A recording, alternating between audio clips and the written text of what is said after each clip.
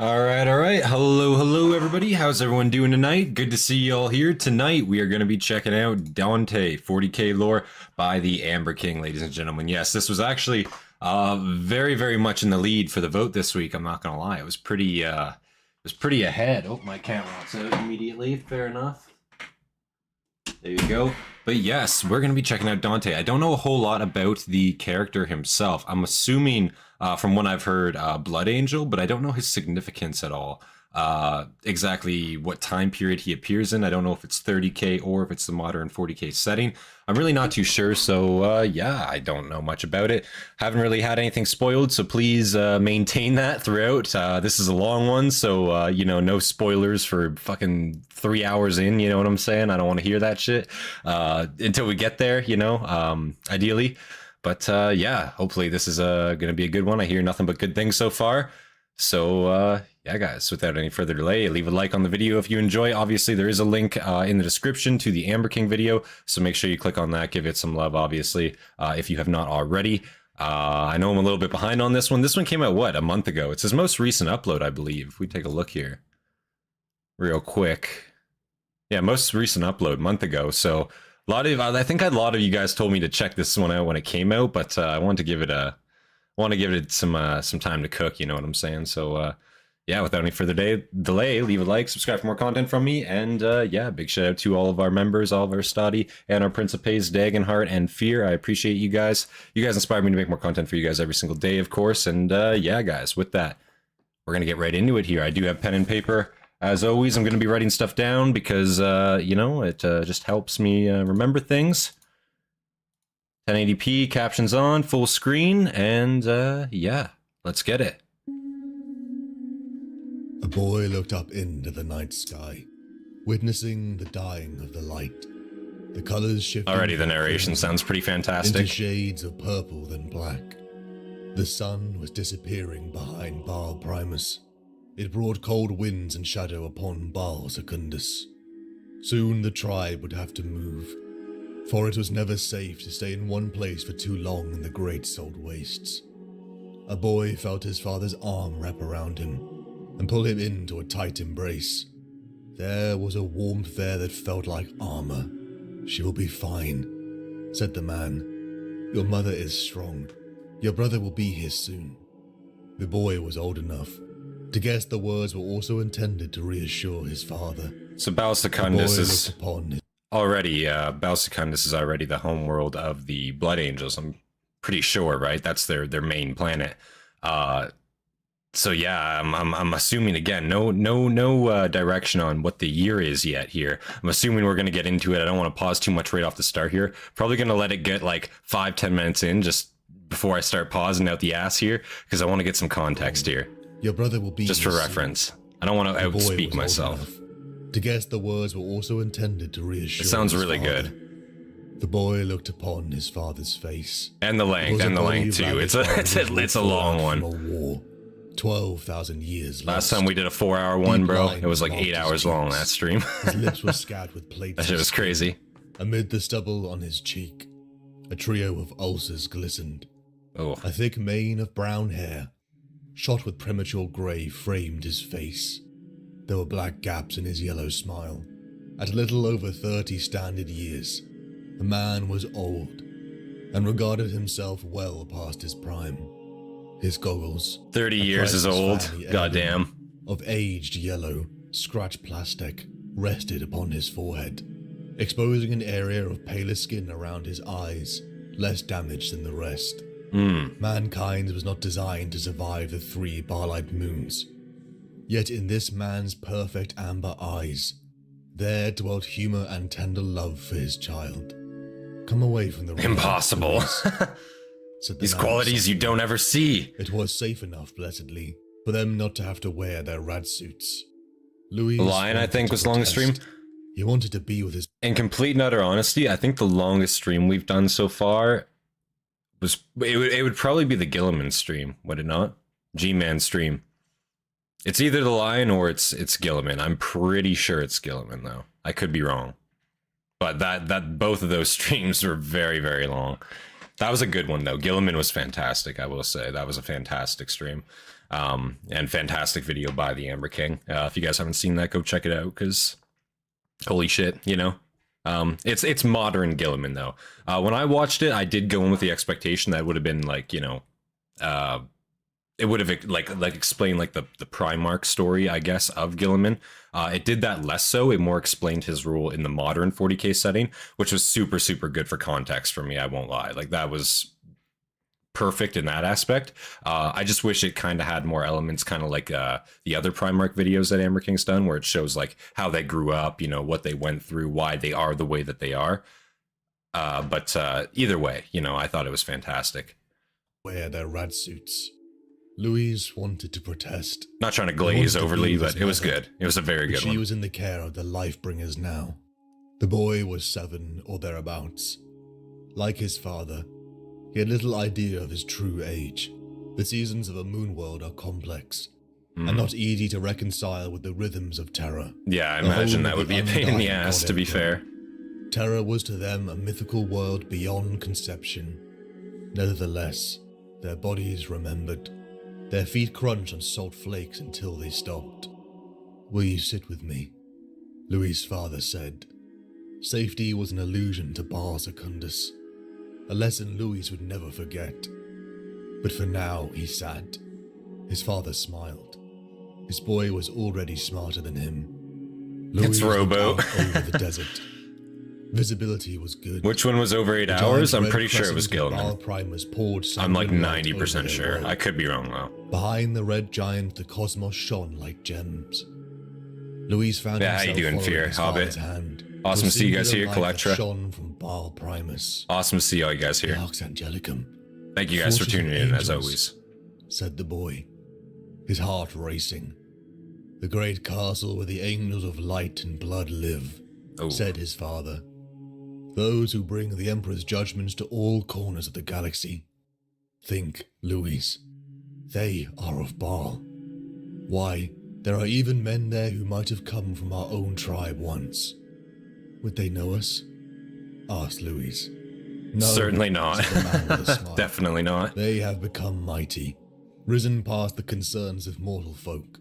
They were chosen to become the sons of the God Emperor, given great power and glory. They are the most wrathful of the Emperor's servants, the noblest, the purest, the best. The angels are the God Emperor of mankind, protectors of humanity across the entire galaxy. It shocked Louis to think that there were people upon Baal Primus, let alone others in far-flung planets. His father pointed to twinkles in the night sky. Ships, he said. So yeah, the Blood Angels. Scale that Louis. Interesting to know here that the Blood Angels, like, already exist, are, like, assumedly here, right? Like, they're talking about seeing ships in the sky.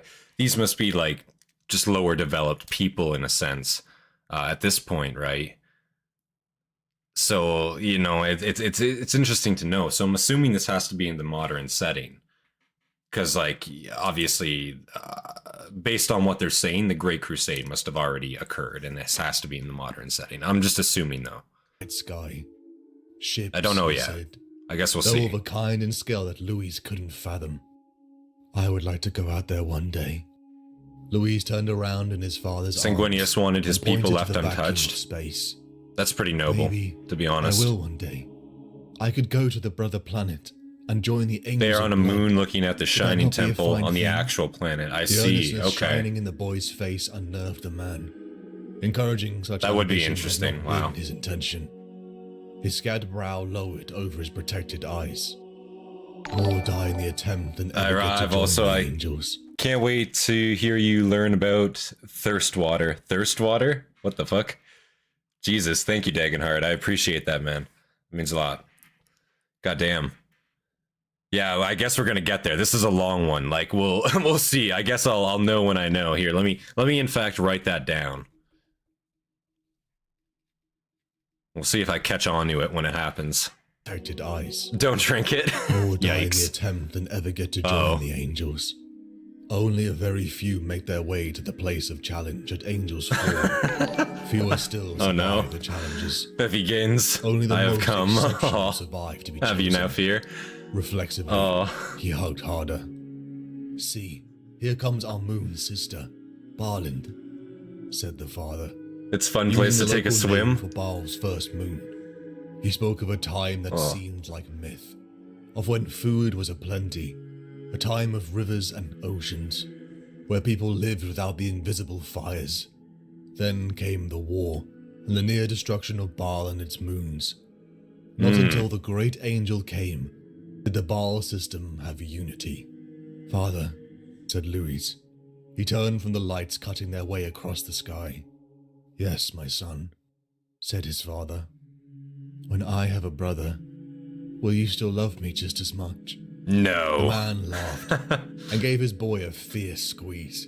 Yikes. Love is a bottomless well, my lad. I'll love you both just the same. And if you ever feel yourself being jealous... Yeah, they're not gods. The angel, quote unquote. Then remember... I don't see how they could misinterpret that any other way, you know? Ear. You were here first, and you and I had this time together. That'll always be yours. He withdrew a touch. I'll love you so much no matter what, little one, for I am your father. Arius, come quickly. He said it. Came a distant cry. Something in the woman's voice and manner had the boy's father stumble to his feet violently. Father, said Louis. His eyes threatened tears. An indescribable dread had him. Father. Suddenly I don't love you as much. But the man was running as fast as he could and did not reply. The boy watched him recede from him forever, leaving him alone on the cooling salt. On that night, Louis' mother and her unborn son died. I see. And as they were buried in the salts of Baal Secundus, something else died in his father. Never again would Arius smile or speak of angels. Years passed. Well, I mean, that's kind of rough. The rolling of the sun over the ravaged face of Baal. Understandable. I mean, aged. Grand. Yeah, I can definitely see how you could lose faith in some ideals once that happens, especially when you're like, you know, the society they live in is. I don't know the specifics, but I'm guessing they, you know, they're pretty ultra religious in a sense, much like the rest of the Imperium. You know, they take that shit pretty seriously. So to have something personal like that happen, yeah, you know, and that's obviously going to be pretty hard on, like, you know, the child there as well. And now is Louis the father, or is that the son? I just want to make sure I'm getting the names here right. I'm sure they'll say it again here. The sun over the ravaged face of Balfour quickened as Louis aged. Yeah, Louis. Eclipses came and went. Louis the son. And raids by other clans. On Baal Secundus, the work of staying alive filled every hour. Only now, Arius did it without hope or joy. He lived to preserve his son's life. And fair enough. He saw nothing lovely in the world anymore, and seemed impatient. Listen, at least he's doing it though. To endure it, so that he might leave it behind. But Louis wanted to do more than just survive. Chicken, good to see you. The stars. He wanted to see the angels. He had been there when the proclamation had come. The sky chariots had been sighted. The heralds of angels speak to the crowds in Kreminer and Seltown. The time of challenge is here. The angels will judge the worthy at High Summer. Louis cringed at the pompous wording, delivered in his warbling boy's voice. You can't do it, said his father. He continued to methodically slice the scorpion biltong for their meal. I won't allow it. You're the only family I have left. Who will I leave the Roma to? He glanced over his shoulder. Yeah, that is pretty rough. Pale amber eyes, pits of misery. Who will continue our line? This was the reaction Louis had anticipated. He was prepared. Take another wife, said Louis. Have more children, Da. I must do this. You're too young. What do you know about wives? Said Arius. He wiped the sweat from his forehead with his skin. Listen, the average age is like 20. Oven hot in the Roma. So I'm just saying. Tired. The sores in his cheek what does anybody know? Into slow cancers. You're being selfish, said Arius. Every boy that throws his life away for a dream of angelhood weakens the clan. You'd be an asset here, dead out there. Not trying is selfish. said Louis. Now, where do you guys stand on that? Because obviously there is reasons for both, obviously. Like, amongst his clan, amongst his people, he's probably an able-bodied, you know, guy. Like, he can probably get some work done at home there, but you know, for the prospect of becoming an angel, now you obviously have to think of like the failure rate that comes with that, right? Like, and I'm sure that's not a secret in a sense, you know, how many of them go off and never come back, and that's probably a, you know, a well-known fact. So it's, I don't know, I mean, and again, that is like his only family too, and while getting a wife is like an easy thing to say, yeah, that is like, you know, that's pretty brutal, you know, like the love of your life just like dies with an unborn child, and it's just like, get another wife. And I know it's not, it's like it just happened, like this is obviously years after the fact, I'm assuming, but still, you know, it's a rough predicament is what I will say. Dead out there, not trying is selfish, said Louis, his own temper rising. Don't really have a say since I don't live there. The change from boy to man had begun. Don't actually know the failure rate. He was getting bigger. I'm just basing it off of like let's say the average failure rate of like, just like a typical Space Marine initiate, you know? Whether it be organ rejection or just failure during the trials, whatever have you, right? And this is just in general, right? With how often somebody could fail and just potentially perish, or just die due to a failed organ mutation, not even anything your fault even. I feel like it's risky. It is risky, you know. It's not just like a thing to take lightly in a sense, no matter what, you know. They have no idea of all that, do they not? Because like I guess the father there, he almost just like described like, you know, you'd be dead out there, better here in a sense. So it's almost like what, how is it? I guess it's not really necessarily a volunteer thing. It's a tithe, right? The population would get tithed in a sense. Is that correct? And then they're sending their men off to basically take place in these trials. Is that the correct way to think about this?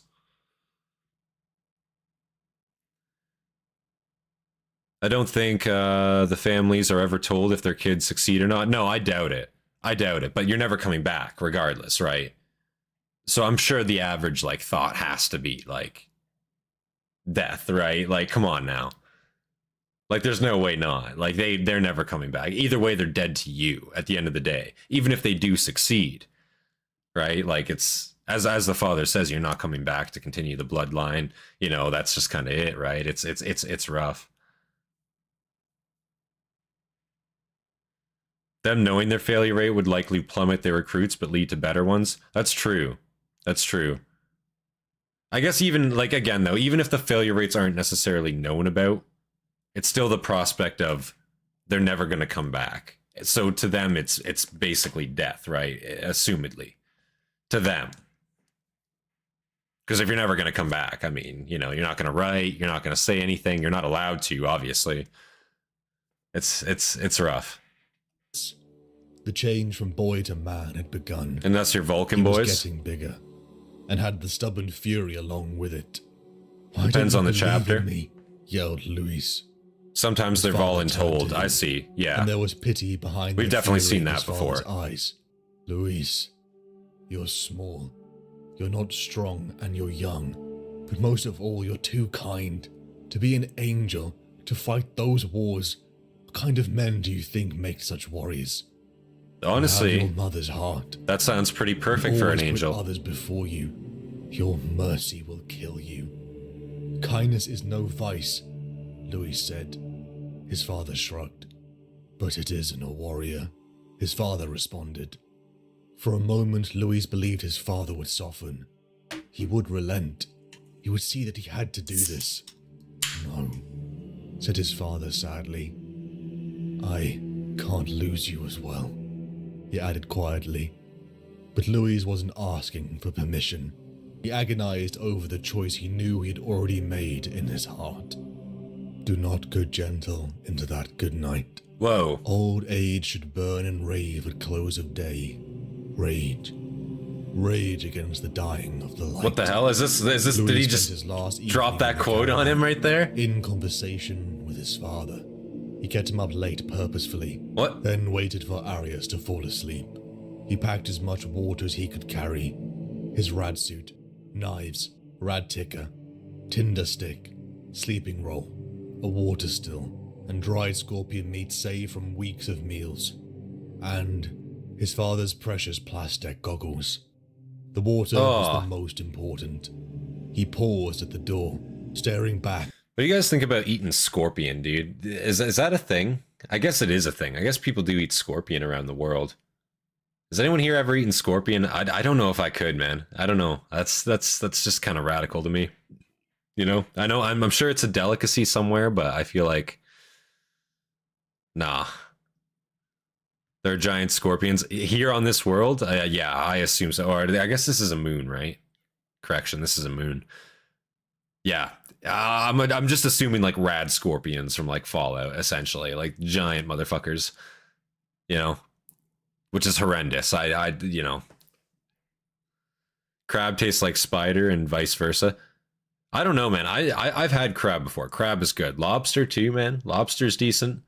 See, I don't know. That's the thing. I'll eat fucking lobster, but I won't eat. I couldn't imagine eating a scorpion. I don't know. Maybe I'm just backwards. As long as the bugs are big enough that I can separate the meat, I'm good with bugs. Fair enough, I guess. So what about like cockroaches and shit? Are you saying you'd eat like a cockroach? See, I could not. No. Or like crickets and shit. I don't know. Maybe some people are into crickets. That's not my thing, bro. I don't think I could.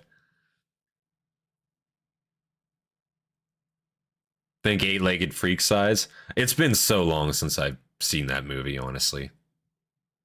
I think I need to watch that again sometime. That shit's great. The water was the most important. He paused at the door, staring back at his father, the guilt eating him alive. How could he do this to him? After his mother and brother lay in the salt. Goodbye, Da, he whispered to himself. He bowed at the crude clay figures of the Emperor and Sanguinius. He took up the staff of rare wood, a gift from his mother and his most prized possession. How could he do this, Louis thought.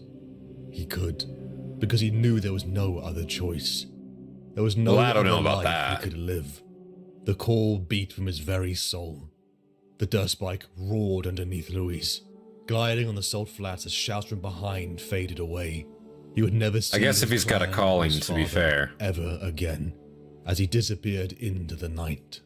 He would cross the great salt wastes, and on the other side was his future. Louise awoke. By day, the great salt waste was a searing pinkish white, too dangerous to travel under the scorching sun. By night, it was stained red by the looming presence of Baal and the Red Scar. It was only That'd in be the so freezing crazy. cold that Louise could travel. Just the idea of He like dared not cosmic breathe events that during could the day, happen, leaving his mouth dry. like on certain worlds, The certain dust bite had planets. been lost to a Pretty cracked crazy salt shit. hole, sending him flying. What's really interesting to me, I'm just going to talk about this for a quick second, not to get off on a tangent about it, but the idea of like tidally locked worlds, you know, with like basically a habitable center in the middle of it, and then just like extreme hot, extreme cold on opposite ends. It's a very like interesting like concept, because theoretically habitable, right? But like to what ends? But you just got to figure how like fuck that would look from orbit, you know, and shit from on the ground, even like what that would look like. I don't know. Crazy shit, you know. The dust bike had been lost to a cracked salt hole, sending him flying. Hey Colton, how you almost doing? Ending his journey. Happy to finally make a stream. Yeah. Louise had No, it's watched good the to have you bike here. slowly slip down into the cracked salt, alongside one bottle of his precious water. He had calculated that 3 bottles would barely be enough alongside the bike, and he forced down the panic that almost took him. Panic kills. His father had said hundreds of times, "Think your way out of danger," he told himself. Louis began the arduous trek, covering as much ground as he could before the dawn of the next days. That's good He advice. trudged on, his feet crunching on the endless salt. Think rather than act your way out of dulling danger. his senses. Out of a need for stimulation, he took to counting his footsteps, and became dangerously absorbed by the task. He didn't hear the skittering behind him until it was nearly Fear too is late. the mind killer, yeah. The thumping of It's his also the heart physical killer rushing as with his well. blood. His muttering and counting ceased. Because fear The sound causes leapt to the hesitation. forefront of his attention. And hesitation will kill you easily. The noise stopped a moment later. Gripping his staff, Louise turned about. He could see nothing. The night was deathly still. His feet were dragged beneath him. 8 spindly limbs crawled on top of him. 4 tooth-tipped palps wiggled half an inch from his face, dripping acidic venom onto his cheek. Oh. Screaming with shock and pain, he thrust backwards, sending the cat spider off of his body. A cat Louise spider? leapt up, What the fuck? rushing over to the toppled creature and thrusting the staff through his exposed chest. Oh. Louise stared at the creature and drooled, the moisture in its body tantalizingly close, yet unfortunately poisonous. The day I swept see. by. The salt never ended. I guess you can't just, like, you know, skewer that shit over a fire and cook that off or something, you know, but yeah, fair enough if the meat's poisonous. I was gonna say there's, you know, solves your food issue and probably your water issue too. I don't know, you can, I know there's certain animals, obviously, you can drink blood if you need to. I mean, I don't fucking recommend that you do it, but like it's a thing people do, you know, but yeah, you know, if you're desperate, but I don't recommend it if it's a fucking venomous spider, if that's what this is. Goddamn. Poisonous. The days dragged by. The salt never ended. 5 minutes behind, I've eaten bugs, they taste nutty. Ugh. He was almost at the last of his water. Yeah, I couldn't His imagine. distilled urine long since showing a shade of black. His Oh. head had been throbbing for days. Pissin' His Sunny lips D. were cracked and his mouth was dry. He took out his thirst pebble from his robes and placed it into his mouth. Thirst Sucking on pebble. a small stone produced saliva, and it alleviated his thirst a little. "Emperor, save me," he said. His voice was a husky whisper. His mind began hallucinating. He lost track of the days. He drifted to thoughts of his mother. He saw his father's amber eyes. Now they would see him fail. Louis collapsed. He lay in a locked stare up towards the stars, utterly unable to move, until Louis turned and saw an armored figure of gold. It had the shape of a man, but it was far bigger. White Interesting. wings of metal spread out from its back. A spiked halo of polished iron was set over its head. The armor was fashioned to look like a heavily muscled body. Long strips of parchment hung from its back and chest. Upon its shoulder pads were insignia Just of hallucinating, red and man? white. A sword as tall as an adult was belted at its waist, but upon the angel it did not seem too large. In one hand it clasped a chalice. Louise had nothing left to give. Guys, just like witnessing the embodiment of He Sanguinius here. What the The fuck? silent figure lifted a hand to point. The landscape shifted, becoming the salt of Balfour's wastes. 50 yards away, a dark shape lay huddled. Louise thought it was his own body, that he had died, and the great angel had come for him. This angel looked down upon him. Its Not a face god though, guys, not a frozen in god. grief. Then it flew away. Part of Sanguinius' Louise soul? cried. What the fuck? no tears Sanguinius' came. soul just visits He him? begged the angel to take him, but silence and cold night was all that was left. It's kind of nuts. Louise lifted his head. He began to crawl towards the dark shape Sanguinius 2 that the electric angel had boogaloo? indicated. He found a corpse, long dead, perhaps a boy just like him. He stripped the corpse and almost cried again as he found water. One small mouthful was a deluge. He forced himself to stop after that, to let his body absorb it slowly. He lay under the stars as strength returned to his body. I wonder how this other person died if they had water on them. God damn, like you'd think like maybe he succumbed to like the extreme heat, perhaps like an animal or predator of some sort. As we saw, he already got attacked there. Luis? God damn it. Either way, he got attacked, right? Already, so we saw that. So, but goddamn, I certainly ain't dying with water on my body. I feel like in my dying breath, right, the least I can do as a person is just asset deny the shit out of my resources and just like eat and or drink everything I have on me in my dying breath. I don't know if you guys are into games like Arma or fucking not Arma, Daisy. Dude, in Daisy, every food item I see, doesn't matter if I'm hungry, I'm thirsty, if I can't stick it in my bag and take it with me, I'm eating that shit on the spot. You know what I'm saying? I don't care, because that means somebody else is going to starve down the line, you know? That's how it is, right? That's how, you know? Listen, it's a dog-eat-dog world out there, you know, brother? That's what I'm saying. Doesn't matter if you're going to die or not. But, no, I'm obviously just playing around, but just crazy this guy still had stuff on him. Orbit slowly. He lay under the stars as strength returned to his body, and with it made a small ditch to bury the body within the salt. He prayed over the death that had given him life, and thanked the God Emperor of mankind. I mean, at least he's thankful. Once again, Louis set out, while Baal was marred on the horizon. 2 days later, he reached the edge of the See, it says Louis, where the white street but plain Luis gave way to rising mountains, of the like that Louis had never seen. Well, He felt claustrophobic in a way salt waste dwellers could only find comfort in the open desert.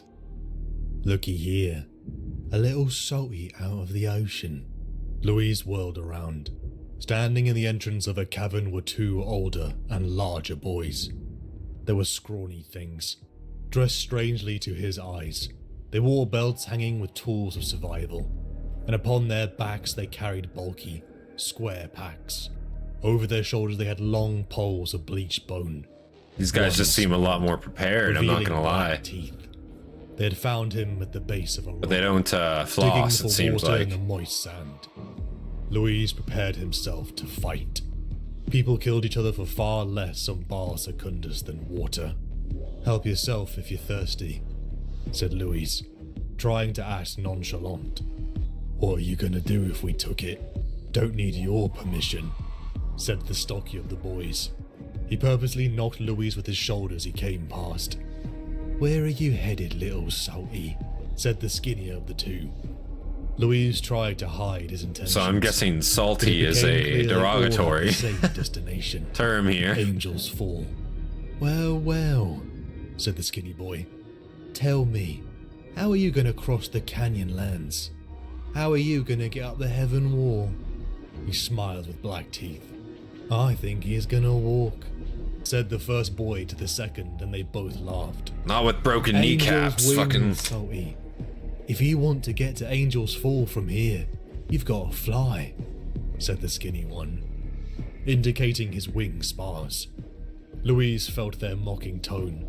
Once again he felt underprepared, but he had made it this far and would do whatever it took to succeed. I will be honest, if like, you know, if these are like the average like wastelander, quote unquote, or the average like person out and about in the wastes here on this planet, he does seem miraculously underprepared if he's just dying of dehydration out there, you know? Like, holy shit. Like, and only by the grace of Sanguinius himself is he dragging himself to a corpse and finding some resources at least. But like everyone else out here, I don't know, at least these guys, you know, they seem a lot better off is what I will say. I don't know if they're armed or if that was just like the illustration shown, but like, you know, this guy's got a staff, you know, and these guys actually have seemingly weapons, you know, or it's at least like something that gives them an intimidation factor. They have bags on at least, you know, like gear on their hips. Like our boy here doesn't have any of that. Only times I've had good bug was roasted grasshopper. Not gonna lie, it was definitely being hard carried by seasoning. Yeah, isn't that like the same thing with like frog? Maybe I'm wrong. I know a lot of people eat frogs too. That was a thing here. Well, not here, but where I was from, some people would eat frogs. I never did, but like frog legs. See, I feel like frogs is a lot less like disgusting than like insects in my mind. Now maybe I'm just like, you know, a hater. But I just feel like I couldn't like eat a grasshopper, you know what I mean? I feel like I'd have to be like desperate. I don't feel like I'd ever go out of my way to just be like, yeah, I want to eat grasshoppers right now, you know?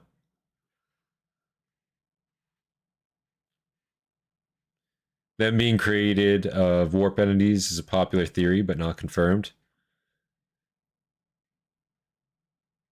Sanguinius was created by 2 warp entities represented as a light and dark angel that still exists in the warp after Sanguinius' death and intervened for blood angels. Yeah, doesn't he have like, yeah, I think I've heard like the concept of a light and a dark side. And isn't, maybe I'm wrong, but is it not kind of the case of like Corvus in a way where like he's got like an entity in the warp kind of like fighting on side of the Emperor in a way? Or the Empire in a way, I should say. Maybe I'm wrong. Maybe I'm wrong. I buy powdered cricket. The protein is nuts. See, I've heard like, I've heard like, yeah, like the protein aspect of insects is like almost why it's viable. But again, I just couldn't see myself doing it. You must enjoy moose meat. It's so good. Yeah, moose is decent. Moose is decent. Game animal in general, I don't mind. Like, deer is good. You can't go wrong with deer. If you throw that shit in a crock pot, dude, it just tastes like a roast beef. It's pretty good. Duck. Duck is good. Obviously, goose.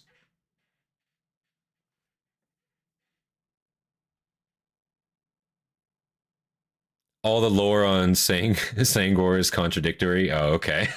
I'll keep that in mind going forward. But he had made it this far. Moose meat burgers.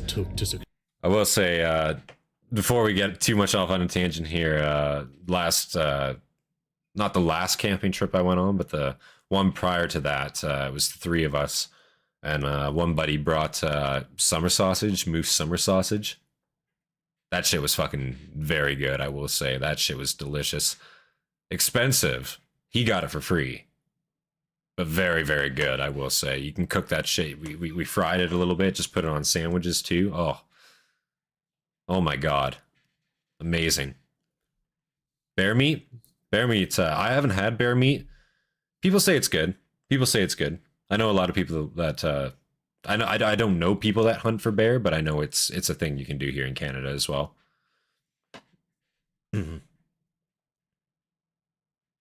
He felt underprepared, but he had made it this far and would do whatever it took to succeed.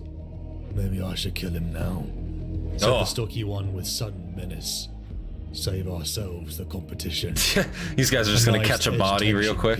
Louis, as the boys sized each other up. After a long pause, the older boys again broke into laughter. As you go in there, thinks we were going to kill him, eh? Said the boy. Louise watched them cackle. He did not relax. Had he appeared a little weaker, they would have killed him. He was sure of it. Bison meat is good. I haven't had bison meat either. Florian, said the black-toothed elder, patting his chest. This stumpy patch-eared is Daniel. Daniel gave him a filthy look accompanied by a nod that might have been an attempt at friendliness. Pretty names for ugly souls, thought Louise. Don't say much, do you? Said Florian. Tell us your name. Louise. This information brought more howls of laughter from the boys. It's so funny. Genuinely, Louise. What is so funny? Louise.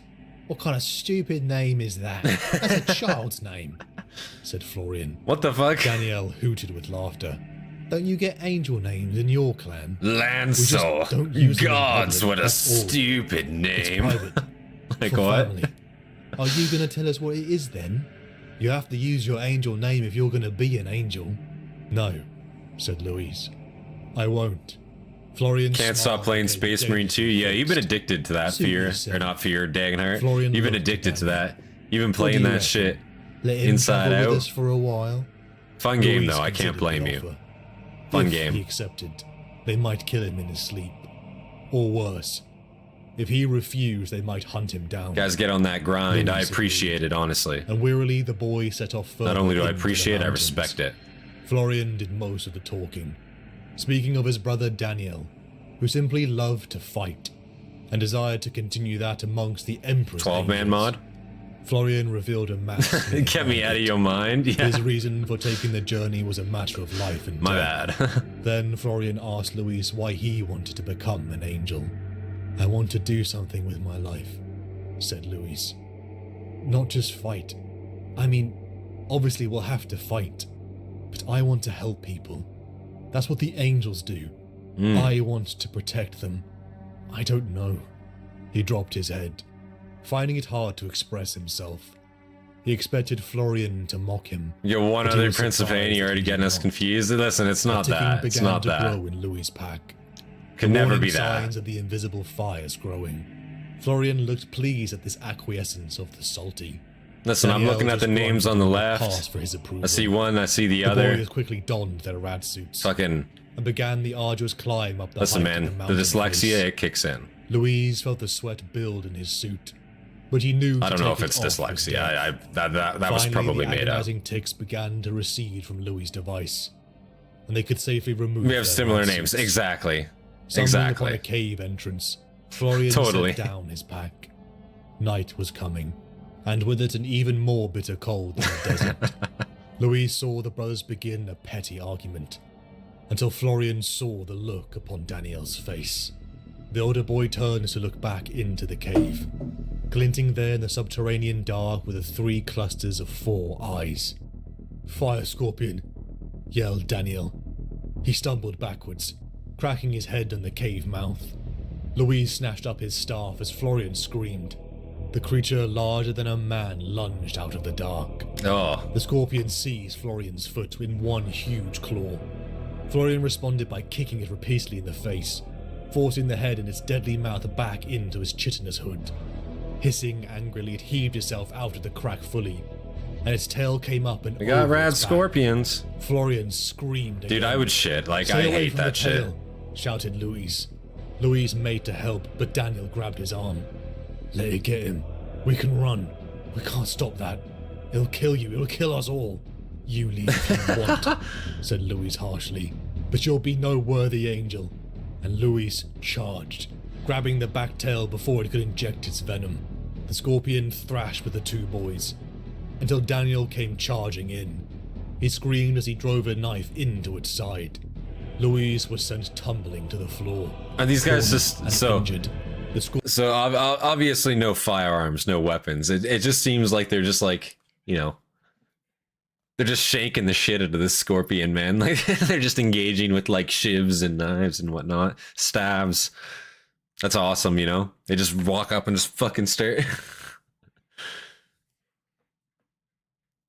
Get better eyes, nerd. Yeah, my eyes are actually pretty. Well, they're not awful. I do have glasses though. I just don't wear them a lot. 100% a rad scorpion, but worse. Definitely, probably a lot. Like this is like some alien scorpion. So I imagine just by definition of that, it's got to be worse. Switchblade plus lead pipe versus rad scorpion. Basically, man. I know that's a losing combo in like Fallout. Like that doesn't usually get you very far. Louise was sent tumbling to the floor. Those motherfuckers got a lot of DT, you know what I'm saying? The scorpion skittered around and dived back into the crack. The 3 boys lay gasping in the cave. "You came back for me. You could have run," said Florian with astonishment. It's true. "I would never run," said Louise, and hauled Florian to his feet. He could feel Daniel glaring at him. Louise collapsed from exhaustion. Florian too, as Daniel cried out in his sleep. Days of further trekking brought them to the mountain. Kind of shocking he risked his life for the them. air was so thin a deep breath felt like a memory. I guess it's The respectable. It supplies definitely were gone. is, but And Louise felt that creeping hunger and thirst building up again. It was at dawn that there's Louise 2 awoke. tails. Baal Primus Yeah, cast man. his red gaze. You as he wouldn't began catch to me pack his fighting that. equipment. He looked around and noticed he was alone. Florian's pack was still there. Only one poisonous Daniel's one? That's all you outer need robe is one they had poisonous been one. abandoned. But his pack and wing spars were gone. Louis set off. His screams only answered by echoes. Then he heard Florian shouting, "Daniel, stop!" A moment's searching revealed 2 figures 100 yards down the slope, struggling in the lee of a mighty boulder. The surroundings were so clear, only the boys gave the landscape scale. The brothers were fighting, and Louis ran to them, gasping in thin air. "Stop him," said Florian. So these 2 are Slugging brothers. on the ground. Daniel's strength winning out. "The mountain sickness. It's clouding his mind. He's Mountain gonna drink sickness. it. Louis's face displayed his confusion. Drink it. Thirst water, said Florian. Thirst water. Go. Louis chased Daniel, finding him kneeling next to a clear pool of water. Don't drink it, Louis screamed. What? Said Daniel. His manner was confused. His voice slurred, and his actions were slow. I've already gulped down 8 mouthfuls. What do you mean? Thirsty, salty. Let me be. Louis tried to grab him, but was sent flying.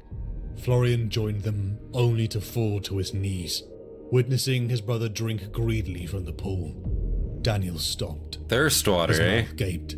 His tongue began shriveling to a black nub in his mouth. Oh. Daniel walked 3 steps, scarecrow stiff, legs kicking out as his tendons dried.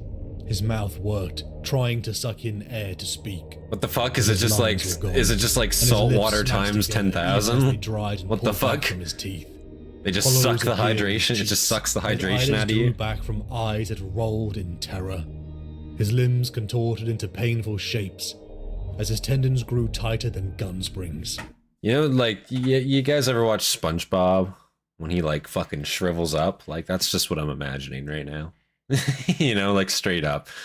Like, you know, don't drink the water. No, no. He takes like fucking 6 sips and just like, you know what I'm saying? Like, I need it. Like, literally, dude. Like, that's exactly what I'm picturing. That exact scene, in fact. Contorted into painful shapes as his tendons grew Like, tighter what the than fuck? gun springs. His fingers jabbed out at unnatural angles. The sharp cracks of snapping bone echoed around the pool. Daniel's moistureless corpse crackled like a fire as his tissues shrank and split. Louise stared in horror. He had never seen the death sentence of Thirstwater up so close. Many had succumbed to the seeming innocent sanctuary, only for death to claim them, a reminder that all life on Baal Secundus was hostile. Florian wept for a time. How does this thirst water spawn? Daniel's equipment. Where does it come from? Onto Louis. Looks like you found yourself some wings, he said, his voice brimming with When the pain. ego bathwater You're finally coming arrives, with oh me, god. Salty, all the way. Louise felt his stomach drop as he stood over the precipice. He stood where the great angel had stood in legend, when Sanguinius himself flew on his emperor-given wings to Angel's Fall. The wing spars were attached to his back and legs, ready for him to take the plunge as thousands of other boys lined behind him. Desperately, Louis fumbled his father's goggles on. They were so old and scratched as to be practically impossible to see through. The yellow tint to the aged plastic made the world unreal. Yeah, those goggles were probably really key for his father, and he just He took had to them. bury his fear. He could not fail now. Days before, Louise and Florian had approached the camp that formed a bustling community. He saw thousands from all across Baal. Thirst water draws every Some bit of dressed in moisture from the strange body to clothing. replicate He itself. saw fresh vegetables for the first time in his life. He So and Florian had their first does it meal suck and water queued from for their you, or turn does it to take the overload plummeting you with drop. water? On the strong wings, they would glide just as the great angel did, all the way to Angel's Because I got the Fall, impression it where the sucks. trials could begin. And now it was Louis' turn, but he couldn't jump. Something in his limbs repelled and rooted him in place, 5,000 feet above the rusty river. Get on with it, shouted someone from behind him. Go on, Louis. Does it suck? Jump. Fair A enough. scream of defiance built in Louis' throat. He couldn't keep it in, and it burst from him. Once it was out, he had no choice but to go, and he fell like a stone. He was still yelling, but the wind snatched the sound away from him. It tugged mercilessly at his spread wings, threatening to rip his father's goggles from his face. The Don't edge you of the lose those canyon fucking rushed at goggles, him. boy. The crowd Those are was much going too from a valuable. single mass to individuals. Why aren't I flying? He thought in a panic. Though his mind became blank, his body was not ready to die. He kicked his feet back, and then he soared up. Louise rose into the air, drawing the flocks of other boys and leaving the failed dead behind. It What? was hours of rigidity, until Louise felt his body begin to relax. Finally, a sensation overtook him, and the dread of death below became elation. If only his Dar could see him now, he thought. He was flying like the great angel. Minutes of joy turned to hours of tedium. Keeping his arms and legs braced made them ache. Louise could not relax, and slowly but surely the discomfort became tortuous. The day had been old when Louise had departed, and the skies had darkened. Deep red evening light. So these guys are just like flying on wingsuits. The wind river weakened. Louise slowed. He risked looking back. Did you not hear the description of his body drying to ash? It sucks out the moisture. Yeah, I did. That's why I was confused.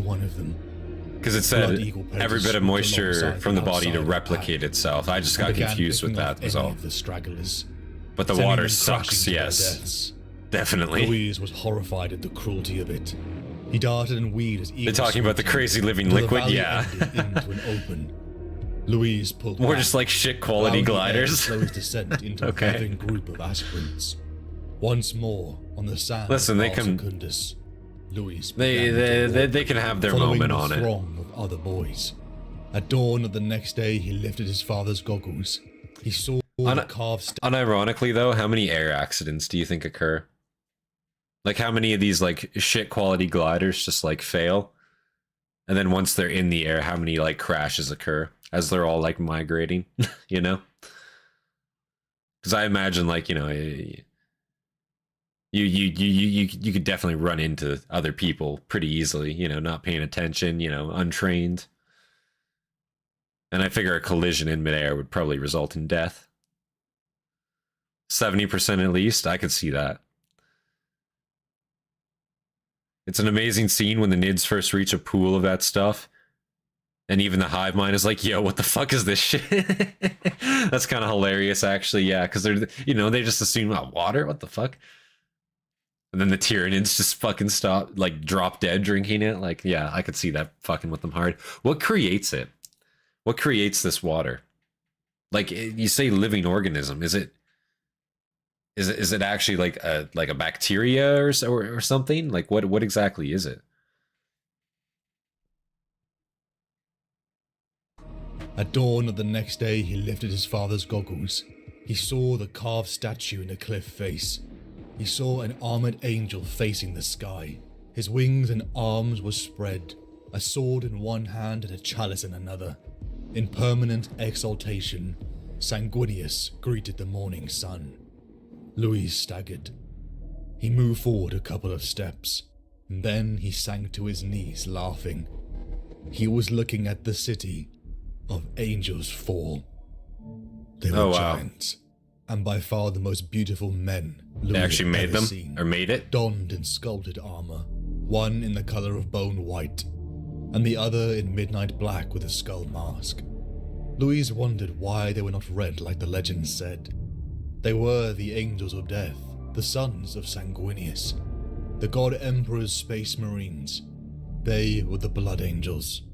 Florian embraced Louise in a tight hug, and then it replicates itself with the moisture it steals. Oh, okay, I see. The crowd that formed near the gate, the Angels departed. So that's how more of it is made. I gotcha.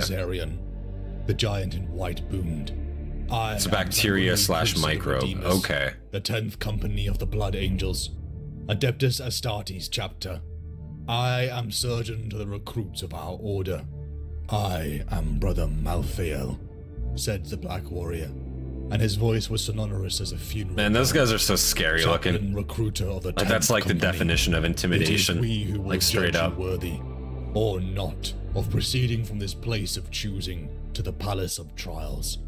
There you shall be tested by our captain. Most of I think it's the chaplains with like those masks, right? The giants alongside fucking scary shit. Mortal men began to sort through the aspirants. Some would be turned away, others inducted as servants for the angels, and some would forever disappear. At least that was the extent of Louis' knowledge. Finally, the two giants stood before Louis. Azarion tugged aside Louis' shirt, exposing the sores on his chest. Some contamination. Nothing too extreme. Azarion said to a thrall working by him, "Tell me, what is your name?" "Louis, my lord," said Louis, appalled at how meek he sounded. He stood taller and said again with greater force, Louis, my lord. You appear frightened, Louis, said the giant. I am frightened, my lord. Louis, Wrong answer! And honest. An admirable quality, said Azarian. His voice was kindly, if harshened by his armor suit's emitter, but his aspect was warlike. His armor hummed. A blow from the sword at his side would have turned Louis into scraps of flesh, he thought. Why, Yeah. if you are frightened, did you not turn away and go back Actually, to your cheese people? grated. Azarian asked. Because fear is nothing, said Louis, as defiantly as he dared. I have been frightened many times. Fear is to be ignored and overcome. Tell me, why have you come? Asked Azarian. Do you wish to fight? To win glory? Do you wish to live forever? No, my lord. No man lives forever. Not even an angel.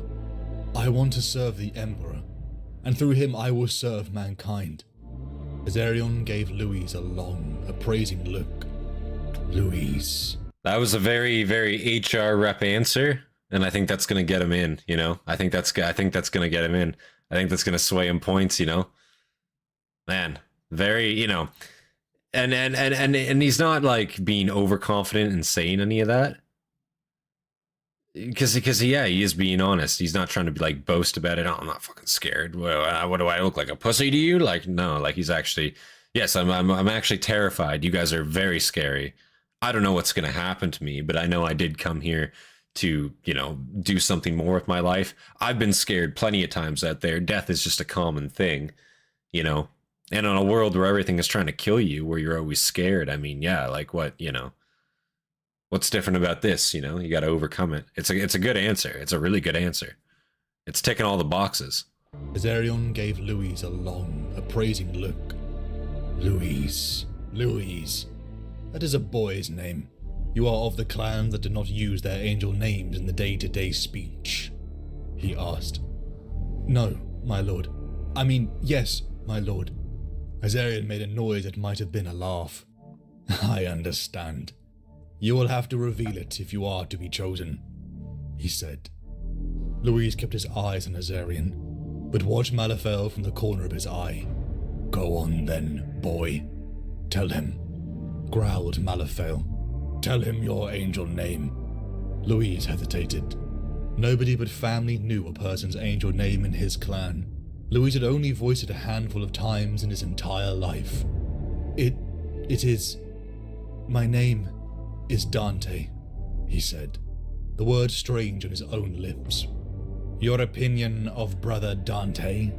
Asked Azarion to Malifaux. It's like middle The names. Black Angel nodded. I don't know about you guys, but if you Louise guys have middle passed names, it's like, bro, I don't subject ever say those. But then his heart began to race, realizing despite all he had done... But it's an angel name, kind of like a family name, in a sense. 9 days of games followed the first winnowing, under the shadow of Sanguinius. Your name is Weak Sauce. Competed in simple athletic contests, as were practiced amongst the clans of blood. Running, leaping, the hurling of shot stones and rope disc, and wrestling bouts to the point of submission. Malifaux and Azarion spoke to individuals amongst the aspirants, dismissing some out of hand, giving others the choice to return home or to become blood thralls. For days Louis pushed himself, until only half the initial 500 remained. The Damn. Blood Angels had departed, leaving Louis and the others in the care of the blood thralls. Their hair was shaved, made to wash, and provided with loose trousers and tunics of smooth material that felt obscenely comfortable. After they were uniformed, small packs with water and rations were handed out. It's kind of like a Louise and last Florian family looked in name. wonder as they finally passed through My name is Angel's John 4 Cena. gates. For 9 more Angel days, name they were Cena. led through the merciless heat and freezing night without rest. The red dunes seemed endless, and by the near end of the march, when Louis felt his mind and body at the end of exhaustion, they approached the place of challenge.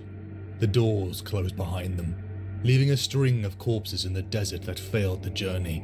Oh. Chaplain Malifaux stood before them, telling them that at this deep cavern were their last. I mean, at least you tests. can't get The lost, only am I way right? to You leave this just trial follow the was corpse death trail. or ascension. The doors opened again. 2 lines of aspirants walked in their hundreds. contingents from Baal Primus and the mooned Baaland. They looked foreign to Louis, and he feared he would be split from those who he knew of Baal Secundus. Chaplain Malafel stepped forward as the other Blood Angels came to sort them into groups. "You will work with these aspirants and come to love them." The chaplain's vox grill boomed. "As a Blood Angel, you will love your brothers above all others. These bonds will last for centuries. A chapter of Space Marines is not an army, it is a brotherhood. Without these ties we would fall. With them we are strong enough to defeat enemies that outnumber us many thousands of times over." His voice trailed off, and the trials... And I do like, I will say... Louise and the... See, because now... See, now that I'm at the point, right, where I'm going to start painting my own, you know, minis at some point here. You know, I'm not sure who I want to paint, you know, because now, like, Blood Angels, you know, I fucking have great respect for them, I will say. Like, I think they're very interesting. They're a chapter that cares more, not necessarily cares more, but has a care or a taste for, like, finer things in a sense, you know? Like, they're not 100% about the war. They're also about, like, the culture in a sense, too, which, you know, I fuck with pretty hard, I won't lie. I think that's... it's a more humanizing aspect to them, I will say. And I will say I am just a bit of a sleut for the red color scheme as well. Vampirism, that's also a side effect, but again, also like the red color scheme as well. It just looks baller to me. I love it a lot, I will say. His voice trailed off, and the trials began. Louise and I don't know who I'm gonna do now, man. I don't know. It's hard. They were deprived of sleep. So many choices. Made to run in blistering heat. And in now let's eat these civilians. Nights, that's only sometimes. Don't listen. Intelligence and strength Propaganda. were subjected to all manner of tests.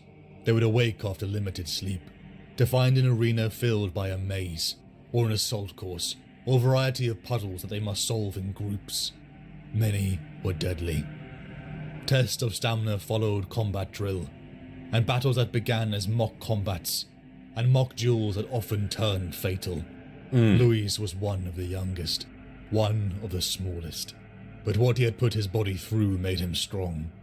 Occasionally more aspirants died in the cavern sands, their bodies dragged away by the thralls with little ceremony. It was Louis alone that made efforts to befriend those of his group. Florian and the others were weary. The others were their brothers, but also their competitors. The trials continued for 9 more days.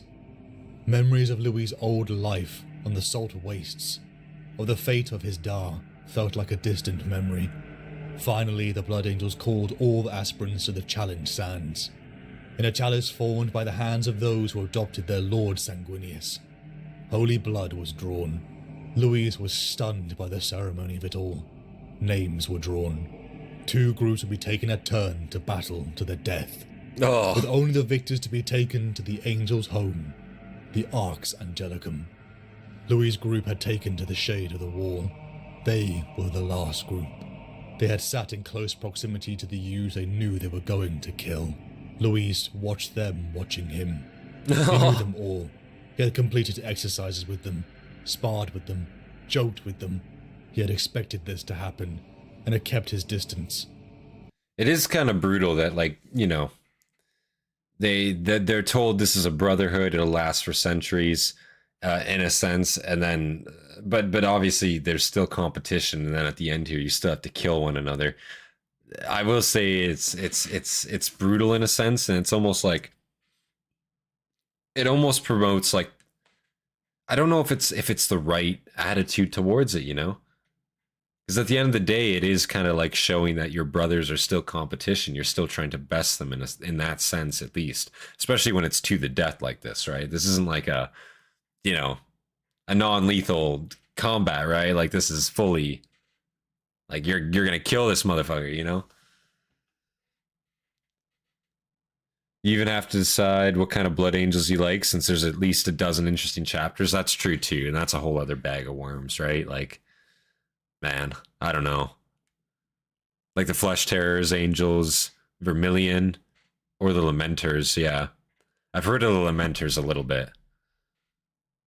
And the Flesh Terrors, to be fair. I've heard a bit about them as well. Joked with them. He had expected this to happen, and had kept his distance. But others had formed fast friendships across the groups. This early on, brotherhood isn't considered as much. For some, this it'll get more important towards the end, that's true. Life. The wise men at their end know dark is right, because their words had forked no lightning. They do not go gentle into that good night. Louis stared at his group. The angels had left them upon a smooth face near a tower of simple stone. A mirror tower could be seen in the distance. Night reigned. Angel Vermilion the best, don't mind the blood juice boxes everywhere. Yeah, goddamn. A clear indication of the previous tests. Fucking blood packs everywhere. Select a leader. Florian and Lorenz of Baal Secundus looked to Louis. I didn't ask for this, said Louis. Then who are you gonna back? Said Lorenz. You can't hang back all the time. We know you. Waiting for everyone else to mess it up before coming forward and telling us all how it should have been done. Not this time, my friend. We haven't got time for the famous Louis patience. Sometimes you have to step up and take the responsibility of action, said Lorenz. The group split, half taking a defensive position in the tower in order to defend an ancient skull. The other followed Louis up a long dried-up ravine. His father's words came to the forefront. More die in the attempt than ever get to join the angels. Only a very few make their way to the place of challenge at Angels Fall. Few still survive the challenges. Only the most exceptional survive to be chosen. Louis did not feel he was exceptional, not whilst boys murdered each other.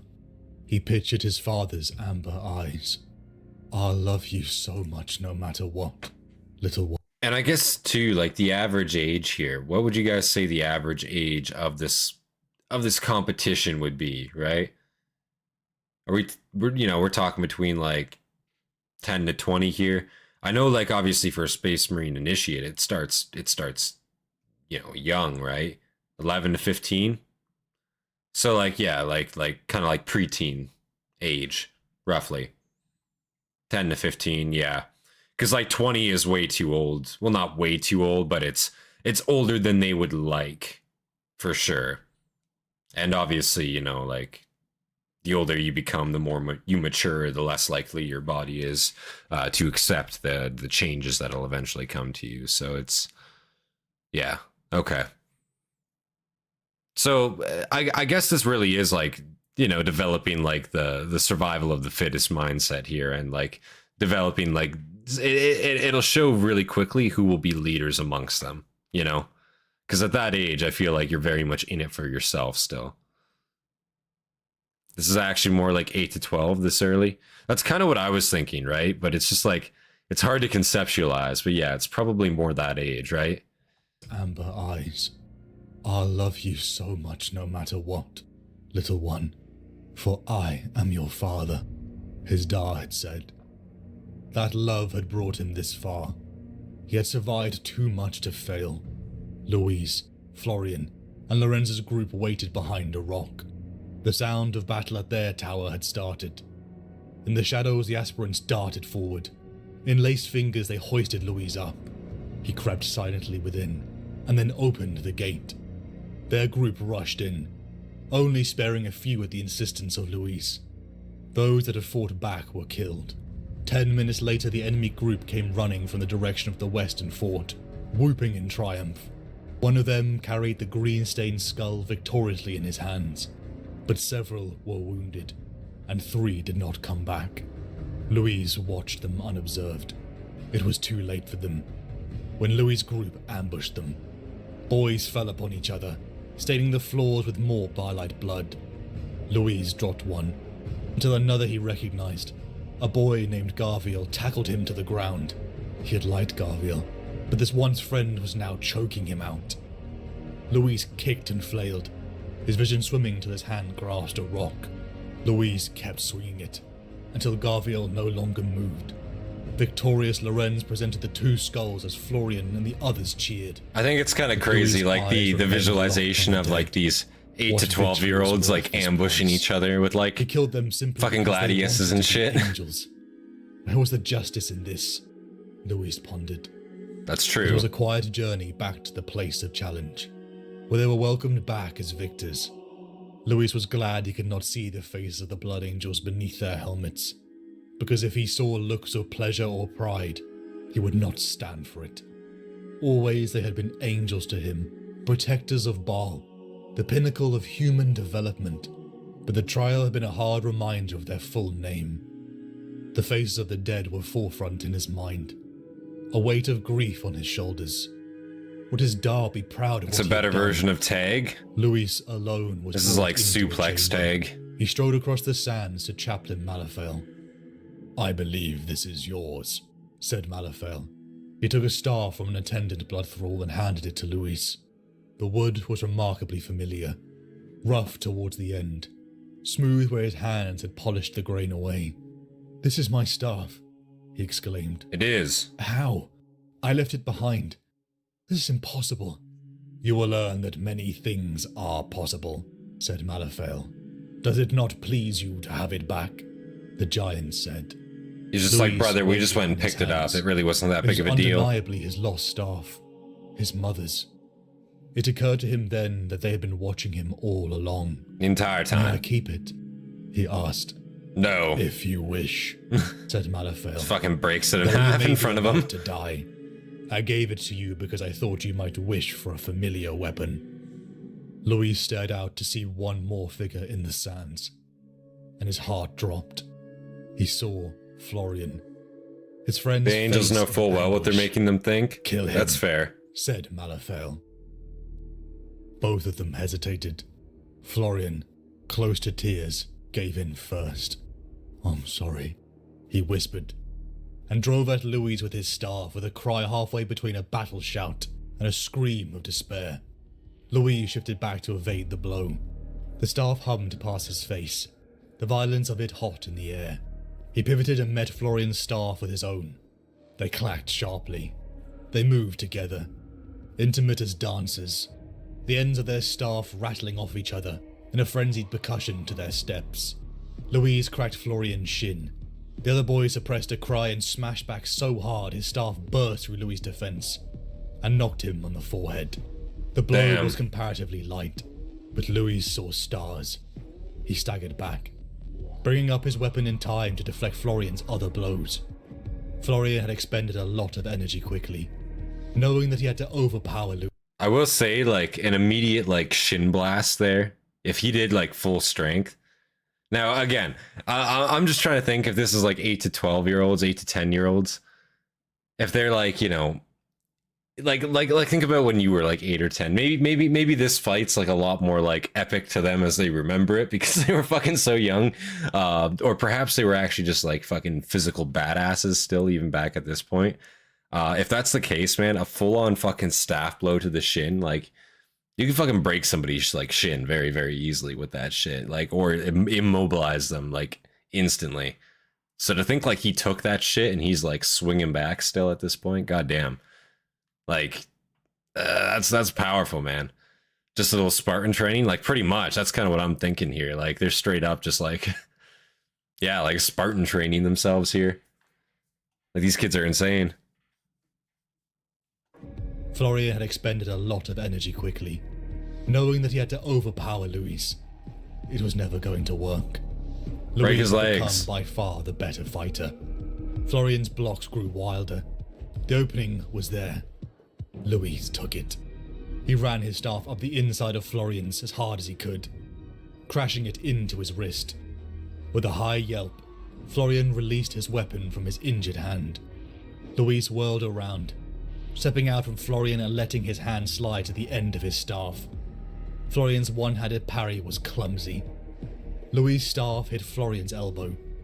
The sound of bone breaking was similar to the knock of Yeah, wood there it on is. wood.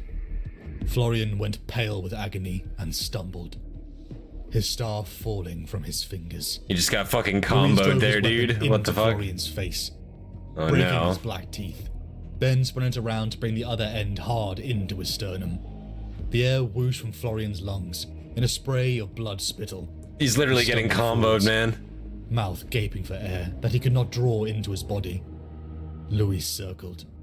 Florian was on his knees, coughing a stream of bloody saliva, cradling his broken elbow. Now finish him. urged Malifaux. Holy silently. shit. Louis' hands tightened on his staff. Do it. Do it. Like, He oh. would win. He would have everything he had striven for. He would be an angel, able to do so much. To serve the Emperor. He would be a hero. His father would be wrong. What kind of hero kills his friend? Why are you hesitating? Your position in the chapter hangs in the balance. Strike! Louis looked at the wood, the gift from his mother. Suddenly it felt unclean in his hands, tainted by his consideration of the chaplain's demand. I will not slay him. What did you say? Is this what they want? They want them to not Louis kill each shouted in other, sudden fury. perhaps? You would throw away your chance to become a servant of the Emperor, a space marine, one of the greatest warriors in the galaxy, for the sake of him? You are a fool, and not worthy of the gifts we would bestow. Kill him!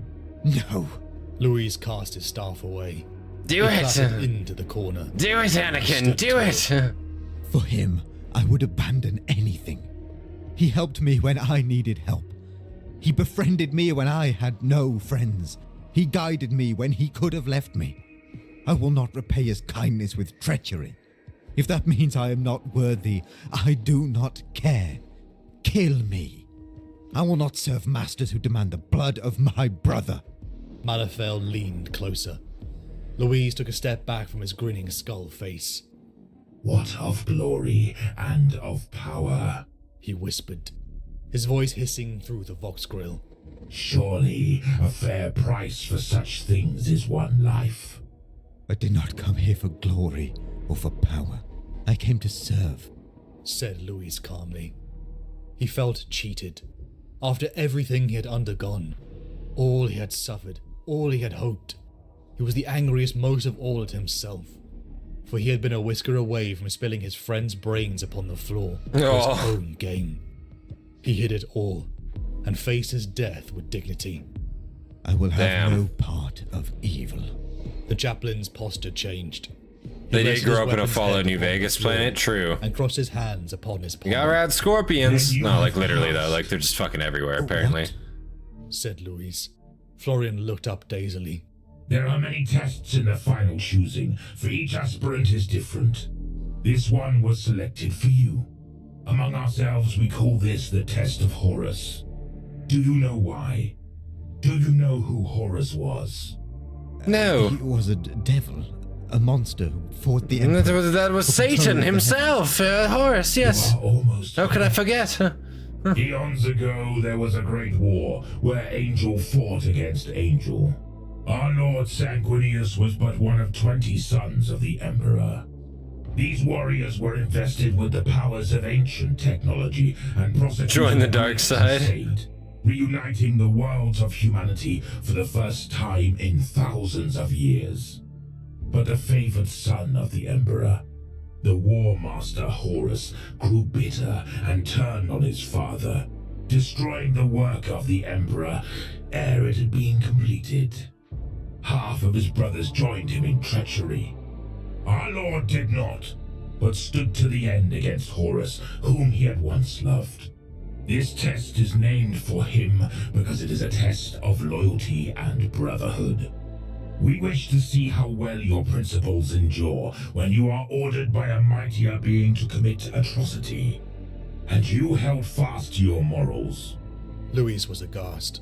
But you still disobeyed a direct order, so for that you will be punished to That is the same. instow discipline. You told us to kill and we killed. Here you ask me to kill and hope I do not. Are you hypocrites as well as torturers? You ask questions now, defiant ones at that. Said Malifaux. Heretical After a ones moment's even, dare pause. I say. You are unusual. I should cast you out for your impudence, Louis Dante. He stared down. But something stays me, and I will answer your question. On occasion, as a brother of the Blood Angels, you will have to do things that might otherwise appall you. This test is a measure of... Most people know the traitors as devils or demons, not actually understanding they were once the Emperor's sons. Or can it be wavered? Yeah, that whole like concept, I'm sure, has been like trunicated and like, you know, censored into oblivion. I'm sure, you know, they definitely didn't want it getting out there. That you know, like what was arguably the biggest fucking war in the galaxy for the humans at that point was straight up like the Emperor's children turning on themselves. You know, it's I feel like they didn't want that to be common knowledge, and I feel like that's also a reason why like misidentification happens with heretic forces so much. It's because like Imperium forces don't know what the fuck they are. You know, they see them and they're like, oh, Space Marines, surely. And then they get a little bit closer and they're like, oh, like these aren't, you know, these aren't good guys, you know, surely, you know. Will it always point true to the Something ideals stays of our him. Lord, or can it be wavered? There are lines, boy, that should never be crossed. To kill rebellious soldiers who fight because they have no choice is a regrettable evil that should tear at you if you are ever required to do it. The slaughter of the innocent, Unless they are Iron Warriors. of the guilty must sometimes be undertaken. It's usually when they're far too But to close, avoid yeah. slaughter for slaughter's If you sake can is make out the forbidden. physical To appearance turn of them, upon you're brother already, for it's too personal late glory already. or gain is the first step on the path to damnation. Temptation, above all else, is the hardest test for a space marine to bear. Offered such great power, what man would not waver in his devotion to the true Lord of mankind? Do you see? Louise looked down at Florian. Emotions of the most powerful sort warred in him. You seem to be an intelligent boy. Drop pods, the Emperor's angels have come to save us. Oh. The groups you had formed yourselves. We asked you to fight against those who you had but fleeting loyalty to, not against those whom you held in genuine affection. You must forgive us for the artifice of these tests. A note of regret crept into Malefel's voice. If this universe were fairer, then such cruelty would be unnecessary. But believe me when I say, the universe you shall discover is not fair, and it is not kind. These petty horrors help humanity in the end. But then, Petty this horrors. is a test for one. Not for Florian. Florian sobbed and sank low to the floor. Florian, you're Louise already glanced fucking nervously out. at the Sorry. giants. You never were They in. formed two We knew walls this like already, waves of blood. unfortunately. He couldn't see how he would ever be able to call these demigods brother. His mind could not stop reeling. They were in the stars, the very night which he and his father had gazed upon months before. The successful aspirants marched out of the metal bird onto a deck. The sides were crowded by the giants in red armor. The space before them was enormous, of a scale that could house entire cities. Sanguinius was everywhere, from the ornate statues and tapestries, to the candlelight chapels and iconography dancing upon the angels' weapons. This is the Chapel of Vigilance, in the Basilica Sanguinarum, said Malefel. In here you will meditate for This 3 motherfucker's days just and plastered nights. everywhere. Think upon your fate. Draw I will say- inspiration. Sanguinius, maybe it wasn't even Sanguinius. Maybe it was like, you know, all the blood angels themselves that did this.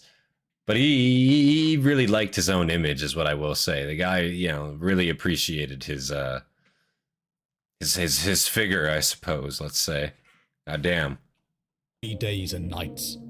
Think upon Florian, your fate. name was considered too cringe. Draw Like Florian was inspiration never, from the artwork. bro. Florian was never. I'm sorry to say it, not to, you know, disappoint the Florian fans out there.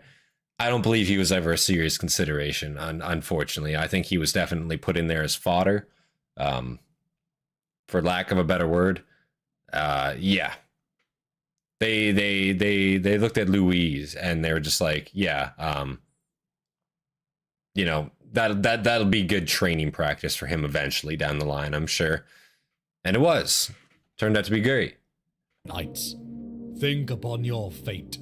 Draw inspiration from the artworks around you. He held up his hand.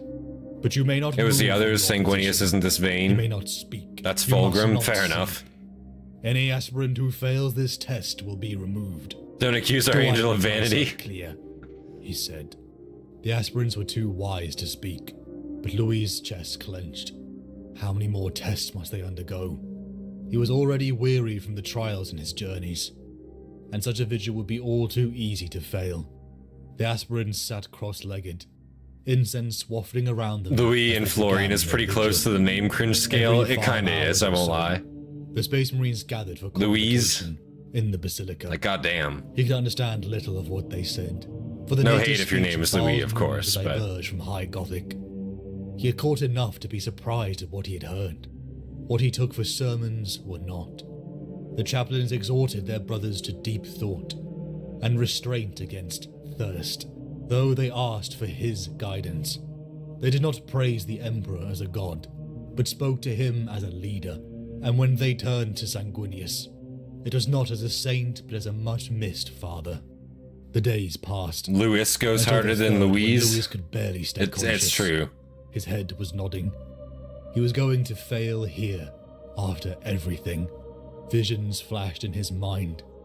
"Father," he said. His father stared back at him angrily, his arm tightening around his wife's shoulders. You're a failure. His mother smiled and nodded encouragingly. "You're an angel, my son," she said, though her lips did not move. "Spread your wings and fly." A hand pressed on his shoulder. He had failed. He knew it. He turned, expecting to see an armored red gauntlet, only to see gold. Louise stared up and saw the golden-masked angel. It was hope. It was purity. He felt his heart swell with love and strength, so much that he wanted to cry.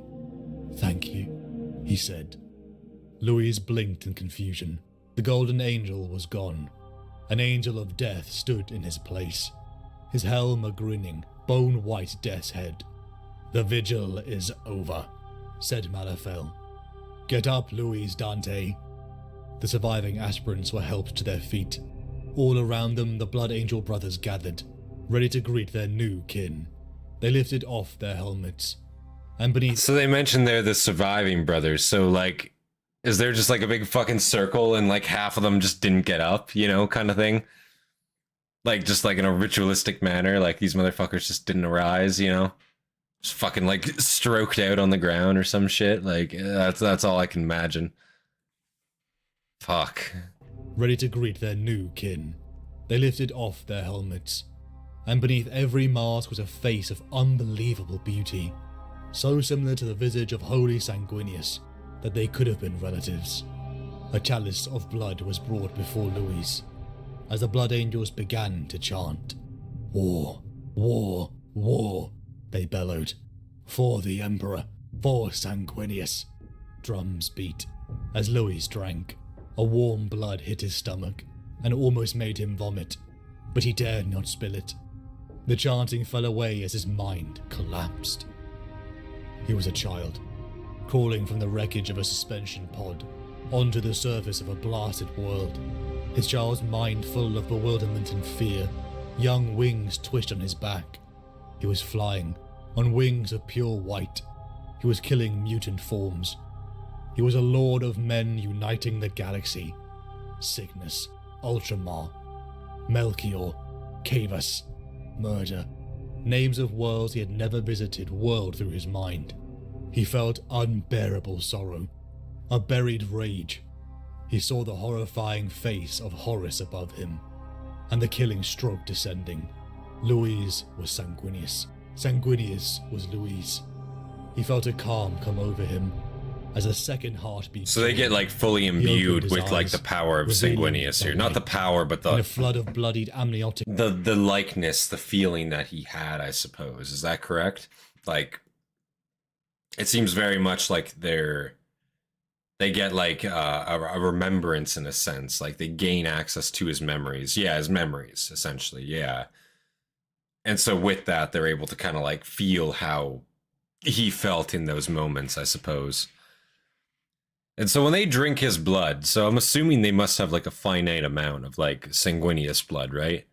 How do they get more of that shit? Or do they? I guess they can't, right? Like, his body is kind of just, like, you know, there, right?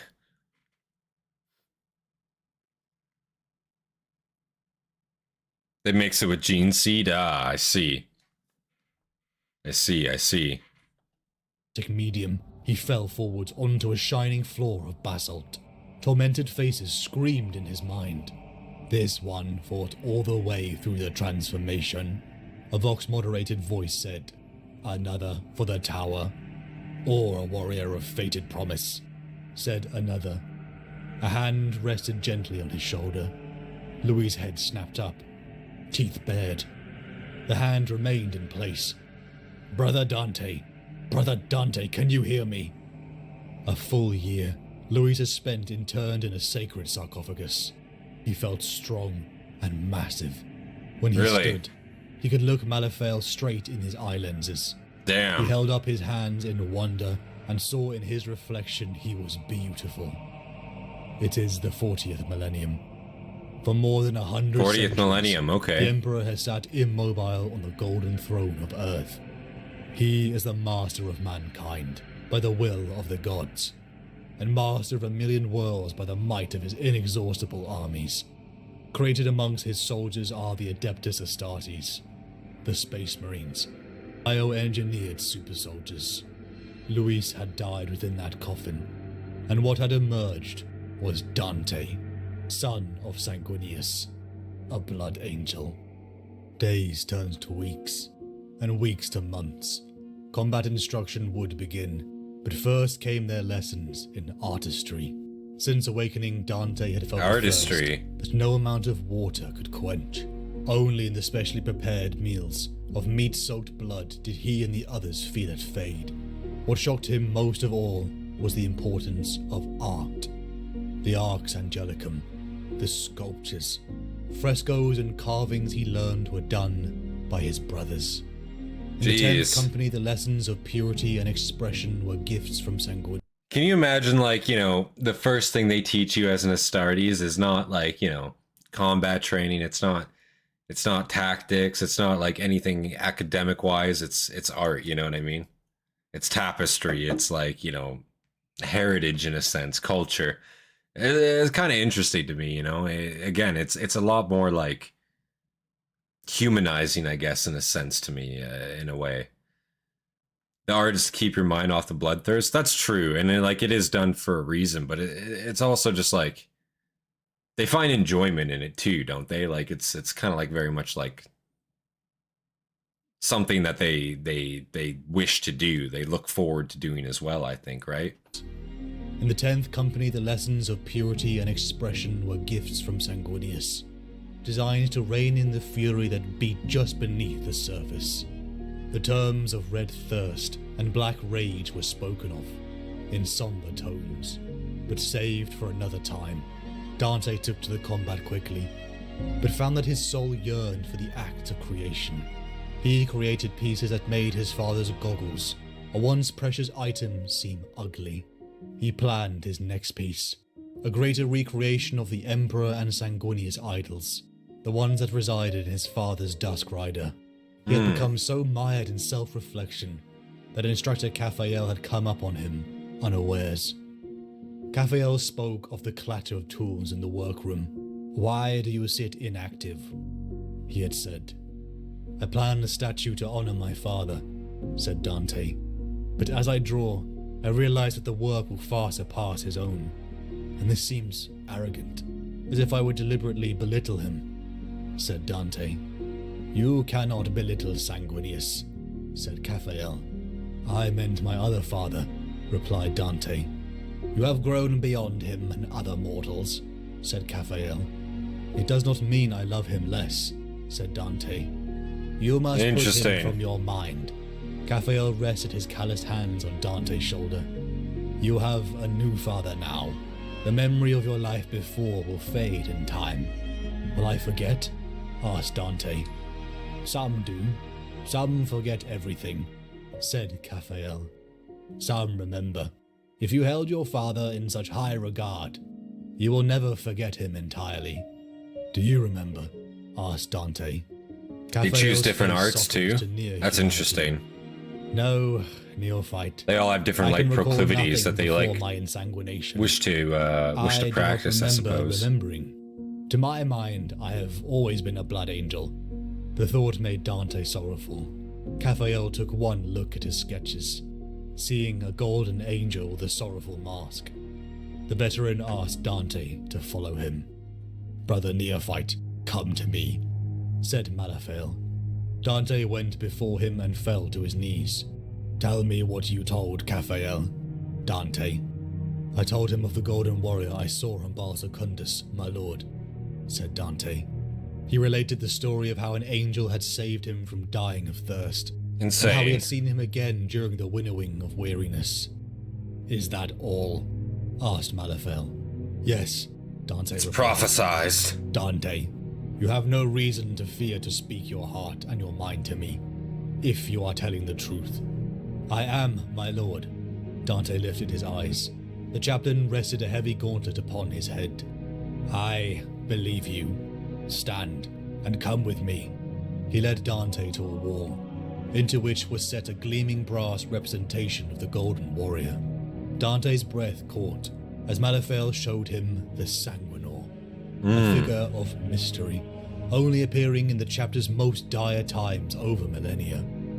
There was a darkness in their blood, a Primarch's power that can never sit well within a mortal frame. Yet to that darkness there was a light, such as the Sanguinor. Malaphael brought Dante before a reliquary. Within was a sight that made Dante's heart stir. A winged feather of purest white, stained with drops of... This is like a holy artifact. What the fuck? Opinion of the great angel. Motherfucker, they're breaking out relics. Jesus. Dante's transformation had been the most brutal in recorded history, Malaphael told him. Really? He had screamed legends and names. Some within the chapter were believing it was a dark omen, but with the Sanguinor it could be hope. All Dante knew was that Chaplain Malaphael would be watching him closely. Dante scanned the sparse woodlands of Arius 5. So Dante is very much like a chosen one here in a sense, it seems like. In number to have done so, and the planet looked undisturbed for decades. His helm overlays revealed nothing. Dante knocked down a hut roof with fabric. Besides a few bones around a dead fire, it was empty. There's nothing here either, Sergeant, he said. Their jump engines whined down. Chainswords purred to a stop. An unnatural quiet fell. The myriad animals of the bush held their silence. The Oreti Xenos were near primitive, and were barely worth the bolt rounds. No. Kill them all. Weak or not, said Arvin fiercely. Just gotta punch them to death, man. Use a chainsword. Don't waste the ammo. Turned to look at him. Also, I like how they still have the chalice on their hip there. What the fuck? Dante had seen in his cool. decades with the chapter, he still found surprises the variations across the Imperium. Hive worlds the most shocked him. Humanity so densely layered in cities of metal. What rankled him more was the injustice of it, of the noble lords who let the Imperium rot. Dante and Lorenz followed the trail, to the signs of a long-abandoned village. I do imagine seeing a hive world for the first time when you're only used to, like, Dante rural desert, like nothingness. That'd be pretty Lorenz radical raised to his see. gun and sent a spray of bolts shooting after it. Missing. Lorenz growled, drawing his chainsword and igniting his jump pack as Dante protested. Dante chased after his brother. His jump pack roared. With consummate skill, he swerved around the moss-draped statuary of a building shell and landed in the town center. Lorenz was surrounded by Xenos forms, indecent humanoids, who some towered over Space Marines, but their weaponry bounced off of the ceramite plate. Dante rocked into one, sending limbs flying as he cut down more. More jump packs boomed as their battle brothers joined. Dante found himself barreled over as Arvin lunged over to steal kills. What? The combat was over before it had started. Man, I fucking hate people like Arvin's that. target Coming was in here dead, stealing my but he glory. would not stop hitting it over and over again, Motherfucker. flinging sprays of blood and ground up meat up the walls. Dante made to put a hand on his shoulder, but Arvin rounded on him and punched him in the face. Whoa. His once beautiful sanguineous-like face contorted into a being of hate. Oh no. Sergeants Basilius no. and the others rushed to their brother, Oh no. restraining him. Get him. Dante got up. He's not He was himself, physically boys. He's shaking not himself. inside his armor. In part, this was due to the shock of his brother's attack, but largely he wrestled with his own desire to fight Arvin. Dante left his screaming brother and went to pick up his weapons when he noticed an injured Oreti on the ground, purple vitae leaking from broken limbs. It spoke in broken song. Horus, yeah, begging pretty for much. its life. They were scavengers and found this world dead. They would leave, They wanted no violence. They wanted to live. Dante raised his bolt pistol, but couldn't fire. The rest of his brothers were occupied with their raging comrade, but Arvin saw Dante hesitate. "Kill it. I will kill it. Let me slay it. Let me drink its blood," raged Arvin. And he attempted to get at the wounded alien, dragging Lorenz and Gisanimus after him. Basilius slammed Arvin in the chest, knocking him off balance so that Lorenz and the others could subdue him. "Sergeant, this one lives. It's cool." I could very much see how this could be like a massive problem, especially on like a larger battle space with a lot more like elements at play here. You know, friendly elements even. Yeah, because like a guard regiment, if you have like Blood Angels like alongside guards, they ain't gonna stop or be able to restrain him when this happens. If one of them break out with the Black Rage here, you know, it's not gonna happen. He's just gonna cleave right the fuck through them. So like, I could see this being like a massive detriment for the Blood Angels. You know, like you hear about it, but like we haven't. At least for me personally, I haven't really like seen any instances of it happening because I haven't seen or checked out a lot of the Blood Angels in specific. But yeah, like this puts it in perspective a lot. I could just see how this on like a grand scale could be awful. Others could subdue him. "Sergeant, this one lives. It calls for clemency," said Dante.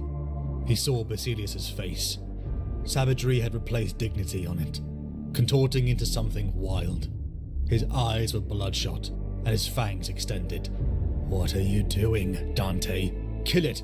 It is Xenos. It does not deserve to live. Do not hesitate," he snarled.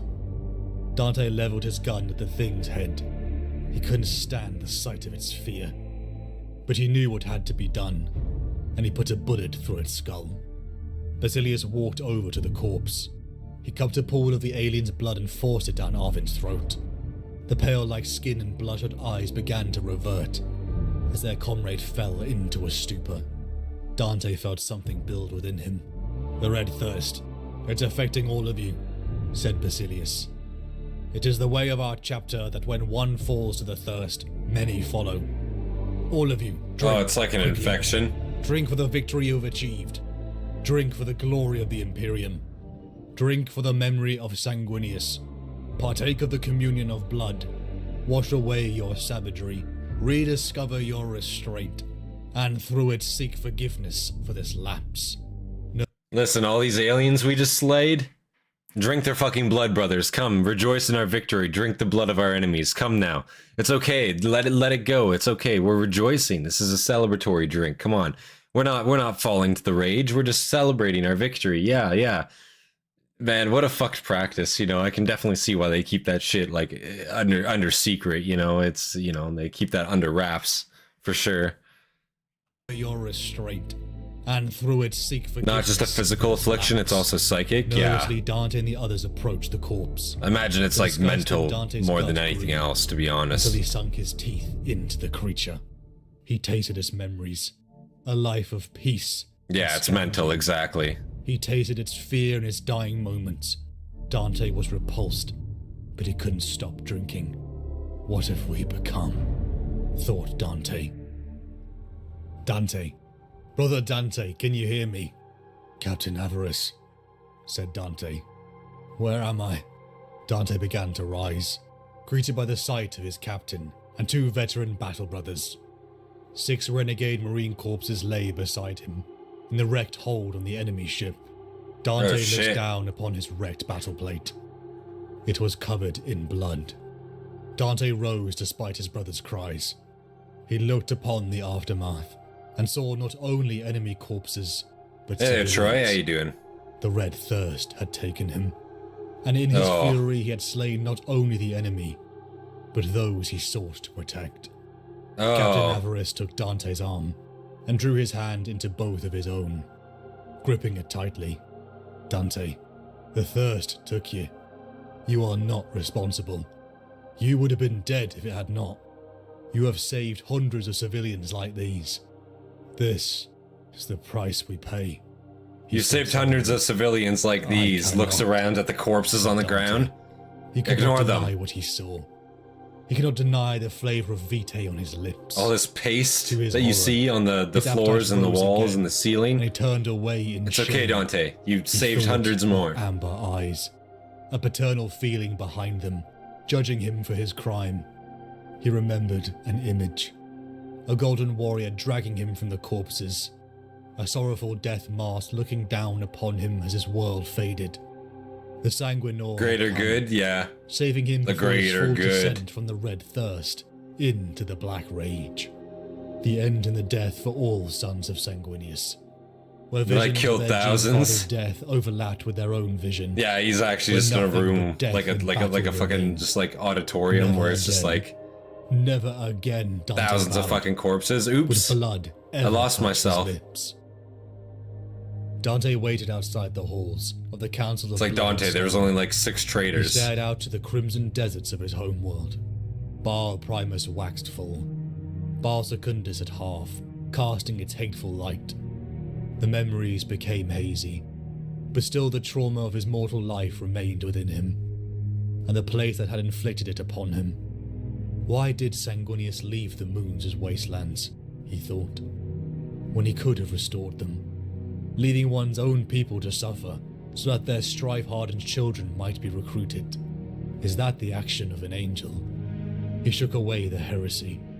Captain Avernus was dead, his soul at Sanguinius and the Emperor's side.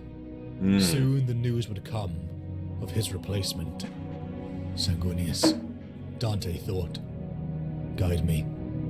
For the link I Greater share good, with where's the Tau sympathizer? Let me be the best I Yikes. can be. Towel, Dante true. looked up as a hand was placed upon his shoulder. Listen, I don't The associate golden with mask of the those. Sanguinor looked upon him. Those Felt Taoists, you strength know what I and mean? love and Ugh. hope fill him. Puh. Sanguinius was I would with never. him. He had been with him his whole life. At least that was the feeling. He blinked, and the herald of Sanguinius was gone. Brother Dante, said Malifel. He occupied the skull throne before the chapel altar. Lord Malifel. Dante bowed. Malifel gestured to an ewer of wine and silver goblets, beautifully engraved by the chaplain's own hand. Surprisingly, the images of them were all of life, not of death. I saw the Sanguinor again, Dante said. Malifel sat forwards. When? He said. Bare minutes before I came here, Dante replied. Well, actually, just now. Upon the Sanguis wall, said Dante. Actually, it's And what here in the were you room doing with us there? right now. Malifel asked. Taking the air, thinking. Their brains taste said rubbery. Dante. Did anyone Not else that I see know. me? Yeah, of course not, Malifel Dagenhart. Of asked. course not. Dante shook his head. The chaplain sat back in thought.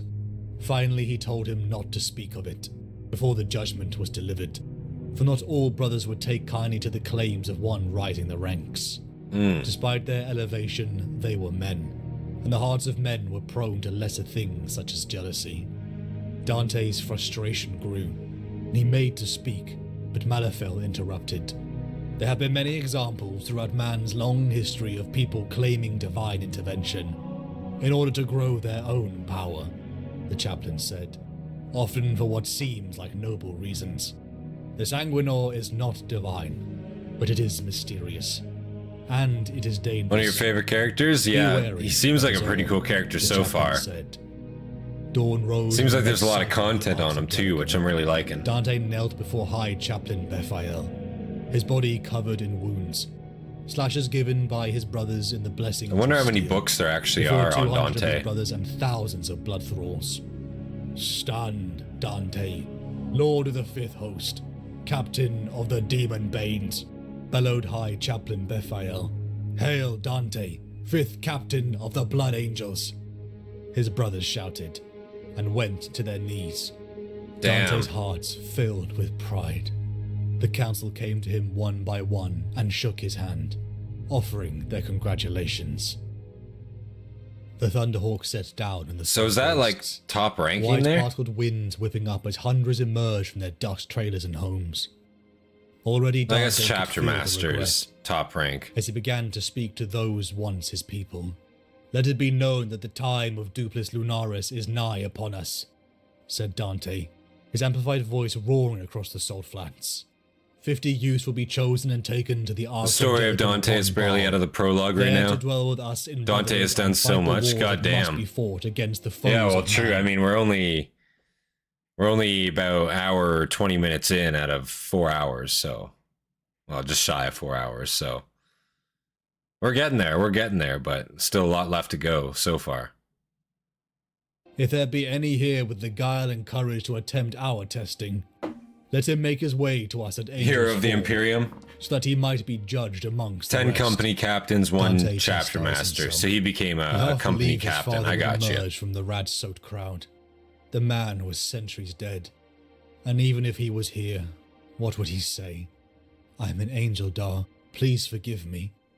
He thought of Florian, and the words of Malifaux. How one day he would realize Florian had suffered a lesser fate than he. A life of unending war. Dante turns to leave, until a boy ran forward, unafraid. There are stories of one boy from our clan, he said. He ran away to join them more than 100 years ago. Do you know him? Are the stories true? Are you him? Dante did not reply. The boy was undaunted. They say I am brave. Could I become an angel like you, my lord? Is that possible?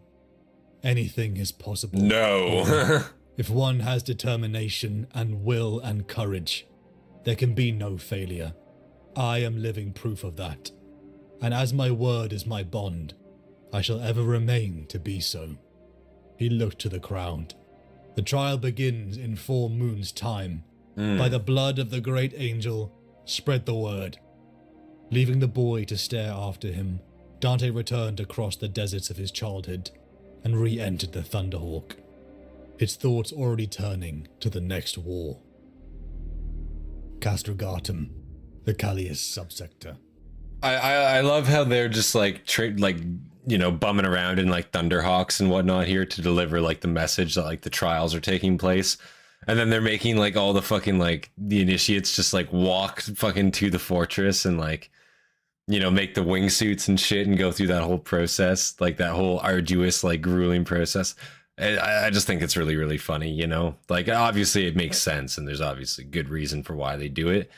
But it's just funny how they just like show up just on Thunderhawks and just like fucking bum everywhere on those.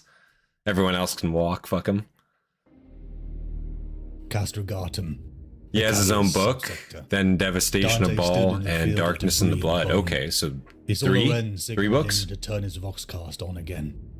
It was moments of peace Dante sought.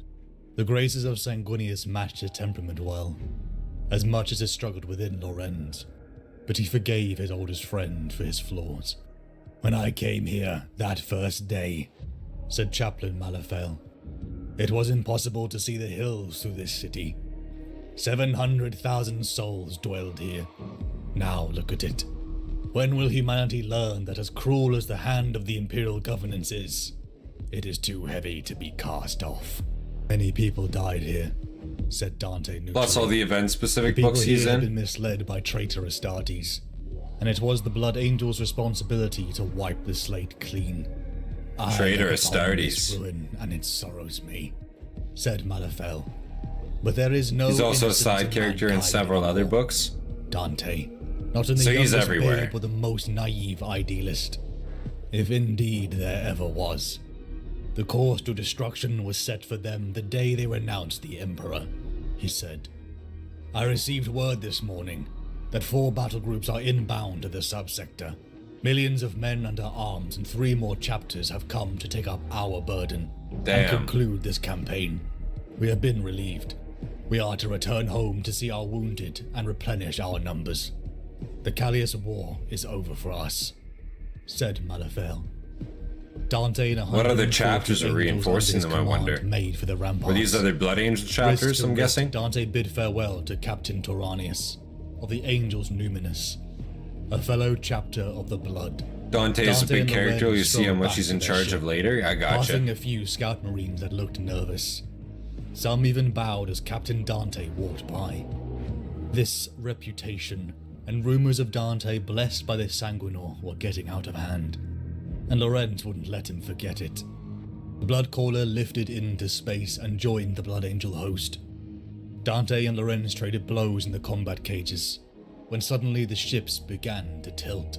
The ship's Vox network boomed on. Chapter Master Remael's voice addressed Yeah, you definitely don't want to feel a list in a ship that big. The hard lines. That'd be super uncomfortable. Arm yourselves. Enemy fleet inbound. 30,000 miles and closing. Prepare for immediate combat. We're getting A flood of boarded. humanity rushed through the corridors as Dante and Lorenz slammed on their war gear. Blood thralls rushing around them as the tactical feed came alive in their helms. Teleport flares boomed in the arming chamber as three literally. Black Legion Terminators roared into the horde of unprepared angels. Yeah. Brothers and serfs were beaten and wreathed in fire. Obviously from like, from playing Battlefleet Gothic Armada, you know, it's been a while since I referenced that game. But yeah, the teleport attacks, like that's straight up what I would do. You know, you get in, enemies like, you know, surprise, doesn't expect you there, you just teleport in.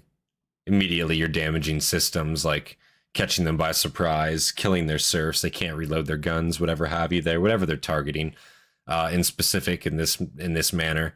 But it's also Terminators they're transporting aboard with first off, which is like fucking brutal, man. Like that's not what you want to see, you know. Unprepared angels. Brothers and serfs were beaten and wreathed in fire and shells. Like 3 Terminators could wreck the shit of anybody like in the local vicinity. By the much bulkier armor, but other brothers were swarming too. Dante saw Lorenz rise through the smoke, sending a plasma beam directly into a Terminator's Prometheum tank. The explosion sent them all flying. Dante rose first, his armor covered in flames as he slammed his sword through the gut of another Terminator, black blood dousing the flames that covered him. Teleportation lightning played around the three. An unholy screech signaled their departure, along with a thunderclap of air rushing into the void. They left. Dante rose and was joined by Lorenz and his surviving brothers. So they showed up, So fucking. many were dead. They began to strip their brothers' armor and weapons to patch their own. So many and were set dead. off to find their chapter master. Everywhere they went, I will say it did seem like they dealt that pretty handily, but then it's just like the next line. So many are dead. Like, yeah, no, fair enough. I expected a lot to be dead from these Terminators. You know, again, it sounded like they dealt with it handily, but it's good that, like, you know, yeah, a lot of fucking casualties were incurred immediately and in a very short amount of time there, clearly. So they just showed up. I think they lost 1 Terminator, at least 1 was injured. Maybe 2, well, definitely 2 at least. And then they just fucking beamed on out of there, because why wouldn't you? You already inflicted your damage. No need to die, of course. patched their own and set off to find their chapter master. Everywhere they went, There were a bit more than 3 as well. Yeah, there was only 3 like in that corridor. I'm sure across the ship. Until finally Dante and Lorenz, Probably a lot along more with a than 3. handful of various companies, keyed the command deck door, only to be greeted by the vacuum of space. They slammed it shut. Commander Remiel was dead. Damn. Dante caught a glimpse of the battle in space. The Blood Angel's fleet was being torn apart. For the first time in his life, he only saw defeat. He prepared himself for the end. As the whooping cries of the enemy came, I, Captain Dante, speak, he boxed. Loyal brothers, converge. He sent the coded instructions, giving his position, and ignited his blade. The enemy had found them. This was it. The moment of his death. Luis Dante, raised in the salt pan of a dead sea. Imagine the moment of his stunted boy death. doomed to a Nah, short bro. life. Elevated to serve the Emperor as one of his angels of death. Nah, we're was not. finally going to Look, die. look how much time's left on this video. Imperator, You're not gonna he fool said, me. and squeezed the trigger. Explosions bloomed from the viewport. Surprise gripped Dante as he saw the enemy ships were being pushed back.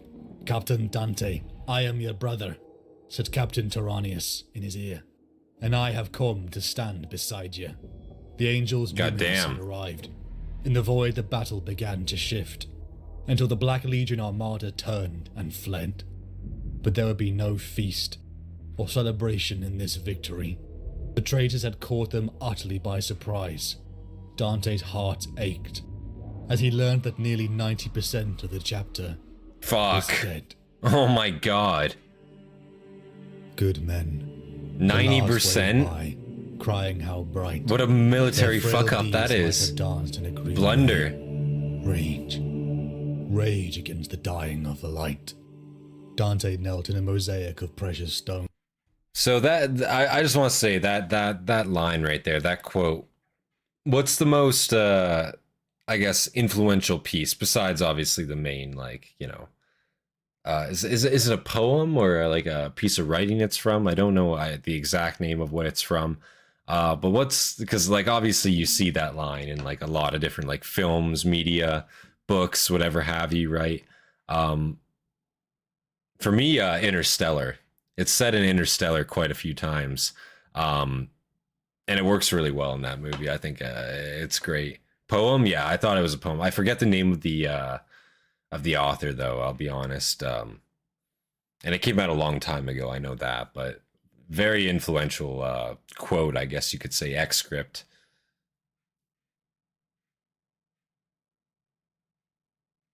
Yeah, they nearly got wiped out. Yeah, like 90% is such a crazy fucking loss ratio. That's an insane casualty rate to have to endure. Wow. Rage against the dying of the light. Dante. Blood Angels are almost wiped out so many times. Yeah. That depicted their father, Sanguinius. I can think of a few times right off the top of my head. He was not ready. Captain Keshiel was right. This is another, though. I didn't know of this one. For a captain. But the desolation at Callias had brought the chapter to the edge of extinction. Take what we can get. You're the most veteran member. Dante alone of all the captains had survived. The rebuilding would be slow.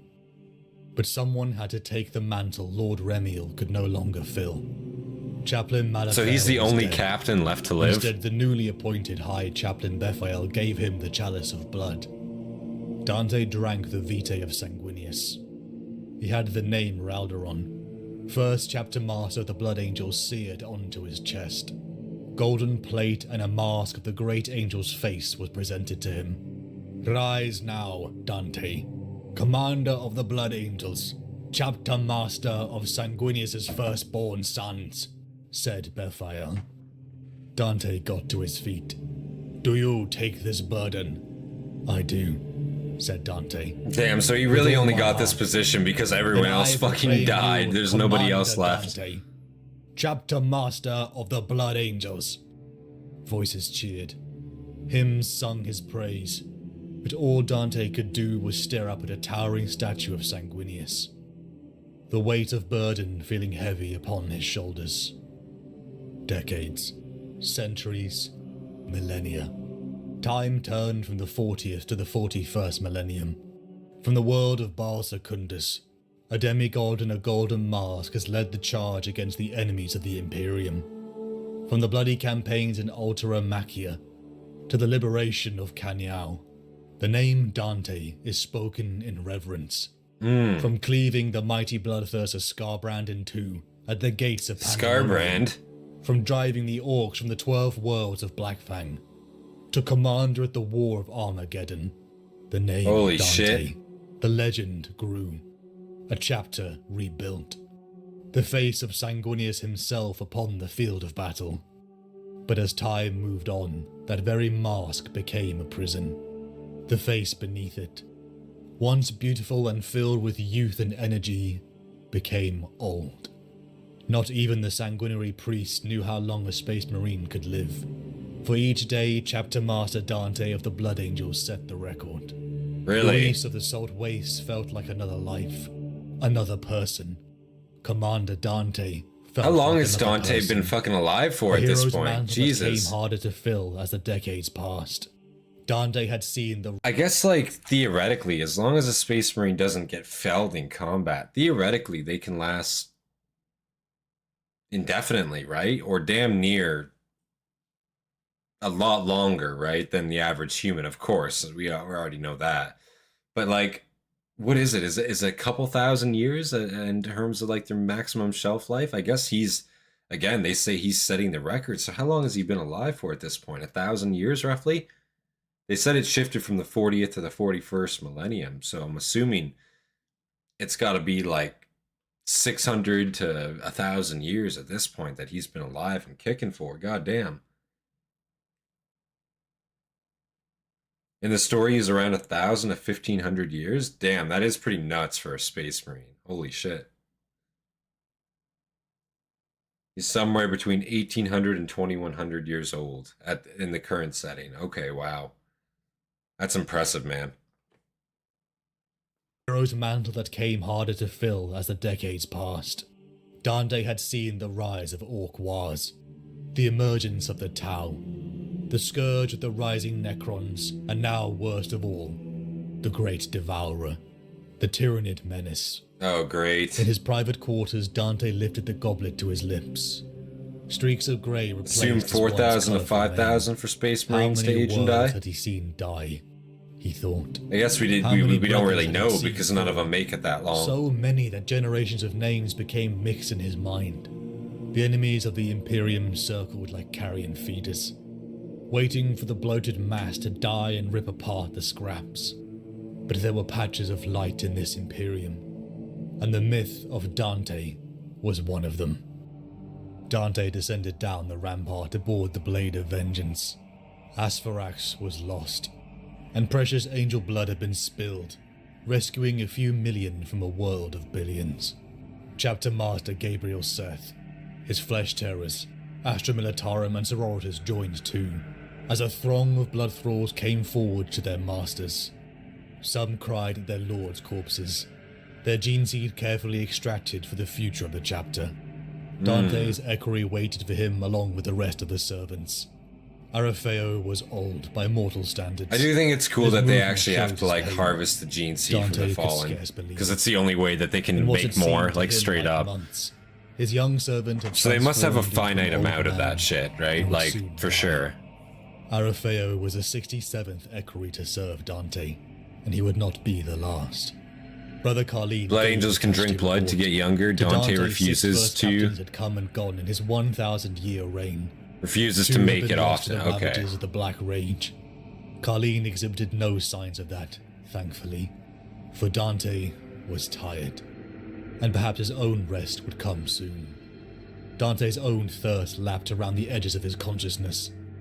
Aroused by the war against the Tyranids, he did not possess the freedom from the Also, I chapter's gotta say right curse, now, guys, if you such guys as are Chief enjoying the video, of Librarian course, leave a Mephisto, like, subscribe for more nor content the from me, relentless and of fortune course, to keep the rage at bay, if you guys have some like recommendations, Lamartie's. leave them in the comments down below for Dante's was anyone a growing watching the thirst, video later. a But for you void guys in that the would stream, not fill. make sure you leave a like on the He did stream. I not appreciate sleep it, guys. much in the last decades. His own suffering mixed with the ever-desperate calls for aid across the God Emperor's Imperium. The pressure grows, Mephiston had told him. The hive mind's hunger can never be sated. We have Yikes. its attention again. I feel great hatred, he said. We have wounded it. The hive mind means to annihilate us all. Dante thought, how could such an amorphous being be so filled with hate? Oh, For very years, Dante easily. and the Blood Angel Let me had halted explain. Levan to the Tyranid High Fleet Leviathan. But what could 1,000 angels do against such a tide? Perhaps if all sentient life came together, they would last a little longer. But Dante could not envisage unity even amongst humanity. An Damn. alliance between species strong enough to overwhelm the Great Devourer was an Mephiston is so impossibility. ridiculous. There had been times. Easily one, if when not the Silent most King powerful and the loyal Necrons had psychers. parlayed Oh, something really? of an alliance. When Dante had worked side by side with one... I know they just called the referenced him Traveler, there. but such things were fleeting. Dante lacked Sanguinius' gift of foresight, but he could imagine a galaxy scoured of biological life easily enough. The bones of civilizations picked over by Necron dynasties and other abiotic beings. For all his early life, Dante had been taught to mistrust the alien. Lenience towards xenospecies had bought a bounty of betrayal. But in all his long years, he had never truly hated them, even when that Silent King had worn his own mask of Sanguinius in mockery. But still... That's he did kind not of hate. heretical. Not Not gonna as lie, some not of the hating the brothers do. Xenos, man. Non-humans strove to only Yikes. survive as mankind strove. Dante had gleaned enough of the galaxy's history to know that more often than not, folly and hubris had undone the great civilizations of the past. Humanity's first stellar empire included... He and felt not the full weight of the external hive threat. mind.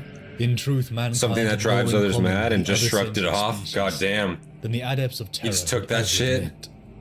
He supposed that was why aliens were so easy to hate, He killed them anyway. Not for Yeah, him. absolutely. for he had seen and met those with virtue. I feel like if he didn't kill in the aliens, Tyranids he who had himself would finally be found killed, right? something Like, to hate. it's And only right. powerfully, His loathing for them was the strongest emotion outside the thirst he had felt for centuries. There could be no accommodation with the Tyranids. The Silent King was reportedly friends with the Angel. Didn't we learn that in the Trazen video? Didn't they mention that? I feel like he did. Victory might be possible.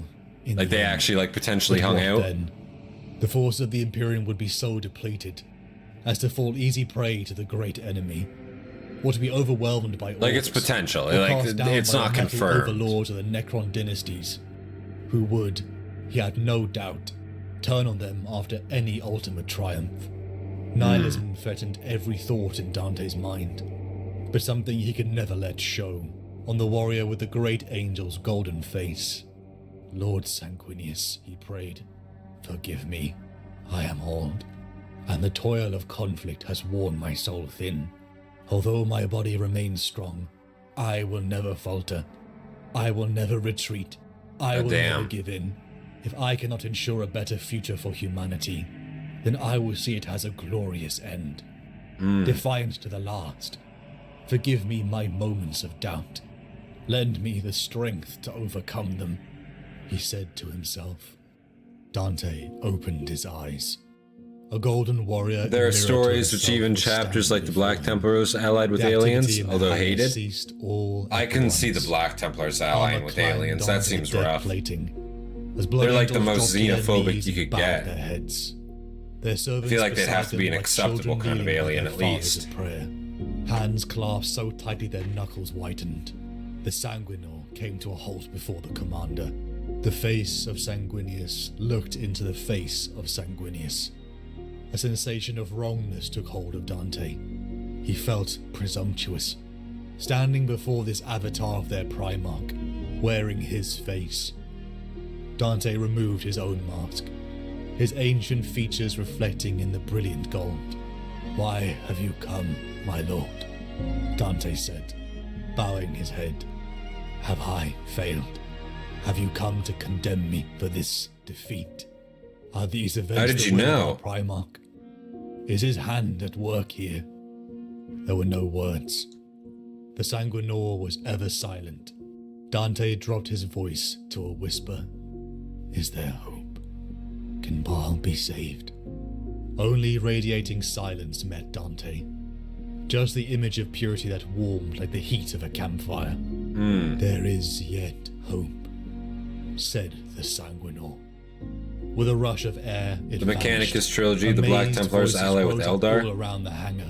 Fuck. It spoke. I mean, I could see Eldar. Eldar are at least Voices intelligent. called.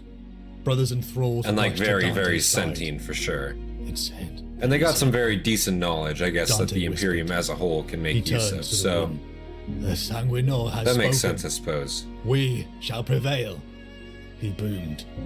Cheers roared from the deck, but still the hope did not reach Dante's heart. Why was I not woken? Said Dante. Arafeo looked his lord in the eye, an action that had taken him half a century to dare to attempt. What the fuck? was one of the few Dante allowed to see his unshielded face. They were both old men in their way. Dante was ancient by his standard, 1,500 years, and yet still this mortal man made him feel like a disobedient child. My lord commander, if I might be This was so likely the bold to first say, time anyone heard the saying destroy yourself for want speak. of rest. Holy Those shit. needs will go unfulfilled. Arafea's hands were twisted with arthritis, like roots. Arthritis, Shook as he aw. held out Dante's towel. Oh no. Dante's eyes rested on them. Arafeo looked away. Surely you guys can ashamed get of that his fixed at feelings. this point, right? If only he knew. Like, you don't which need to live with episode arthritis. was, thought Dante. I mean, hell, get the hand chopped agreed. off. He would rest after the Red Council's meeting. Pretty good In the prosthetics. goblet of rubies, Dante exonerated the fallen. Before the assembled host on the decks began the procession of the dead. He did not remember how many times he had done this before. He spoke the names of the fallen, blessing their souls on their journey to Sanguinius' side. He knew he may speak many more in the battles to come. The time had come. The signals had been sent out. Lord Commander Dante of the Blood Angels had called all chapters of the Blood to defend the home of their Primarch. The tendril of High Fleet Leviathan had broken its quadrants, and was now bent on the destruction of Baal and its moons. Here, the sons of Sanguinius would make their stand. After the Didn't proclamation, the mechanic, or not the finally Mechanicus, rest the came for Tyranids, Dante like, and severely Cortus. fuck up this They planet? slept little in the past Like, they centuries. absolutely The annihilated Baal dreams were Secundus, I'm haunted by pretty sure. prophetic visions, ones of ever-increasing doom as of late. He rattled and turned. The Mechanicus would Surrounded never on waste a all good sides augment on by a serf. enemies. Fair enough. Overhead a giant face manifested, leering down at him with the certainty of triumph. Horus, gasped Dante. A giant, clawed hand reached down to They pluck him attacked up all and crush balls, him. yeah. My lord! Arafea's voice I was imagine that sharp. didn't go well. My lord! I believe Small they hand won, shook but his at what arm, cost is and basically Dante what woke. it'd be, Seeing right? his hands clutched around his equerry's throat. Dante's eyes were bloodshot. His fangs were bared. He felt the pulse of his friend beneath his hand. The thirst was raging. He dropped Arafeo, swallowing the thirst just as quickly. He knelt down to aid his equerry. My servant. Remorse choked Dante. I'm sorry. Have I harmed you? My dreams have been dark of late. You were about I'm to. hurt, Really seemed Look like you at were me, about to eat me he there. said. Arafeo's skin was bruising, but he steadied himself. He handed Dante the urgent message, one that made Dante's nihilism fall into despair. Grave tidings from the Cadian Gate. Abaddon has emerged from the Eye of Terror at the head of a black Oh, great. crusade of Not this fucker unprecedented again. size. High Chaplain Astartes. 2 wars. And not enough resources for both. The end times were truly upon them, and the galaxy would burn. Days of meditation. Oh, brother, this isn't Even the in end columns times. of ancient chapter relics, We're just getting they started. brought Dante no comfort. Arafeo brought in food, but Dante would not eat. Troubled by his lord's expression, Arafeo began to speak. Before I attempted the trial on Baal Primus, I used to listen every night to the stories of your heroism. It was your example that made me dream of They'll the get into the stars. devastation of Of Baal. ascending It'll in show sky just how palace to terrifying the Baal Tyranids are to be invaded by. and serving Oh, I in endless imagine. wars. If He spoke with words. Space Marine is anything I am to, sorry you know, you were not chosen. compare to, or Said in some of the Dante. other lore videos, Arafeo you have this smiled. fucking massive tendrils My coming out of lord, the atmosphere and Serving shit. you has been my greatest Nah, bro. pleasure. That's When awful I was shit. denied entrance to the chapter. What a my way to heart was watch your broken. world go out. If I could go The back resource to is the day getting when literally I was sucked taken from it. the chosen ones, I Big would suck. whisper to my younger self's ear, "Be glad. Sanguinius smiles upon you, for you shall serve Lord Dante himself." Arafeo gave Dante's hand a fatherly pat.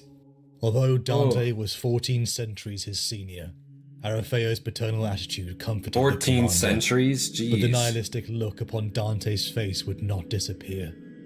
He was old. He I'm felt telling you weak. right now, none of this He did not equates to the have the devastation strength of for the Baal. Is it battles to much come. worse? Dante turned to leave. When the scent of blood caught his nostrils, Arafeo was kneeling on the ground, holding his wrists. Dante hurried to him. Arafeo was smiling. The smell of blood flooded Dante's nostrils, arousing his thirst.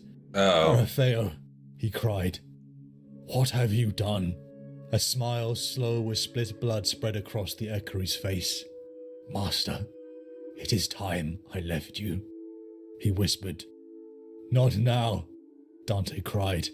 Hold on, my friend, I am sorry. I should never have burdened you with my woes. It was not right. The tears Yikes. fell openly. We all have to die, except you, my lord. Oh. You cannot, Arafeo whispered. That is not true. I can die, and I will, said Dante. Yes, my lord, breathed Arafeo. I can and will must die, not just yet. likely not anytime While soon. you live, while the golden mask of Sanguinius is seen on the battlefields of this awful era, you can make a difference. My lord, take my life. Arafeo indicated with his hand. Take my life, my lord. Drink my blood. Grant me one last boon. Give me the angel's kiss. God This is damn. why I have chosen to die now, so that you can take on the strength in my blood. Dante hesitated. Drink me, Dante. He couldn't Drink do me. it. He had vowed not to, not since he had taken civilian life. only to be saved again by the Sanguinor. He met his servants, his friend's eyes one last time, and gave in. Dante drank greedily, and Erifeo died with a smile on his face. That's the fucked tears up. rolled freely down Dante's face, as he felt strength return to him. Finally, after hours of silence, Suck me, Dante chapter stood. master, exactly. He needed his armor. 999 Literally. M41. Dante stood in the Arx Angelicum. Okay, almost His towering M42 halls and now. overlapping lanes of fire were decorated with mosaics, frescoes, and sculptures. The fortress of the Blood Angels was equally a museum as it was a fortification. A single piece of beauty amongst a hellscape of Baal's red sands. The Lord of Death approached Dante, who had not stopped looking towards the sky. "My lord, how goes the muster?"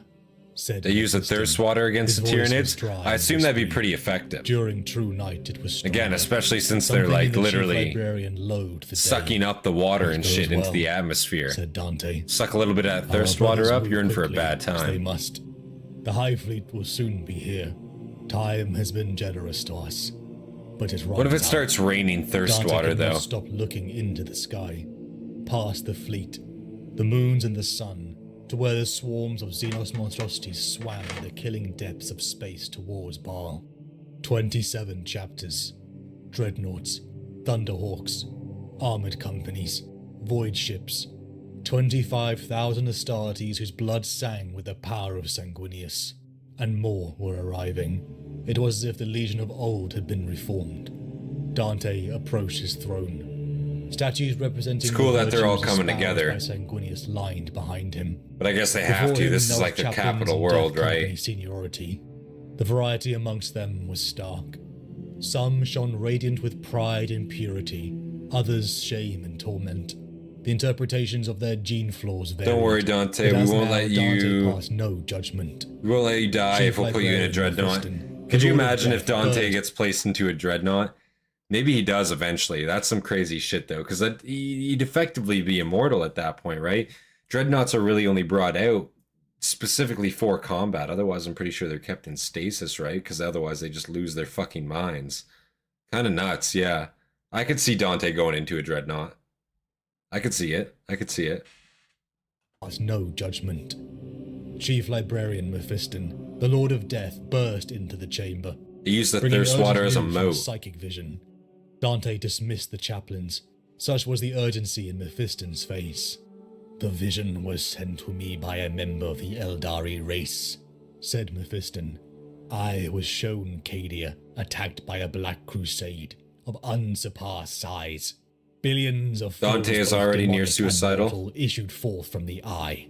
I saw Cadia fall, and while I watched, a sense of tragedy unfolding now touched my soul. When I woke, epistolary raceless, and I attempted to find our naval scouting force. The 5th Company was psychically attacked, and has fallen to the Black Rage." Oh, Shocked silence greeted Mephiston's news.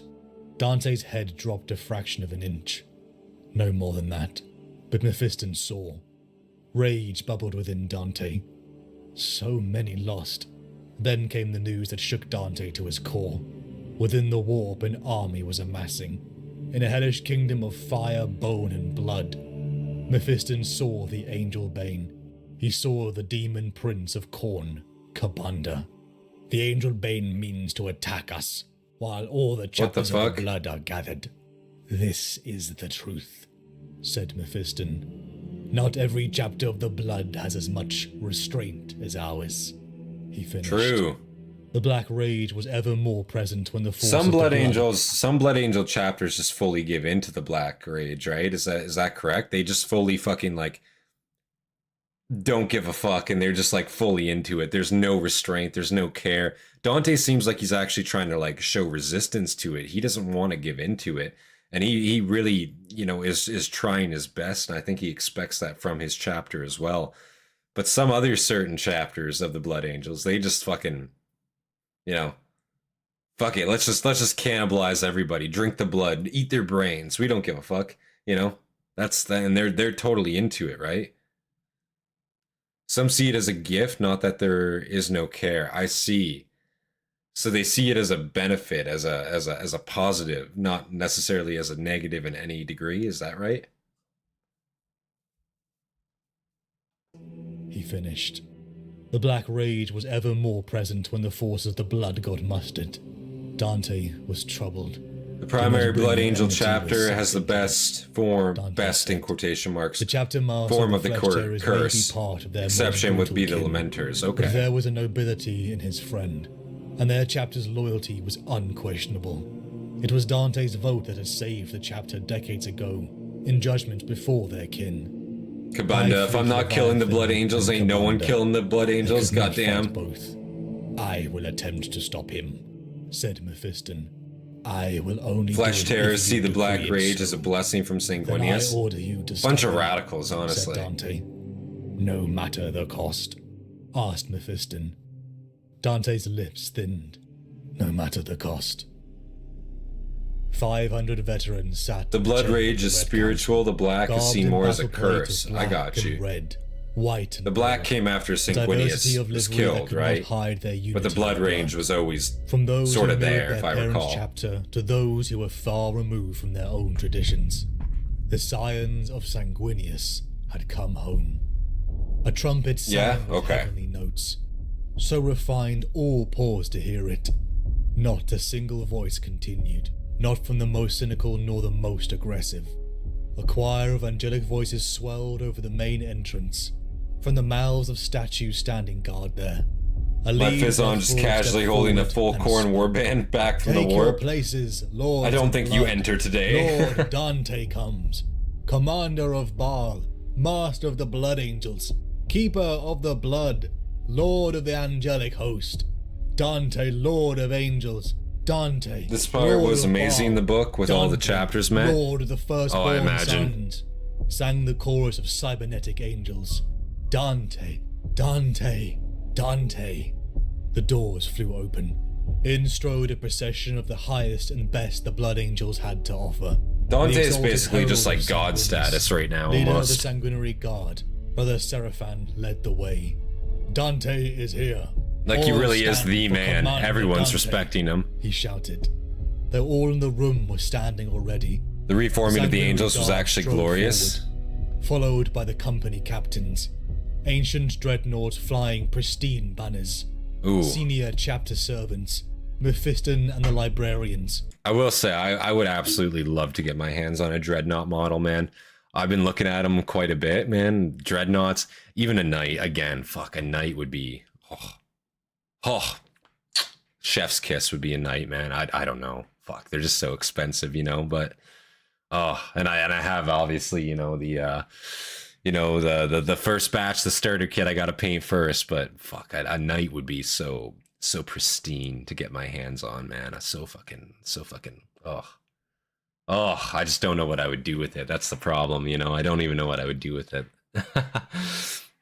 Shit, dog. Just the options of them. Oh, man. And then the models themselves look so cool. I want to get a 3D printer so bad, especially checking out like Trench Crusader today, man. Man, I'm just thinking getting a 3D printer. I could do all these sick ass, you know, minis. Show them off for you guys, man. I don't know, but it's an investment. I don't know. Fuck. Banners. Senior chapter servants. Mephiston and the librarians. Administratum. Astropaths. It cannot be understated Warriors in how the immaculate, Marines view Dante. beautiful He's a shape. mythic figure to them. Ancient Horus heresy armor. Since most of them aren't in All his of the proximity, precious so he's like a relics of legend, Sanguinius like Alexander the were Great. paraded Yeah. through a crowd in Like you just hear cold stories about him, just like Cherubs through word of sang mouth and praises shit. as Through finally the a deeds he's golden done. warrior entered. It's like the shit of legends, basically. Dante. His face, the mask of their father frozen in righteous anger. Dante sat upon a lone throne and stared out to the host of blood. My brothers, Dante's voice boomed. These artifacts that my warriors and their servants bear date back to the time of Horus's great betrayal of our beloved emperor. These relics here, these suits of armor, these weapons my brothers carry, date to the most terrible war in our history. And these, he pointed to the Red Grail and to Amid's reliquary, They bore witness to our Lord's death, for both are vessels for his mortal remains. No greater shock have the chapters of the blood experienced than when our Lord fell to the blades of his hateful brother, not when our forebears were sundered from one another's company, not in those times when our chapters have faced annihilation, as my own has 3 times within the span of my life. Jesus. Sanguinius' loss echoes to this day in all of us. It is a pain that is. What does that say that they've almost been annihilated 3 times, though, within his no matter how lifetime? dark they appeared, through Goddamn. the sacrifice of our Lord, the Emperor was triumphant. The order was restored. From this, I draw hope. They assume he's dead long ago, No seem one spoke. him alive over 1,000 years have later. lived a It's literally long like George time. Washington just I showing have up one seen day when things I never America's thought being to invaded. see. Yeah. Every century I Eagles survived fucking, like, presents a start, new like, horror to you test know, our Imperium. Flying behind him and I have shit. seen the Necrons awaken. I have witnessed the Tau emerge.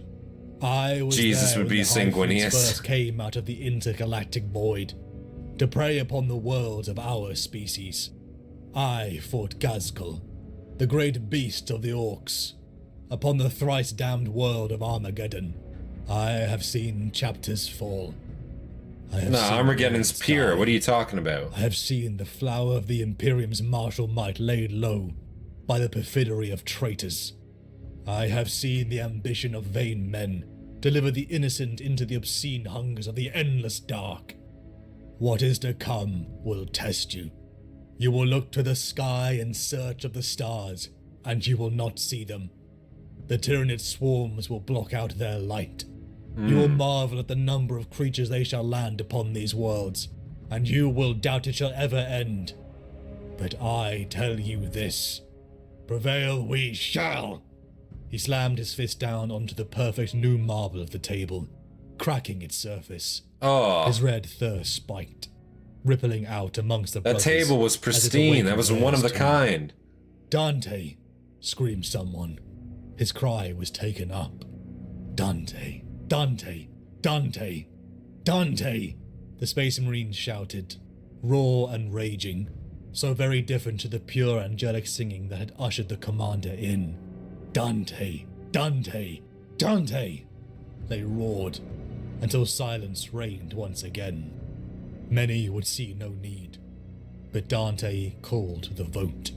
He would lead Dante was one of the only most chosen important to do commanders so. in the Second War Protest for came. Armageddon. He was their lord. I don't know a whole lot He about wore the Second War Sanguinius' for Armageddon. mask, but Dante quieted them. Checked He out obviously a was little bit not about, Sanguinius. I think the First and He was a Third War, man but not a lot of the beneath a legend Second. grown far out of hand. They must choose him. Grimalis fought in the Third War. Yeah, I vote know was that. counted. I know that. And with overwhelming success, they chose Dante to be their lord. Dante. Third Dante, War is goated, is what I will Dante. say. The echoes cried. Once more the ancient heart of the Arx Angelicum rocked to the shouted name of its master. Enough, commanded Dante, and all fell silent.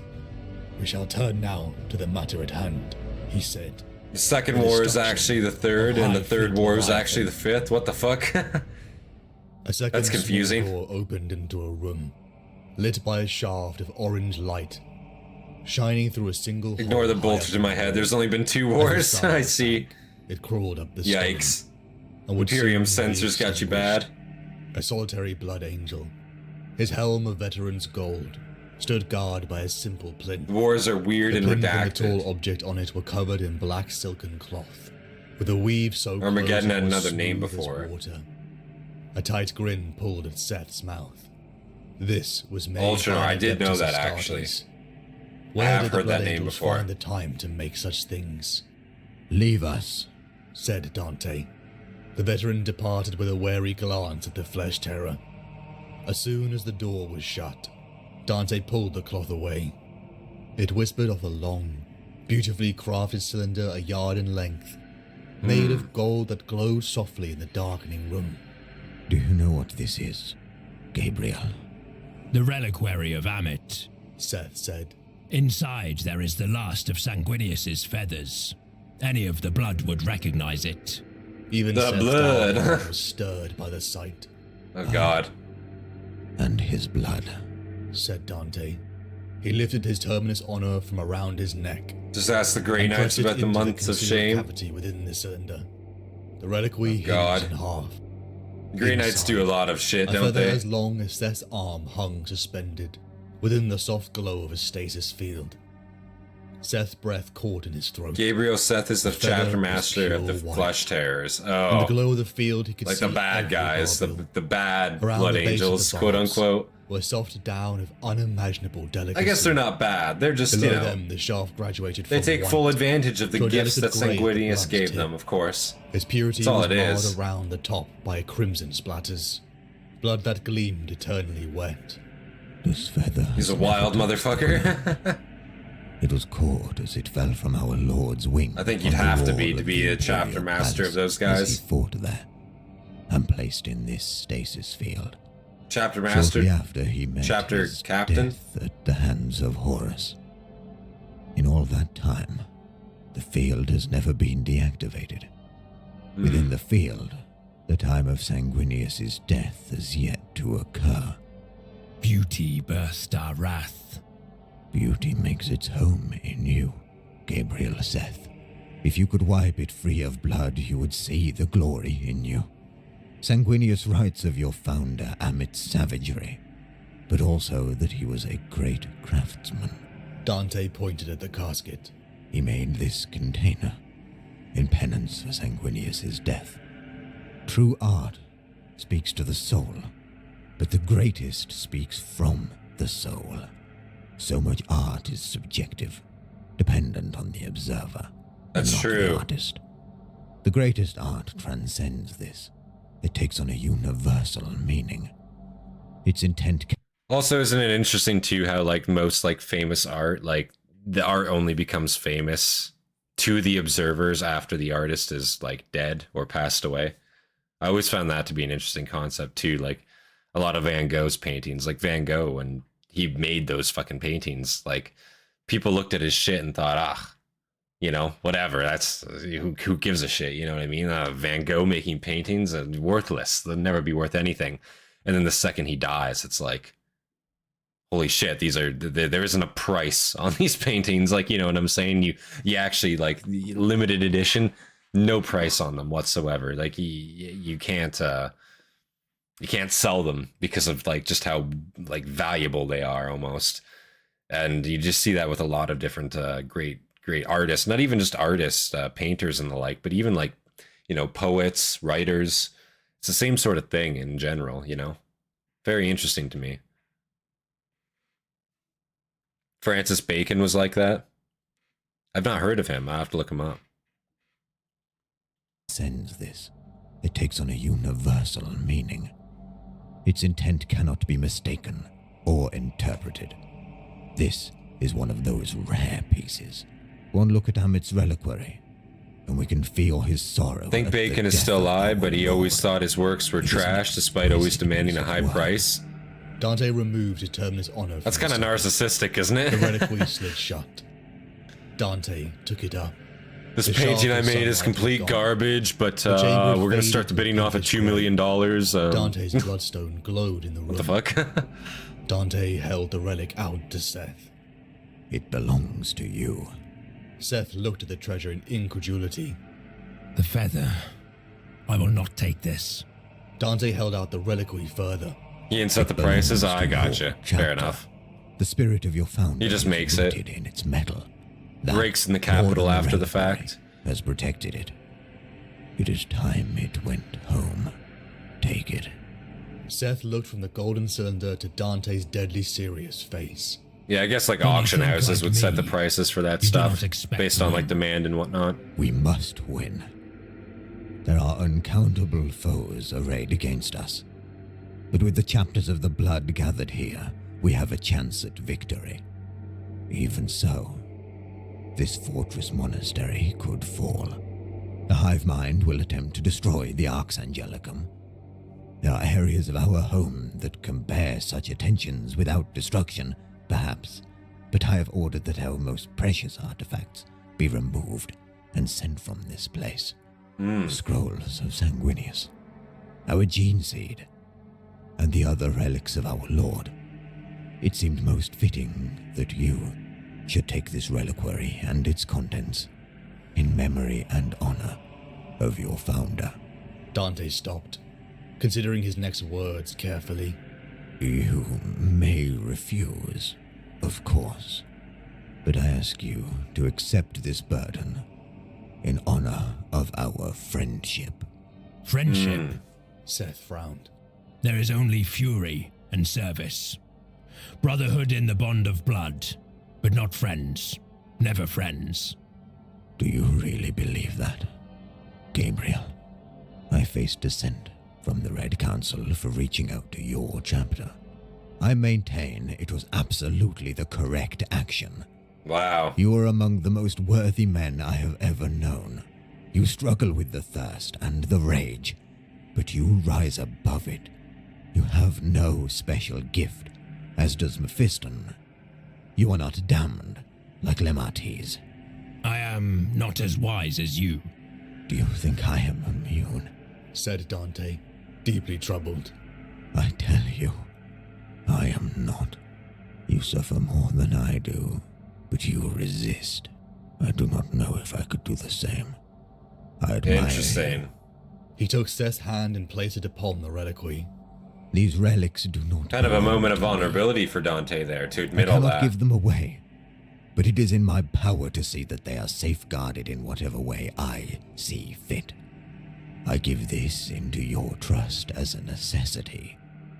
The feather inside bears the last unadulterated drops of blood, other than that contained in this bloodstone. Dante pressed 2 fingers against the blood drop on the brow of his helmet. I give it to you as an honor for all you have done for my chapter.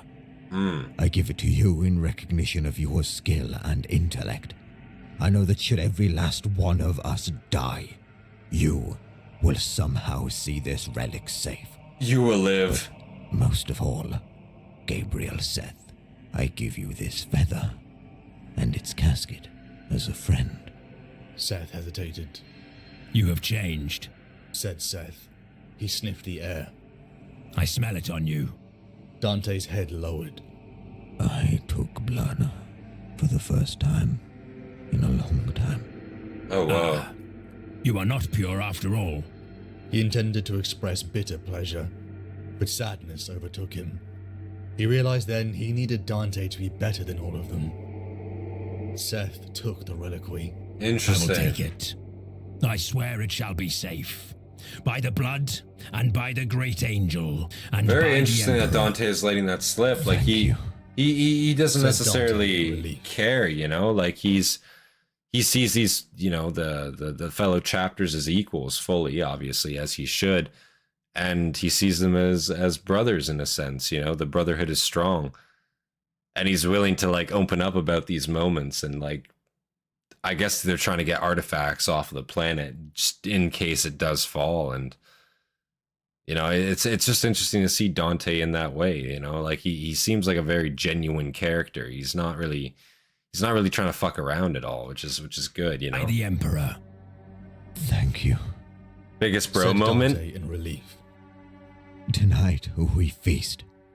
Tomorrow, you will leave for Baal Primus. Only halfway This in. No may be way the we were last making jokes tonight. opportunity Yeah, I you might. and I have to speak in In private. all honesty, I might pass out. Like after we're done streaming this, I might just end up passing the fuck out. I won't lie to you.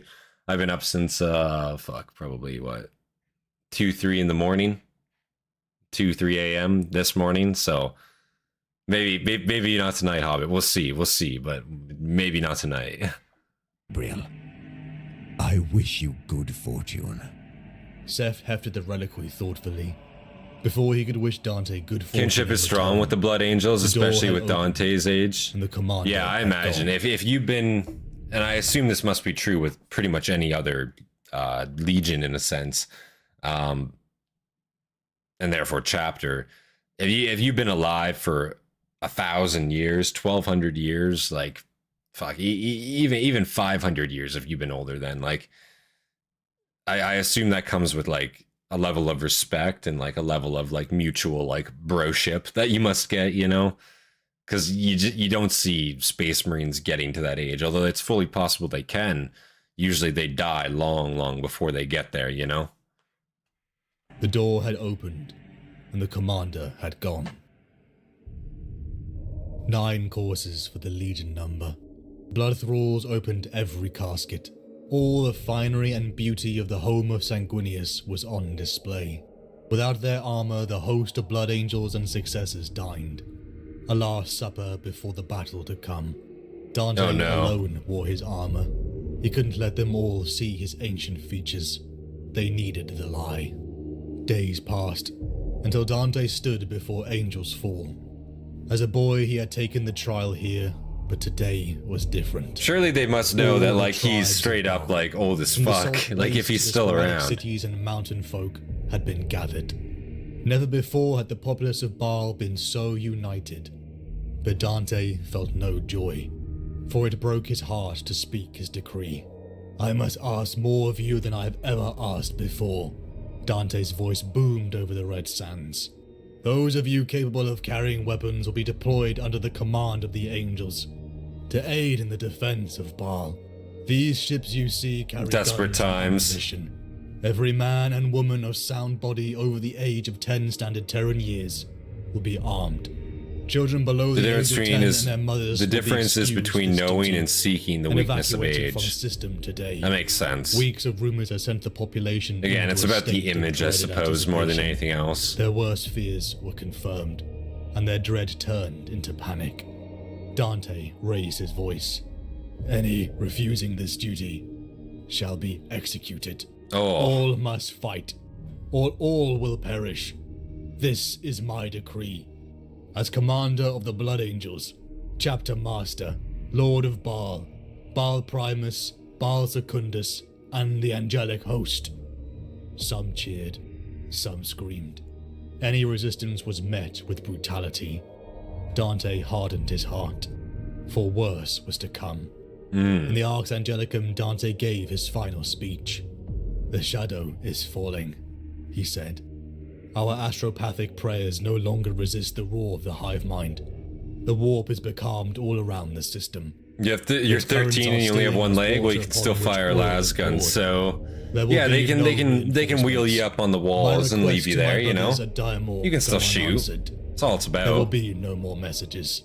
The great devourer approaches. Sanguinius's Mars looked at each of the chapter masters in turn. They are coming, said Dante. Dante looked to the sky. The lumens were dimmed to emergency lighting in the Arx Angelicum. Above, the skies began to darken, a shadow that almost blotted out the sun. An assembled Imperial Navy and Astartes fleet held anchor. A storm of fire roared from the ancient cathedral ships, as over days the ever-growing horde swarmed closer and closer.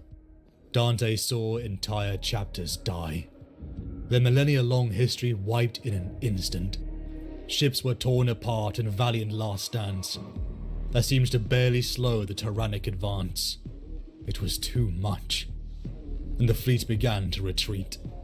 The fight would now come to Baal. From Battlefleet Gothic Armada, my experience fighting the Tyranids, you have to play like an absolute guerrilla. Hit and run only, and nothing else. If you stay stationary, you will fucking die. There is no question about that. If you try to go toe and toe with the Tyranids, it will always result in a loss.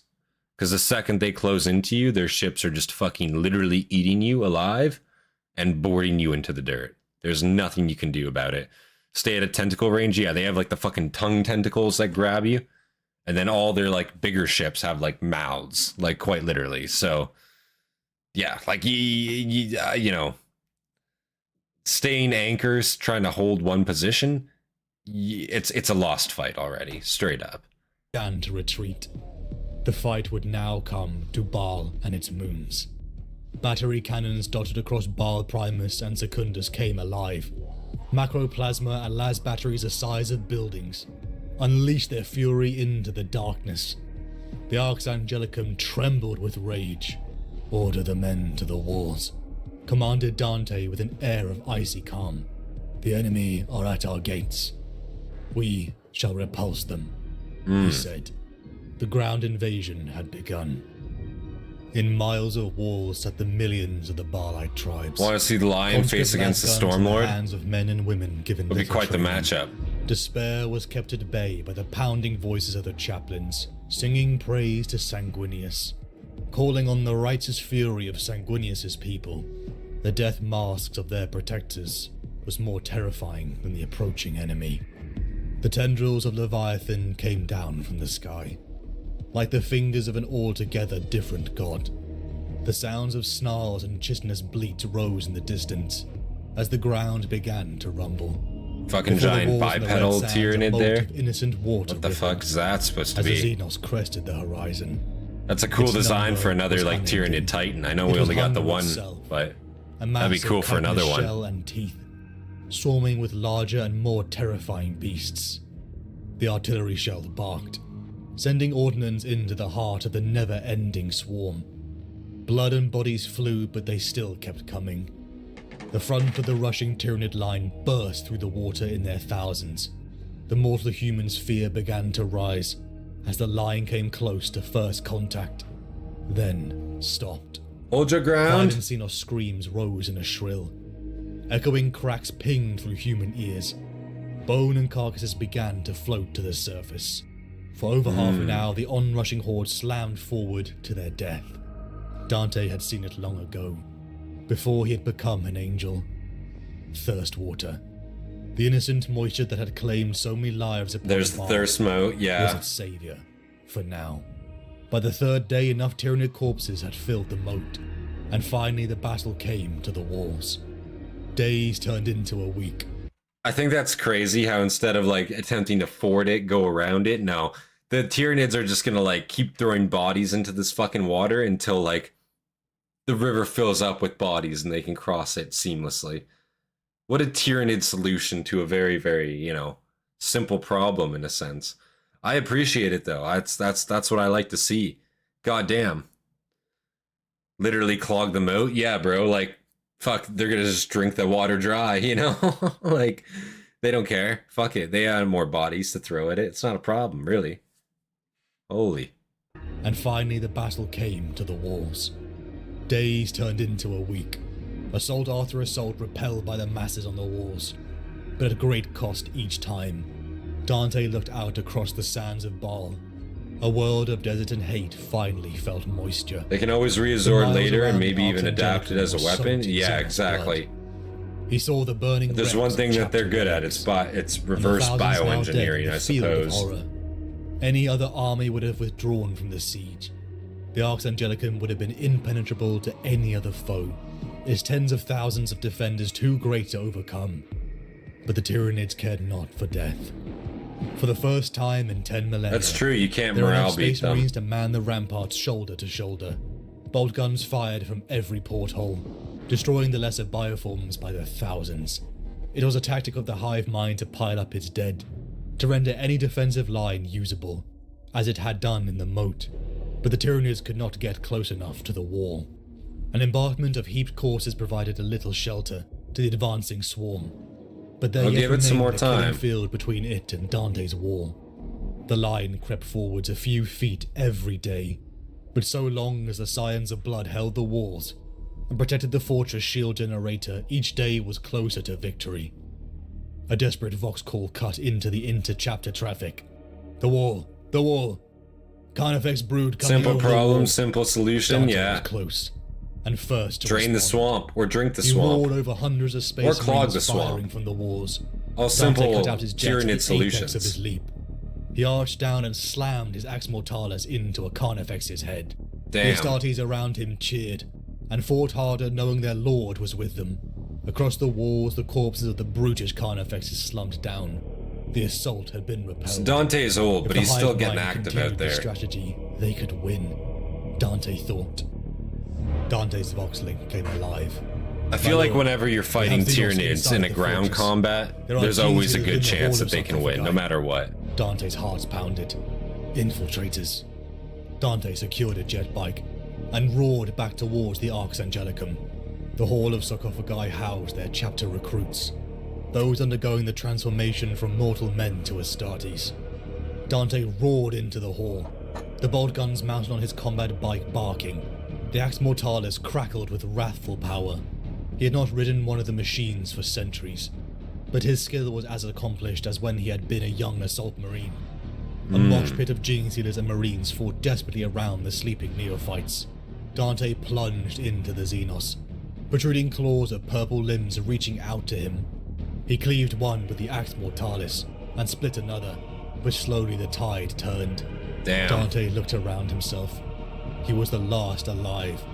Fire and burst sarcophagi around him, and beady eyes closing in. Oh A no. whirring sound powered up. All the behind him. initiates got Dante butchered. dropped as a rotary cannon ripped apart the last of the gene stealers. It's unfortunate it doesn't matter how Three Dante dreadnoughts stomped into the got blood-slick scarred when sacred he We looked We into could a not gene come stealer's quickly eyes and enough saw to something save else our staring brothers, back at him. What was the leader that? said. Unless they His get to it in machine-moderated this. voice Otherwise don't struggling spoil with it. emotion. I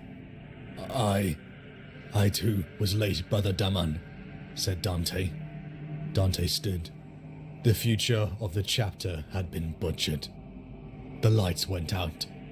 The power was gone. Dante limped up towards the surface as the dreadnoughts followed. He looked to the sky, seeing the shimmer fading. The void shield was down.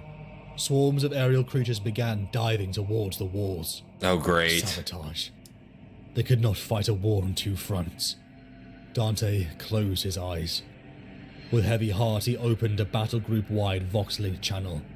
All warriors, fall back to the Arx Angelicum. Retreat. Abandon the second line, Bucket. he said. Get out of there.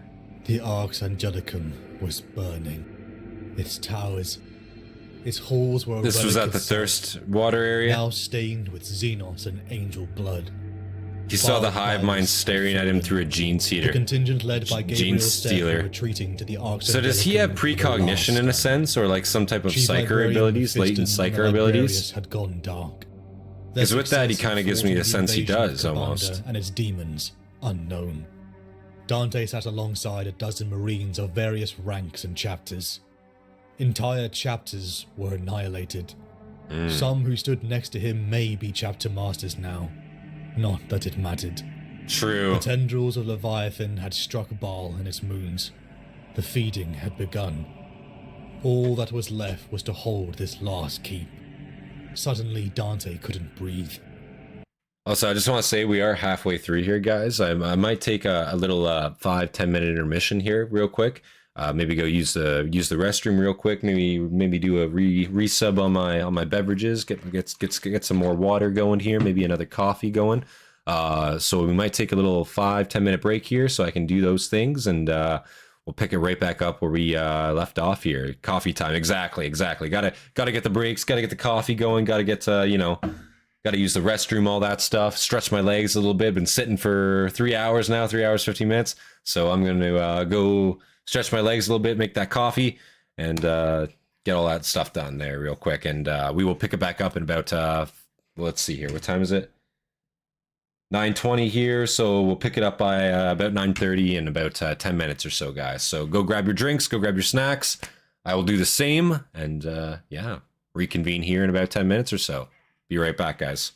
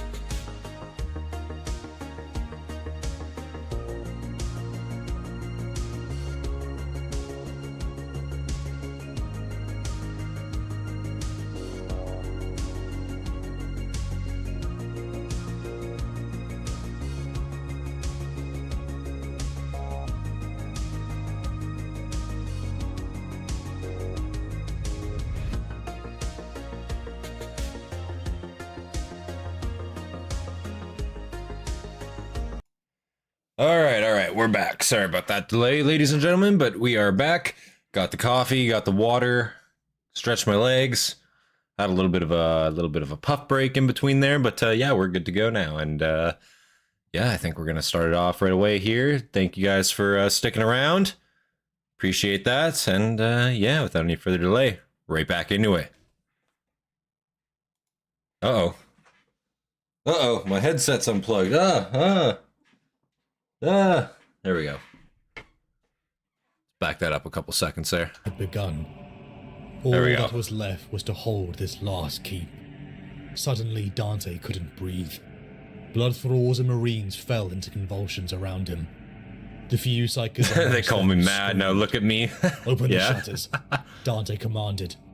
He grabbed at chairs, statues, railings, anything to keep himself upright as the world convulsed under him. Outside, the sky was on fire. Warp energies rippled violently. An awful shriek came from a billion alien throats. The hive mind was screaming. Baal endured a cataclysm unfolding across the entire galaxy. Darkness came to Baal with the shock of purple fire. The three worlds were engulfed in a haze of boiling energy. Tyranids fell from the sky. Hordes dropped as their brains boiled from a feedback of absolute pain.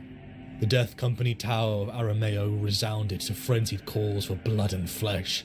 In the Strategium, Dante collapsed, unconscious. Thousands of space marines of the blood followed him. Many awoke later with no memory of who they were, their scarred minds full of the visions of Sanguinius's death. Oh, The end great. of their own lives in madness Here and it comes. blood beckoned. Cadia had fallen, and the Oh. Cicatrix Maledictum had opened. For 6 days, the Blood Angels and successors So they surged felt the in residual Arkham, fall of Cadia slaughtering from the where they rolling were. bounds What the of fuck? Savage Tyranids. There was no sky, no moons, but on the 6th day, once again the hordes began to coalesce. The hive mind was awakening again. Doing some chores and showering. Dante I'm knelt debating before a between statue either of continuing my Secundus, Conan game or moving to yet Darkest never felt Dungeon. ready. Even when his elevation That's a had good come, question. he had not come for They're glory both or decent power. games. I guess it depends It what was you're in the mood serious. for. Are you in the mood for your balls Now. being busted? After over a 'Cause if millennia so, and a half, Definitely his Darkest duty Dungeons. was done. The Blood Angels would end with him. Their successes in the stars would continue, but the home of the Primarch was ending. He hoped Sanguinius would forgive him. Dante stood on a Yikes. raised dais in the citadel. Before him, in blood-caked armor, stood the last thousands of the chapters of blood, all in different colors and creeds, all united by blood. He joined the hymn of angels, sung proudly from the Astartes and mortal throats. Tears rolled down Dante's cheek behind his mask.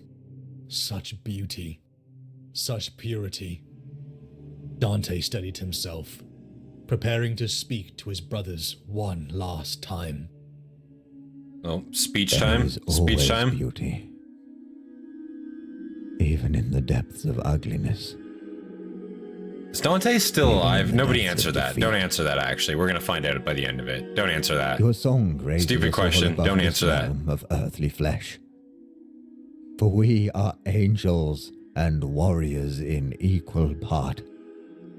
Our devotion to our emperor and our gene father Yeah, is a clown. paragon Yeah. Whatever, to Battle which the Chicken. citizens Whatever. of the Imperium have long aspired. Now we stand You upon the motherfucker. brink of death. This will not change. I say let us not go into the long silences of history, but stride forward into legend. If the Tyranids remained without guidance, we might survive here, behind the walls of the Heavenwood Redoubt. But they reorganize. The hive mind is disrupted no longer. Our librarians report the shadow. The only mother falls I'd once frick is more. Morthai. Oh, It is weak, suppose I can't blame you. but it grows stronger with every passing minute, coalescing around one potent nexus. If this is allowed to continue, the Tyranids will become of one mind again, and they shall attack without mercy, and we will perish here within these walls. We have no notice of the fleet. Dante, they're The void definitely is awash attacking with the without mercy energies of the already. war. We're getting If we strike annihilated. down their leader, we may deal the swarm one fatal death blow and save the worlds beyond Baal. In this way, we will win a victory of sorts. Oh, We will most likely die in the attempt. Millions of them remain. Scant thousands. at least. If we stay behind Millions these is a walls, conservative they will number. overwhelm the last of our defenses in a few days. This is the only way. The shadow in the warp is a many-headed monster, more ferocious than the Hydra of ancient tales, for it has 1 billion times 1 billion heads, and all must be severed before it will die. We have the blades. We have the will. Let us carve the skull of this creature. Are we not the sons of the great angel? Are we not the most blessed of all Adeptus Astartes? Our Primarch was among the first to die, but he lives eternal in all our beings. The meat and blood of our bodies are his host.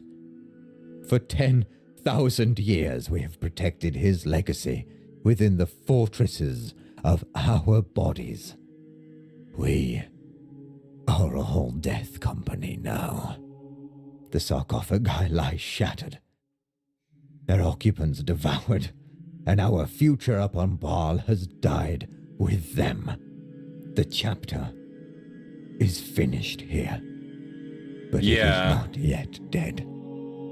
Our bloodline may survive in the gene seed of our brothers elsewhere in the galaxy. I was gonna say, like, it is, not to cut off the speech mid part there, but yeah, like at the point where like you know, all the sarcophagi where their initiates are like undergoing their like transformation phases, fucking that's all dead. Like, yeah, that's like your new generation just kind of like gone, you know, like accounting for also just how many like have died in combat, how many casualties you've incurred defending the homeworld now at this point. Like, yeah, no, it's bleak. It's looking very, very bleak. Yeah, for sure. Like I don't see how they come back from this in a good manner. You know, like how they could ever rise to what they were. Like it just feels like goddamn, like anyone that was a veteran is just fucking dead at this point. Like, you know, it's gonna be all hands on deck. Take whatever you can get, you know. I survive in the gene seed of our brothers elsewhere in the galaxy. This is a really good speech, though, I will say. Survival is That's no powerful. longer ours to contemplate. Divert your gaze from the future and think of the present, of now, of what we might accomplish in these next glorious hours. For if we must go into the darkness of extinction, let us do so with our swords in our hands and the wrath of Sanguinius in our grasp. When tidings of this battle reach other worlds, let them lift up their guns and say, "We shall not fall. We shall not die meekly. Through battle, we remember and honor the sons of Baal." Who will say I? Who will raise his sword with mine? Who will bring burnished steel and wrathful soul to the slaughter, and let red ruin flow? Who will die in remembering our Lord? Our flesh may be devoured, but they cannot touch our souls. We not the are the Tyranids. most blessed of the Emperor's warriors. Definitely The something soul else of might our be able Lord to, lives but in the minds and the hearts of every one of us. We, the red-clad, the blood-hungry. We, the wrathful and the pure. We, the sons of Sanguinius, the most noble and glorious of all the Primarchs We hold more than his memory in our hearts and minds. The great angel would not lurk here waiting for his end. He would strike out, seeking to destroy the leader of his enemies as he did when he confronted his brother Horus.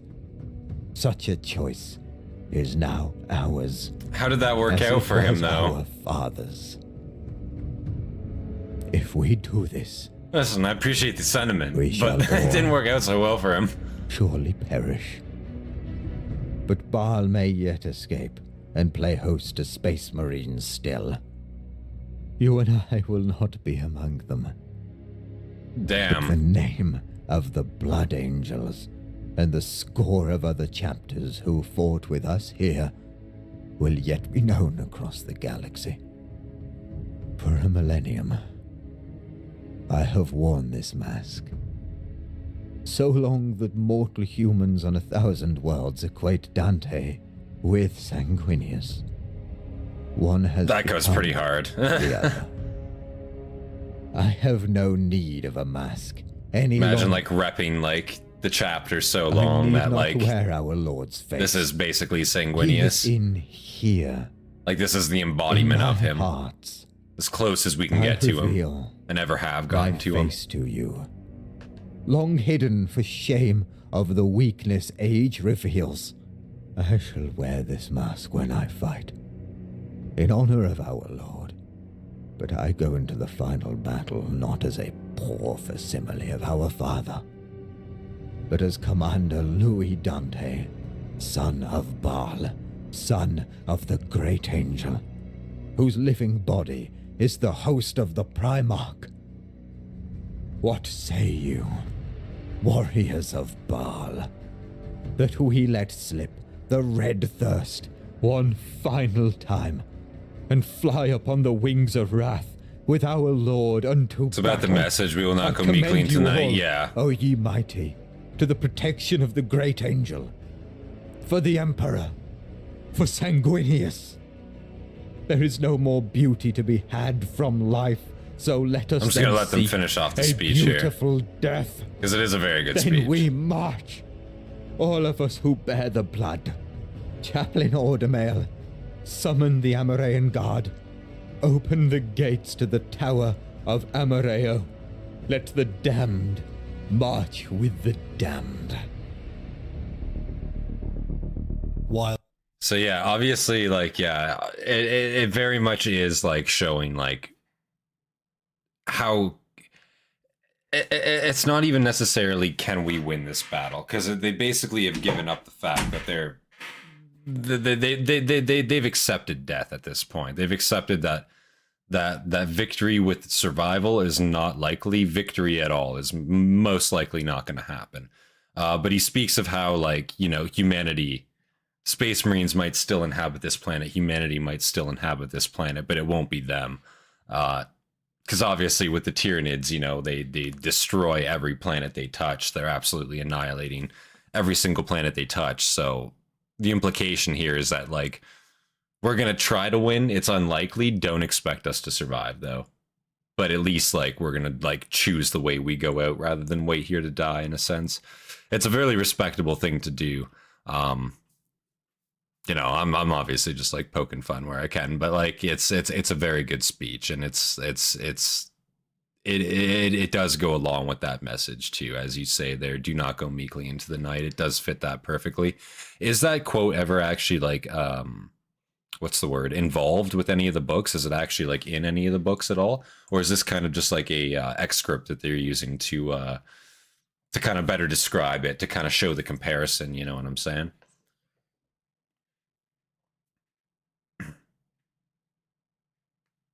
Dante has literally been serving the Blood Angels longer than Sanguinius. That is actually true, and it's a crazy like consideration to think of.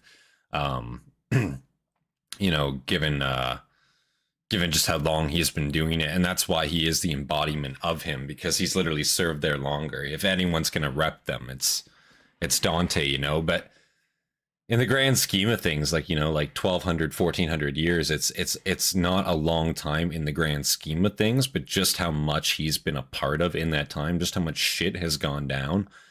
in the span of the last 1400 or so years.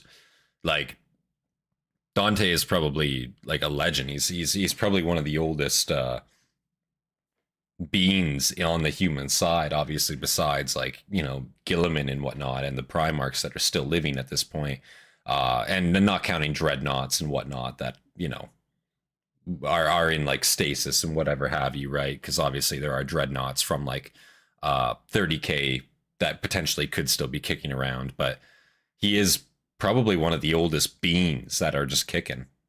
Yeah. Besides dreadnoughts, yeah, that's what I mean. Like, because if you're counting dreadnoughts can be very, very old, but just in terms of like normal, you know, haven't gotten their limbs or their body parts imploded, aren't half a Marine put into a dreadnought, like he's still pretty functioning, you know? And he's still out there getting some too, the way I understand it. Like he's still fighting even with his age, which is very impressive, you know? You definitely think that after all that time, they'd be slowing down. He seems to be still pretty at pace, you know?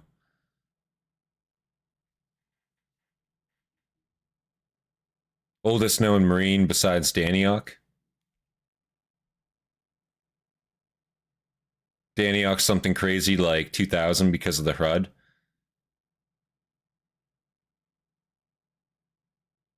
Daniok was 3000. See, but that's like, what's the word? Because there's like obviously like biological age and then like chronological age, you know what I'm saying? So he's like biologically 3000, but chronologically he's still the age that he was, right? Like he's still only been around that span of time. His body is just excuse me, his body is just physically aged, if that makes sense. So like to me, like it's not the same thing, like because he, like, you know, obviously Dante has been around, just like he's seen so much more, and he is older. Like, you know what I'm saying? Like older in like a mental sense, and not a physical, but definitely a mental sense. He's a much older character because his aging wasn't just like advanced spontaneously outside of his control, you know, which is a very fucked up thing to have happen to you. I will admit that is an awful thing to have happened to you. But in terms of like real space to the rest of us, he's still canonically, like not canonically, chronologically the age he was. Yeah. Art you with the damned? Wild men who caught and sang in sun in flight, and learn too late. Dante is the oldest functional Marine we have seen. Yeah, Do not yeah. go gentle. I agree. That good night. 12 centuries of control was let slip. Dante pushed aside his humanity and embraced the red thirst. Pleasure like a dam burst and flooded his body. The gates of the Tower of Amareo were opened. The custodian of the dam emerged first, a Space Marine champion oath-bound to remain within the tower until the end of days. Now those times had come. The ground began to shake. Cries and guttural shouts rose until a swarm of black armor rushed forward. Oh. The Death Company. Those damned by the black rage and the visions of their father's death. Pounded forwards with unmatched fury. Suppose everyone's donning the black armor tonight, eh? Portcullises, gates, and NG fields were all opened. The blood host assembled behind their Lord Commander, and two charged. Rage! Dante roared. Rage! Rage!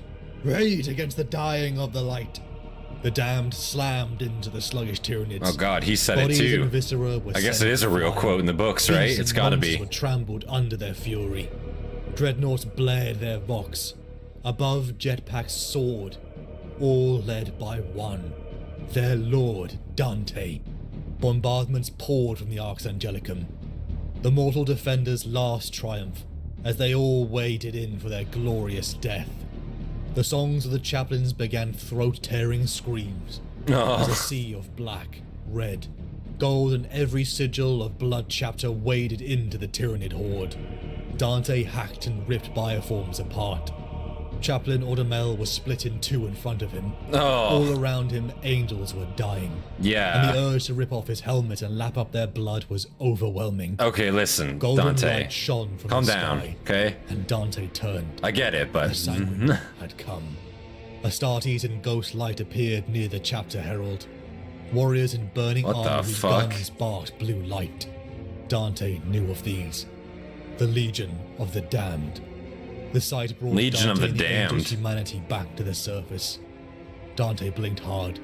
The visions of the Sanguinor switched from the These guys in herald to flaming Sanguinius power armor? himself. What the fuck? Dante darted forward, cleaving aliens apart as he made a mad dash for his lord over the blood-soaked sands. I'll have to look into Sanguinor the Legion of held the high in Damned a little sky, bit more. I've pointed not heard of below his them. feet. It was a command. It looked pretty sweet though, I'm not gonna lie. Like, how The deep intimidating fog as grew ahead fuck. of Dante, but still he charged into it. The flame like coming Silhouettes out of of like violence the and light armor danced pieces in his looked vision. kind of insane. I don't know Blood if that's angels actually and how they damned look, these but knights locked in damn. jewels with hive tyrant beasts. Dante's feet touched a mountain of corpses, and he began to climb. It felt like hours. He wasn't sure if his mind was under a psychic attack or simply breaking down. At times, I think it's he was probably the accompanied latter, by yeah. Ghosts from his past. A boy with a black smile. A blood angel he had executed. A teacher he had almost forgotten. A space marine's memory was eidetic. But Dante was so old that his memories had corrupted over time. Dante reached the summit, and the corpses vanished. Smooth stone was beneath his feet. Before him stood leering and enormous, swelled with dark They are all power. breathing fire that can Horus. perma-kill demons. Holy Dante shit, squeezed okay. his eyes shut. I am not Sanguinius. So in this case, they're fighting He said through Tyranids. gritted I imagine. I am Dante. I imagine flames Dante. work pretty well I against will die as against Dante. Tyranids as well. This is my final Imagine they battle just oath. slap against I anything shall you be put them myself. against. He screamed. Horus shimmered until it corrected into the largest hive tyrant Dante had ever seen. Upon backward hind legs, it stood taller than a dreadnought. Red spore Fuck. clouds pumped from the chimneys on its high back. Bonded to his fists were four The red matched color bone scheme swords. looks sick on them. He had heard of this thing. The galaxy's bane. The hive mind personified. The Swarm Lord. Ancient eyes that shone. They're not an insta-win. stared at him. Probably not an His move insta-win, and I faster than assume they Dante can could still be believe. killed. Angel forged steel met I wonder what's crystalline involved in the gold making swords. of them. Energy exploded and sent Dante flying. He used bursts from his jetpacks to stabilize, as the towering monstrosity was on him again.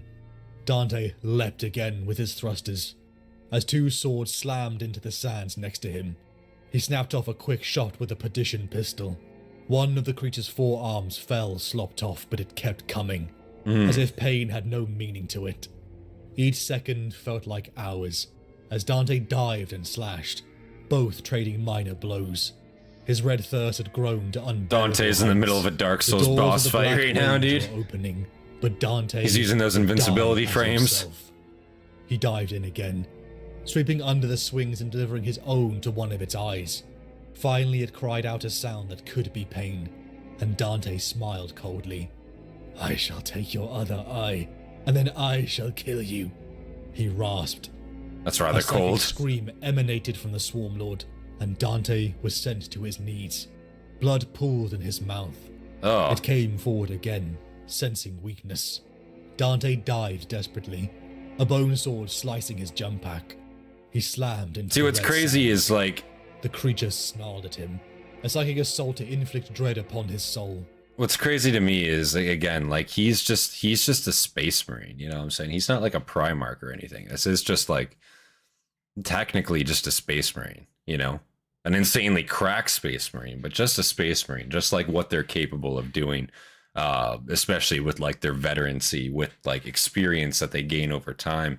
Again, I feel like most space marines, like very much most space marines, they die before they get to the point of like actual true veterancy, and that's even saying something when you consider that they can last a couple hundred years, and that's still veteran. But like when you consider a couple hundred years to like 1,000 years, 1,200 years, like what does that mean exactly? You know, in command role too, you know, it's just like I feel like it's a different ball game, and it's just like showing just the actual true potential of what an Astartes can be if they are given the time to actually get there, you know. But again, unfortunately, they are soldiers, and you know, they die en masse, like obviously when that happens. Now I should say die en masse, but you know, they do incur casualties, and in instances like this where your capital planet is literally under siege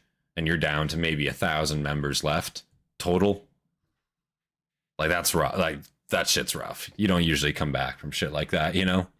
Now I'm sure Dante is going to find a way to do so, but goddamn, you know, again, just feats that only like just a regular Space Marine, a regular Astartes is capable of. It's insane to me. The creature snarled at him, a psychic assault to inflict dread upon his soul. But amber eyes came to Dante's mind. The hive tyrant limbs are described as operating independently from its body. It's like an octopus that has a brain in each arm. The alarms That's kind of fucked. So they're like each arm is like ambidextrous in a way. I do for he who made me. No personal ambition is mine. No glory do I seek. No salvation for my soul. Like moving each arm independently is kind of insane. No fear do I feel. The Swarmlord swung at Dante's head. Dante retaliated with a counter blow. It'd be like fighting General fucking Grievous, thinking about it, dude. Like, what the hell? By his blood I was saved from the selfishness of flesh. Dante roared. The broken hilt of the bone sword slammed into Dante's chest, puncturing his secondary heart. Toxins leaked from the Swarmlord's weapon, sending spiders of agony crawling along his nerves. It lifted his body into the air and slammed him into the blood-soaked sands. The creature roared triumphant and leered down over the broken form of Lord Dante. My life I give to the Emperor, to Sanguinius, and to mankind, Dante spluttered. My service is done. I give thanks. My life is finished. I give thanks. Blood returns to blood. Another will take up my burden in my stead. I give thanks, he whispered. Dante slung the perdition pistol at point-blank rage into the Swarmlord's face and fired. Flesh liquefied and boiled off as superheated steam. The body of the Swarmlord bubbled. It swayed and then toppled into the sands next to Dante. The rage began to fade away. Dante felt cold. He was dying. I wonder if that was his first option, was shooting it. Can you imagine? He had looked upon them as a child. I like to think, like, canonically he was just so taken by the rage that he just forgot that he had like a firearm to shoot this motherfucker with, you know what I'm saying? And he's just like engaged in melee combat with the Swarmlord. Just out of like pure fucking spite, you know, nothing else. Goddamn. And then he's like, oh yeah, shit. Fucking last second just shoots him in the head. Goddamn. Now, I know obviously he probably was like weaving. It was probably a little bit more involved with that, but like, damn, you know, coming off last second, he's literally saying thanks. He's giving his like his final word, and thus allows to deliver a killing blow. I'm assuming he doesn't die there. He certainly can't die there. There's another hour and 20 minutes left of this shit. He surely isn't dead. Let's not fool ourselves here. I can't believe that, you know. Into the stars. Once he had looked upon them. Oh yeah, a gun. He's just like, fuck, you know. Damn. You and I have this time together. That'll always be yours, said a familiar voice. I love you so much, no matter what, little one. From range, it wouldn't be effective. He stuck it in its mouth, basically, and just kept blasting. That's fair. Felt for centuries. He laughed as his world went dark. And you, my father, there on that sad height, curse. Bless me now with your fierce tears, I pray. Do not go gentle into that good night. Rage, rage against the dying of the light. Dante opened his eyes. The pain had gone. He felt like he was floating in a void. He saw the golden mask that had saved his life many times. Volcano The pistol. Sanguinor had come to him at his end of service. He's finally dead. But the Wait, golden checks mask vid length. alone, Yeah, there's no way. He revealing can't be dead. behind him a sight that Hour made and 20 Dante's minutes? breath catch. Fuck no. The face was of flesh. Impossible. The wings that spread either side of his body were white feathers, not cold sculpture. His body was as real as his sorrow. He shone like a desert sun in the full glory of noon, a bringer of light, dangerous in his incandescent power. Sanguinius, my son, Sanguinius said, my greatest son. Sanguinius's fuck? glowing fingers traced the line of Dante's cheek. They were solid and warm.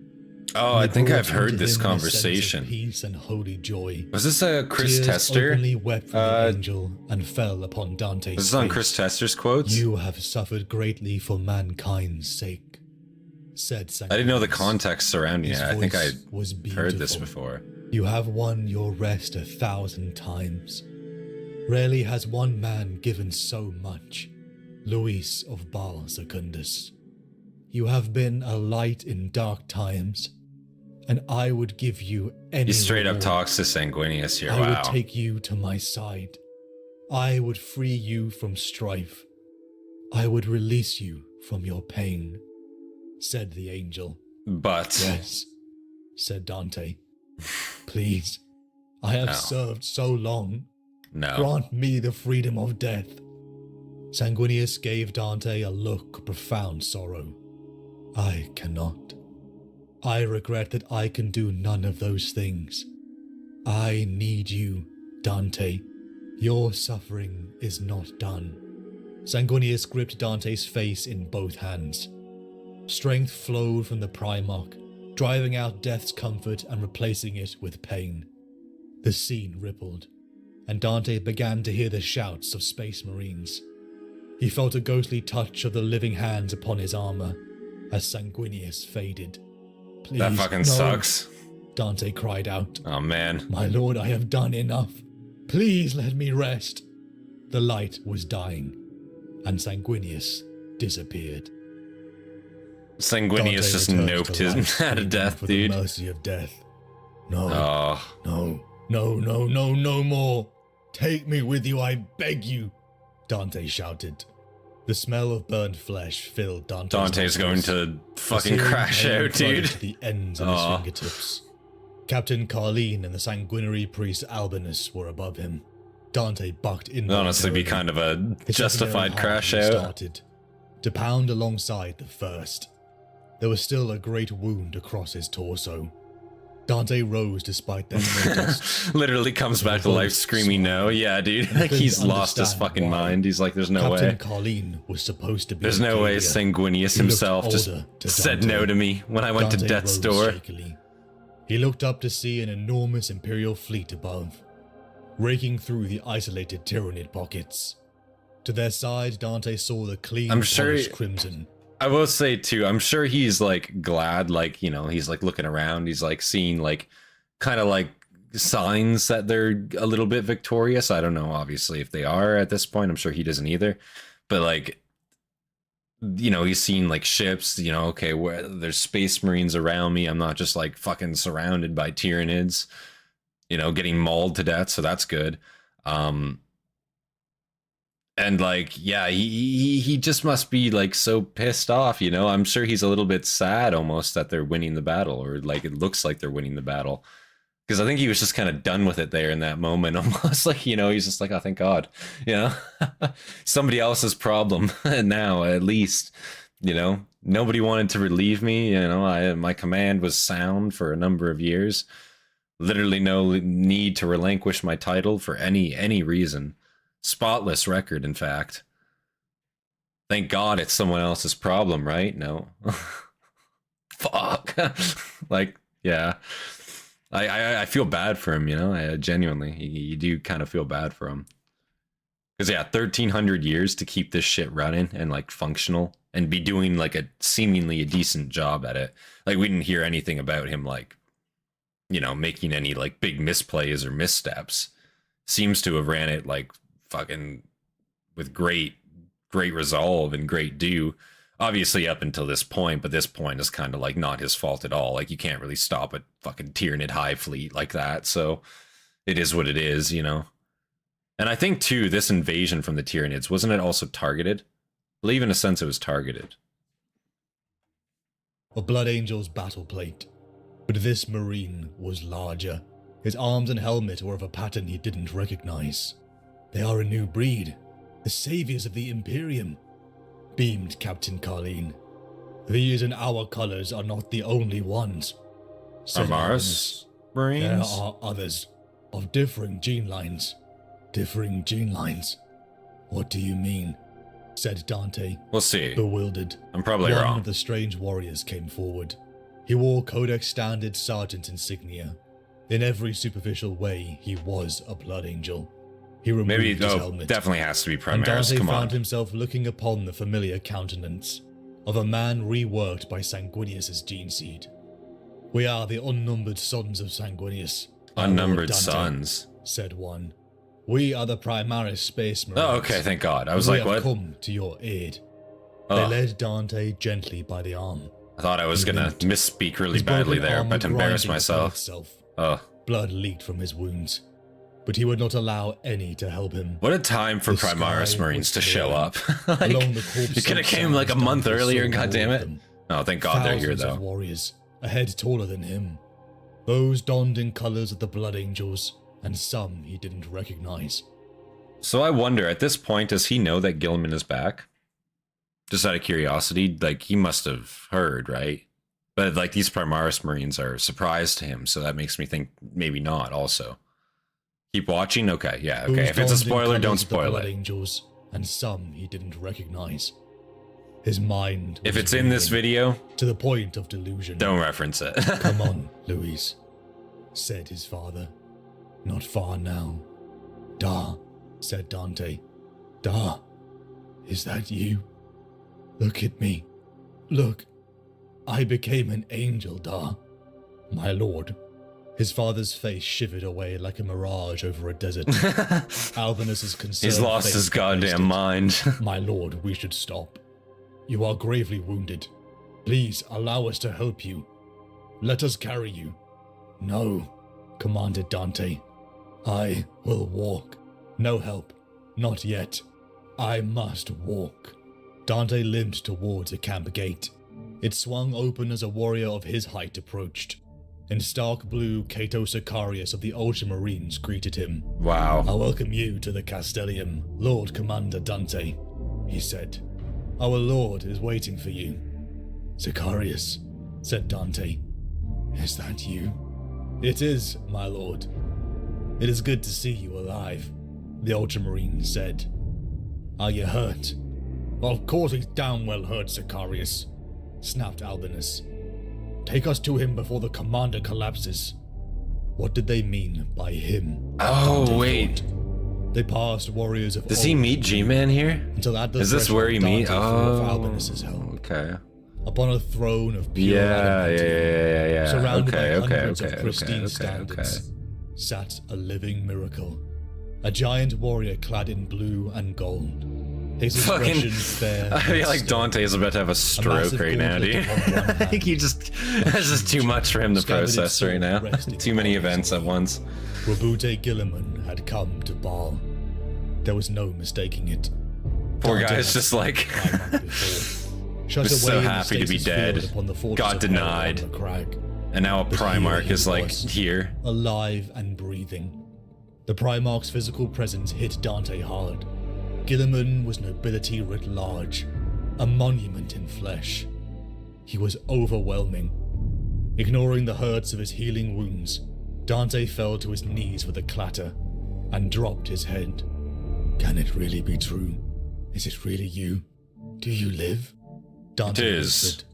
Rise, Dante, said Gilliman gently. I will not accept displays of humility from a man like you. You are one of the few in this era who has earned the right to speak to me on equal terms. Rise now. Unironically, Dante yeah, he's literally, again, not to be that guy, but he's actually like straight up, as a few of you guys have pointed out, he's technically ruled longer than any of the other Primarchs have, in a sense.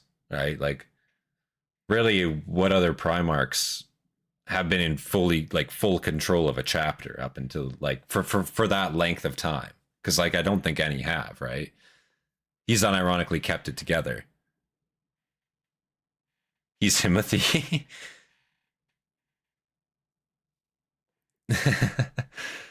I wish there was a video about Sicarius. Bro is way scarier than memes.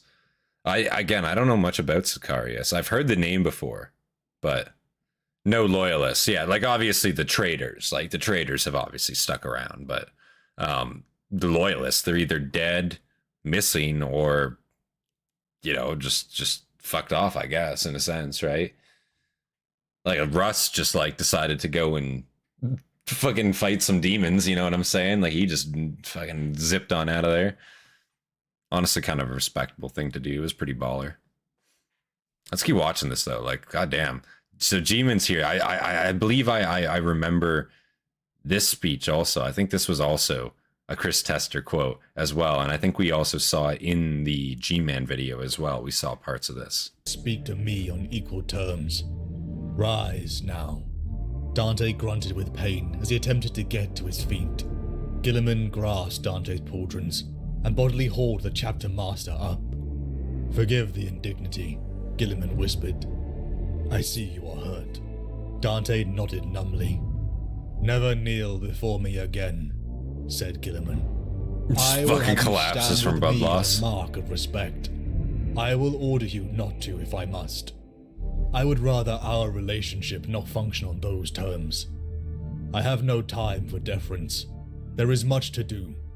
Though if your pains are great, you may of course sit, he said with the ghost of a smile.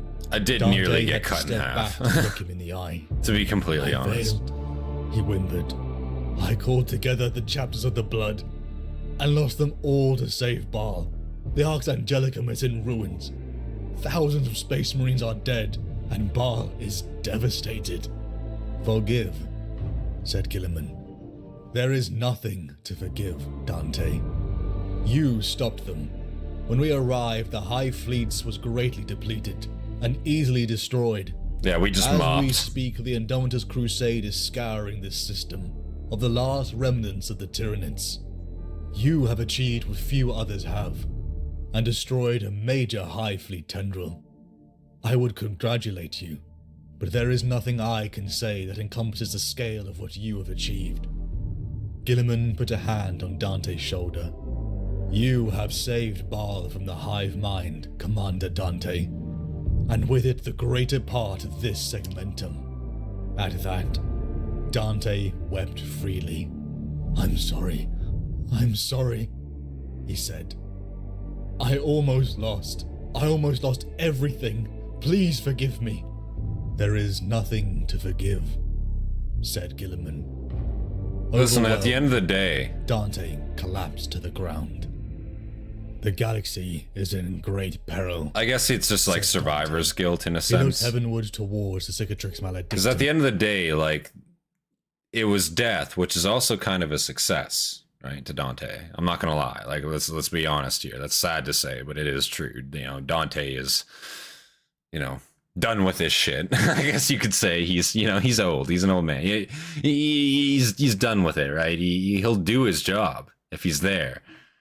But you know, if something happens to him, he's more than content with that. You know, like he's fine with that. But the fact that he's alive, yeah, like there's really nothing to be sorry for there at all. Like he succeeded again. The idea is that humanity can still own the planet. And again, the Baal Secundus, it might be in tatters, for lack of a better word, and especially if the tendrils, the hive tendrils, hit the planet in any way, that does irreversible damage to it in a sense. But I mean, it doesn't sound like it's not rebuildable, and I'm sure he's not the only Blood Angel left. I'm sure they can make more as long as the gene seed's intact, right? So it's recoverable, I'm sure. I don't think every single one of them got wiped, did they? Probably most. What are we looking at? Like probably like what, a 70-80% casualty rate, something like that? Including like dreadnoughts and like munitions and whatnot. Not munitions, dreadnoughts and like pre-existing Astartes. All the initiates got killed. All the initiates got wiped. All the sarcophagi got wiped. And now they have a large amount of Primaris. So I guess, yeah, they're basically just functioning off of Primaris Marines now, right? Isn't that kind of fucked? Like, it's all like new breed Primaris. That technically could make them extremely powerful, though, cracked out. But also, again, not really much veterancy there. Don't forget all the successors. Well, the successors, too, they were part of this, like, a last charge, I figured, right? At least a good portion of them were. Like, a very good portion of them got recalled to this planet, right? So, like, I feel like total Blood Angels, you're probably looking at, like, what, 70% of... Plenty of Primaris-only chapters? Oh, okay. But that wouldn't happen until now, correct? Because the Primaris are just showing up, like, now, in a sense. Is that correct? Or were they pre-existing before? Some of them refused. Gotcha. Arrow, said Dante. He looked heavenward towards the Cicatrix Maledictum. The galaxy was cut in two. Not Terra's pre-existing, yeah. astronomical Like, as of now. velocity. Now there's It had Primaris taken the Lord chapters, of Blood but days to recover. that's Only during now the did recovery Blood Council phase. meet. High Chaplain Astarath had returned from Cadia This dude looks fucking and scary. had Oh my joined god. the Primarch's fleet. What the fuck? The warp scar across the universe so close to Baal had warped time. Cadia had fallen a decade ago for the rest of the Imperium. Mephiston and the Librarius had survived. Corbulo and Captain Carleen, along with the last sanguinary guard, stood alongside Dante. Once again, Dante had lived to see the chapter fall below 200 brothers. Oh But god this damn. time was There it different. is. It was as the Sanguinor had said. There That's is the that chapter, hope. though. The Primaris Marines. A new iteration of Astartes. Larger and The stronger. scary guy guards the And ones insane no Marines. longer Oh, the guys cursed that by the lose red themselves. thirst or black rage. Not all had welcomed these brothers openly. Chapter Master Gabriel Seth. Like how those had are basically returned just the like relic with penal Planet. battalions, but like The relic not. had been crucial to the Flesh Terror's survival, but it was clear that Baal was its home. The chapter master left Dante a warning. What were they without the righteous fury of the angel? That these warriors were just ultramarines in new paint. Dante Damn. disagreed. He felt hope. High Fleet Leviathan had come to destroy them and failed. The brother of Sanguinius walked amongst them. They would rebuild, rearm and refill their ranks. The Indomitus Crusade launched by the Primarch Guilliman was re-establishing order, even on the dark side of the rift, so coined Imperium Nihilus. Dante had seen Sanguinius. He had Imagine all this order took to acquire, or to achieve, was the Ultramarines fucking mobilizing as one force. Like they had the numbers, all the chapters and whatnot. They were there. They just couldn't fucking organize. That's the problem. But the second Guilliman comes back, he's just like, yeah, okay, guys, this is the Codex. Maybe we up the numbers a little bit. Shit's kind of fucked. Like, let's mobilize again and act as one force. And suddenly shit's getting done again on a mass scale. I you know, it's good that it's happening. I'm glad, you know. He executes them, actually. Oh, shit. He takes out the ones that survive their last battle. Oh. Imperium Nihilus. Cadia just fell. Dante Yeah, it had just seen fell Sanguinius. within the last decade. He I had think they ordered just said. him to live, but he would never tell another soul. Robute Guilliman approached the group unarmored, an apologetic look on his face. The The Indomitus data Crusade set included the behind. massive hidden amount of My Marines Lord called. Commander Yeah, Dante, it included the Blood Primaris Angels. Marines too, of course. May I join you? Of course, my lord, But also We they are your had no servants to organization command. at all. said Dante. The Imperium as a greater He did whole, not need no as organization the as Primarch on a had greater commanded whole. him not to, but he wanted to. Arguably, They didn't speak. one of the few chapters to me that still like maintained overall organization of themselves would be the Templars, because they're very much out there doing their own thing, able to mobilize larger forces, and they do seem to get shit done when they put their minds to it, you know, because they're able to muster and do shit on their own accord, in a sense, it feels like. Also the fact that they're mostly space assets too. They do maintain strongholds and whatnot, but yeah, the Templars are pretty much a legion. Yeah, they are. They do maintain strongholds, obviously, and obviously recruiting planets to a degree, but very much, you know, a space-driven force, always on the move. Imperial Fist as well? Yeah, true. The Elder had 60 million years. The time of the Elder is over. Yeah. Can't stand the Xenos to live.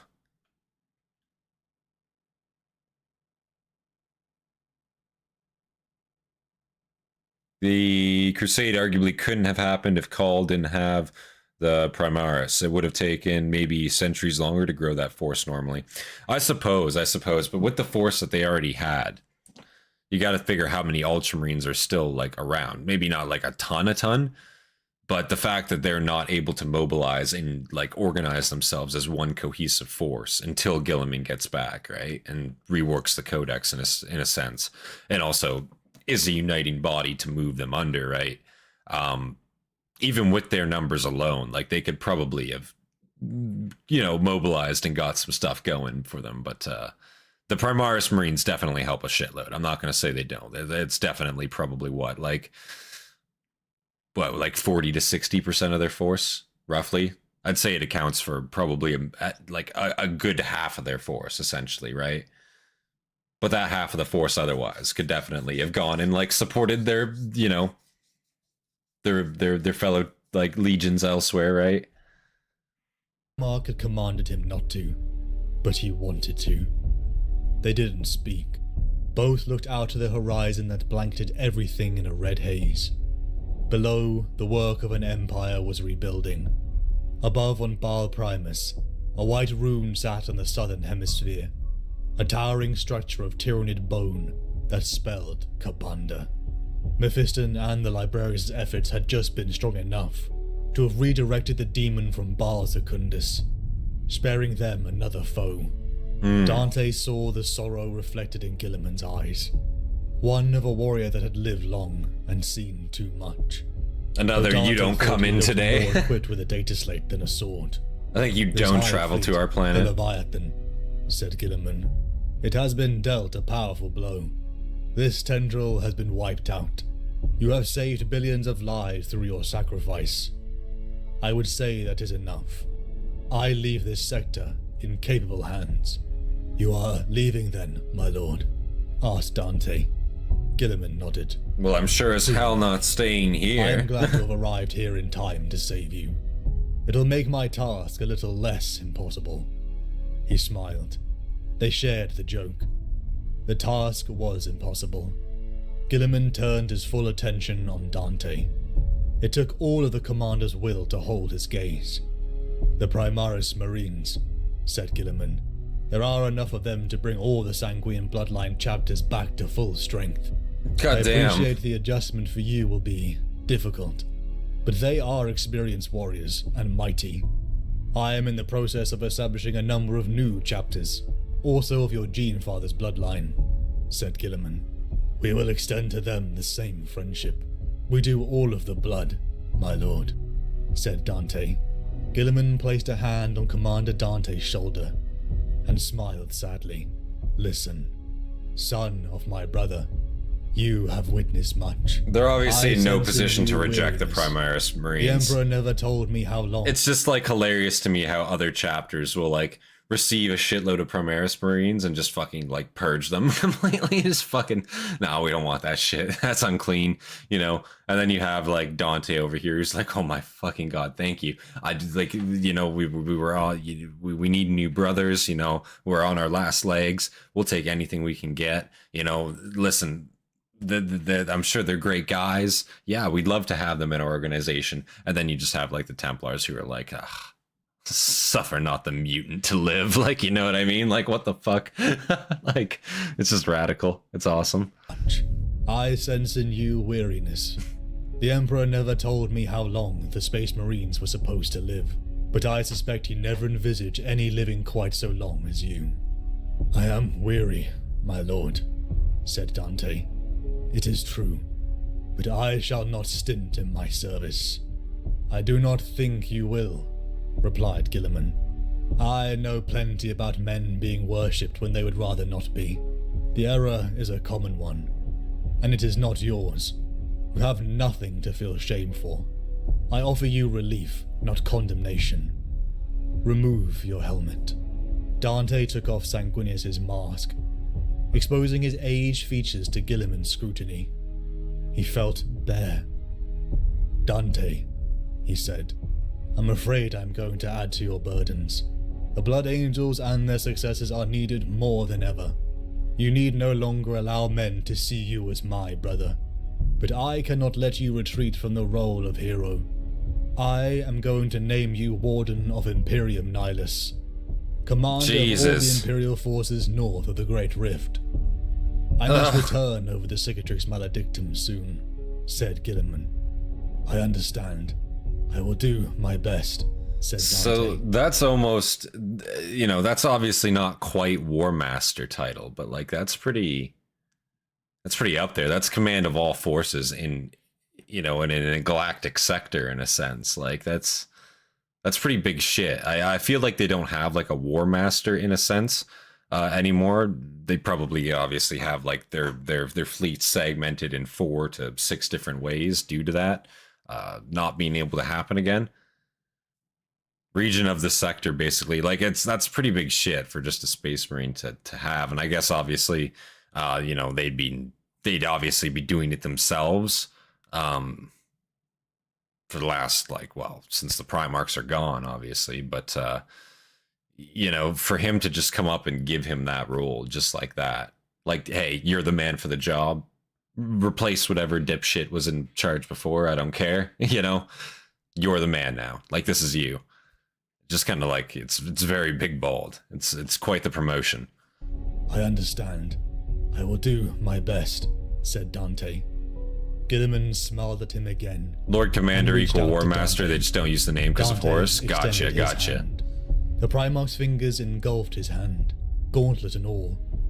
Seeing a living son of the Emperor had made living... Rowboat has Uncle Maldor's position. I got you. 14 weeks later, the Indomitus Crusade pulled away from the Baal system. Once again, Dante stood before tens of thousands of Marines.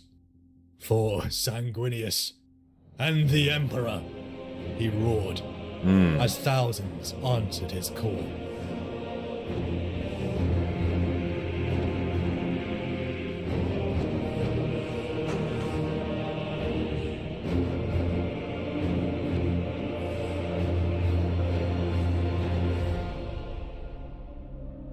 Dante bled. Wounds that had been dealt in the sands of Baal, now months before, still wouldn't fully heal. Inside a sarcophagus of ivory and gemstones, the Lord Commander of Imperium Nihilus slept. Despite his enhanced physiology, only time bathing in the cooling liquid blood seemed to stem his wounds. Dante felt peace, until alerts sounded and the Lord of Baal was awakened. Dante coughed, spraying his 4 servants with blood.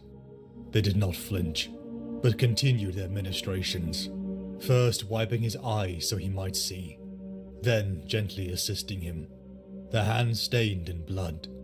Dante trembled. His muscles disobeyed him. He shamed himself with his weakness. His legs gave way. "Steady, Lord," said one of his like he basically got cut in half. Like I can't blame the guy. Dante was old beyond imagining. But the Emperor's gifts had spared him the infirmities of age. He was still tall, an ogre of a man, heavy with muscle and bones dense as rock. I was gonna say, like, his age, yeah, but like mostly it's just the sword fucking concentrated effort, chopping him. A lead blood throb. Also a toxic sword at that, a Tyranid blade. His new equerry. Memories of Arafeo flashed. From a fucking like hive tide, not a hive tide, but and the sacrifice his friend had given him. Every one of the 6 or 7 equerries before Coldo I forgot the name of the unit. had withered and died before Dante's eyes. Maybe Dante would finally outlive one. His thralls began to sponge the dying blood from his bare body. I see you're tired. Here's more problems and stress. Yeah, I know you were begging for death a little bit ago, I but find myself waging a war against time. we're gonna need more of you. I shall give it no advantage. Guard me. Swarm Lord, that's the one, thank you. Captain Antargo of the 3rd Company stormed into the chamber. Dante turned his face in shame. He disliked being seen unhelmeted, and Captain Antargo realized his error. The Primaris had much to learn. Forgive me, my lord, Antargo said. I could not wait. Lord Mephiston has commanded the fleet exit from the warp. He sent me here to find you personally. Demons, my lord. We have manifestations. Lord Mephiston speaks of an attack in the warp. The Dominance is under threat. The Bloodcaller and its fleet exited the warp. On the dark side of the Cicatrix Maledictum, the great warp tear dividing the galaxy in two, warp travel within Imperium Nihilus was an even greater risk. At the head of Dante's armada, the Sanguinor itself had guided them, until an angel of darkness had attacked. Demons had swarmed the fleet, and the Dominance had gone dark. Dante sat in the Thunderhawk, approaching the unmoving Dominance. I The see. Sanguinary Guard were arrayed around him. Lord Mephiston and Epistolary Racilis opposite. The rest So one the of their contingent capital filled ships with went mostly dark here? Primaris stock. Dante saw hope in them where others judged. They wore the Blood Angel's colours, yet none of them were born of Baal. None had been engraced in the virtues. History of the old world next The stream, all perhaps? Dante Maybe Battle commanded Chicken, seemed maybe. to fall short on these warriors, born in a time when the Imperial truth reigned. But they were the future. It'll perhaps Many be on a worried that the poll. traditions of the A chapter vote would is die needed. with Yeah, them. it'll be on a vote. It'll be on a Dante vote. called a close-up image of the Dominance from the Thunderhawk's augers. Interstellar void black, so far from any sun. The light of the stars was too feeble to provide more than a darkening twilight. Dante hid his sharp draws of his breath. Below the golden visage, his wounds pulsated with dull pain. Turn us about. Take us into the primary hangar, said Dante. Best we concentrate our efforts, where the bulk of the crew might be found. The Thunderhawk plunged into the dark hangar of the Dominance. If Mephiston is correct, said Dante, and the source of the contamination is here, we must be quick. We can ill afford delays, and I will not lose this ship. These True. ships are crucial to our fleet plans. Captain Antargo and 2 intercessor squads Everybody on the found out. ships might be dead, but we can just Mephiston, Lord recruit of that. Death descended his own ramp. But we with can't 4 just of leave his this ship librarians and behind. more of Antargo's men. Mephiston's gorily styled armor stood out against his followers' sober blue. Dante steeled himself against the air of foreboding that preceded the Lord of Death. Few beings made Dante uncomfortable. Mephiston was one. Oh, His chief librarian indicated the librarius could handle this. They knew, Dante thought. They had heard the whispers of the Lord's wounds. But Dante would not hear of it. Suffering was an old friend, and he could still lead. The Blood Angels set forth. what do you guys think pushing about in that? I feel like that's claustrophobic risky. halls. That's unnecessarily Blood stained risky. the walls like abhorrent murals. They followed as Mephiston directed them towards Like, you the are navigator's wounded. tower. Technically, you're a liability. Just Unseen wait till by you're Dante's healed, you men. know? A pool I get of it. I shadows do split get, like, you know, and trying to slithered lead from the across front and deck, shit, but, following after. you know, Approaching spiraling still pillars, pretty- the group stopped. not fatally Mephiston wounded, and but you're still Racilis very seemed to wounded. disappear. Only when Dante continued did the Lord of Death and his brothers assemble like a mirage. A barrier. A temporal line had isolated the navigator's tower, though they could still cross. It was clearly a trap, but one they had to spring. Gunfire crackled up ahead. We are ambushed. Move up to engage, Dante said. The Ax Mortalis crackled in the stale air. He as crossed he upped the Rubicon at this output point, he's of his fine. disruption field. The Space Marines ran down the corridor towards the noise of battle. A dome chamber opened up ahead, where several corridors joined. Shrines were set in the upper arches between the corridor mouths. A midship temple, said Dante. The kind of place the Neverborn enjoy profaning. Shadows began to thrust unnaturally towards them, as Dante and his sanguinary guard ignited their jets. Great. Dante slammed down the Ax Mortalis. There was no resistance, but it crackled with the energy of a successful hit. Mephiston and the Librarius emerged. Their power was greater. As arcane bolts slammed into the shadows, and burned them out. Dante looked to see one last shape attack. Again he drove the axe deep. Its form coalesced out of the shadows before vanishing, and he recognized its pale, seductive form. "Demonettes," said Dante. "The creatures of the Dark Prince." Demons began to coalesce from the shadows. Slanesh Fresh here. violet shapes almost danced towards them. "Masters of the Librarius, clear us a path," roared Dante. Disciplined lines of bolter fire punched the masses as Mephiston and Racelus charged forward. Racelus conjured up a storm of ruby lances that he flung at the demonettes. Mephiston simply waded into them, drawing his four-sword Vitaras that burned with ruby fire. No matter how many times Dante had seen it, the Lord of Slanesh Death demons. was a terrible sight to behold. Within him emerged the tapped power of the Black Rage. Mephiston clove demons with strength and speed. No, that frightened I Dante. don't think he's a Primaris Like a yet either, beacon. to be honest. Encased in ruby fire, Mephiston led them deep into the swath of demons. Yeah, he hasn't recovered Pushing from Baal, all the that's way what I'm into saying. The chamber Yeah. lit in a sickly green light. Dante slew with axe and pistol, the sanguinary guard ever close. But something stirred within him. It was like Mephiston's aura grew his red thirst. The resistance broke, and again the Blood Angels were alone. The contingent emerged into the vast chamber of the Navigator's throne, leading them to life signs up ahead. Sickly perfumes touched Dante's nostrils. Captivating music grew that made his mind ache. All senses were rising to a crescendo, until they saw it. They found the missing crew of the Dominants. A pillar Great. of living flesh, Oh. hundreds of feet tall, mewling Fuck. with pain and ecstasy. What the Shadows surrounded fuck? the Blood Angels and began to whisper in seductive tones. "Kairos, Kairos." Are you not Mephiston was aroused? towards the pillar of Like flesh. what? Kairos, one of the greatest servants of the Dark Prince. Mephiston said, "It is coming. I sense it. Kairos. It is coming." Kairos. The chants of the demons became louder, more exultant. Kairos The pillar of is flesh coming? convulsed and spasmed. Thousands of mouths opened in its towering flanks and screamed in perfect harmony. A point of red appeared halfway up the pillar's length. Blood dribbled out of it, turning into a rivulet of crimson. Then, a huge black claw punched That's a fucking outwards pretty grotesque and sight, soared though. I'm not gonna lie. Hundreds of opening the feet tall, swollen, merged flesh of the crew. A living long, human bovine statue. head the size of a space marine, and Oh, he's crown of coming. sweeping horns forced his way out. Shoulders struggled after, the claws stabbing and rending to make the hole bigger. The demon pushed at the gap, its long tongue whipping about its muzzle.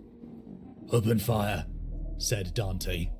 A hail of bolts blasted towards the abomination, only for it to smile. The round sizzling out before it blemished its perfect skin. To witness it tugged something wrong, and yet beautiful within the angels. Their red thirst grew. "Good day, little angels," it said, amused. "You must be the great Dante, the aged wretch who became king of half the galaxy. How old So you are have heard of me. How wrinkled and unattractive. Truly time is cruel to mortals. I apologize. God I did damn. intend to come for you some time ago, Lord Dante, but mortal years are hard to judge. Your posturing does nothing to make me fear you, said Dante. Basically, I just have showed stood up, against called them more ugly. impressive beings than you and prevailed. It pointed at the Lord of Death. You are Mephiston. You turned aside Kabanda, the servant of the witless blood god. He and I are old foes. Wrinkled, but you have heard of me. Yeah, exactly. Mephiston made to attack, but Dante... In charge of held him half the back. galaxy, that was By also their a correct boast do our enemies assessment. reveal themselves, said Dante. Know why? My master 'Cause I slapped is a Schmeat. generous patron. You understand me? The abomination whispered sweetly. She only wants you to be happy. If it is death you crave, I shall give it to you.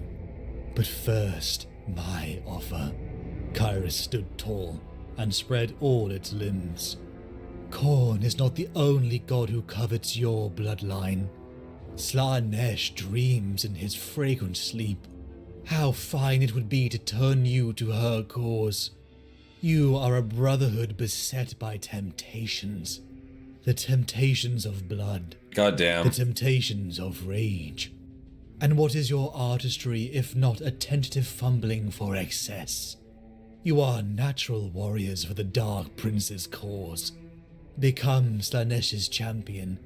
If you do this, I shall free your kind from the Black Rage.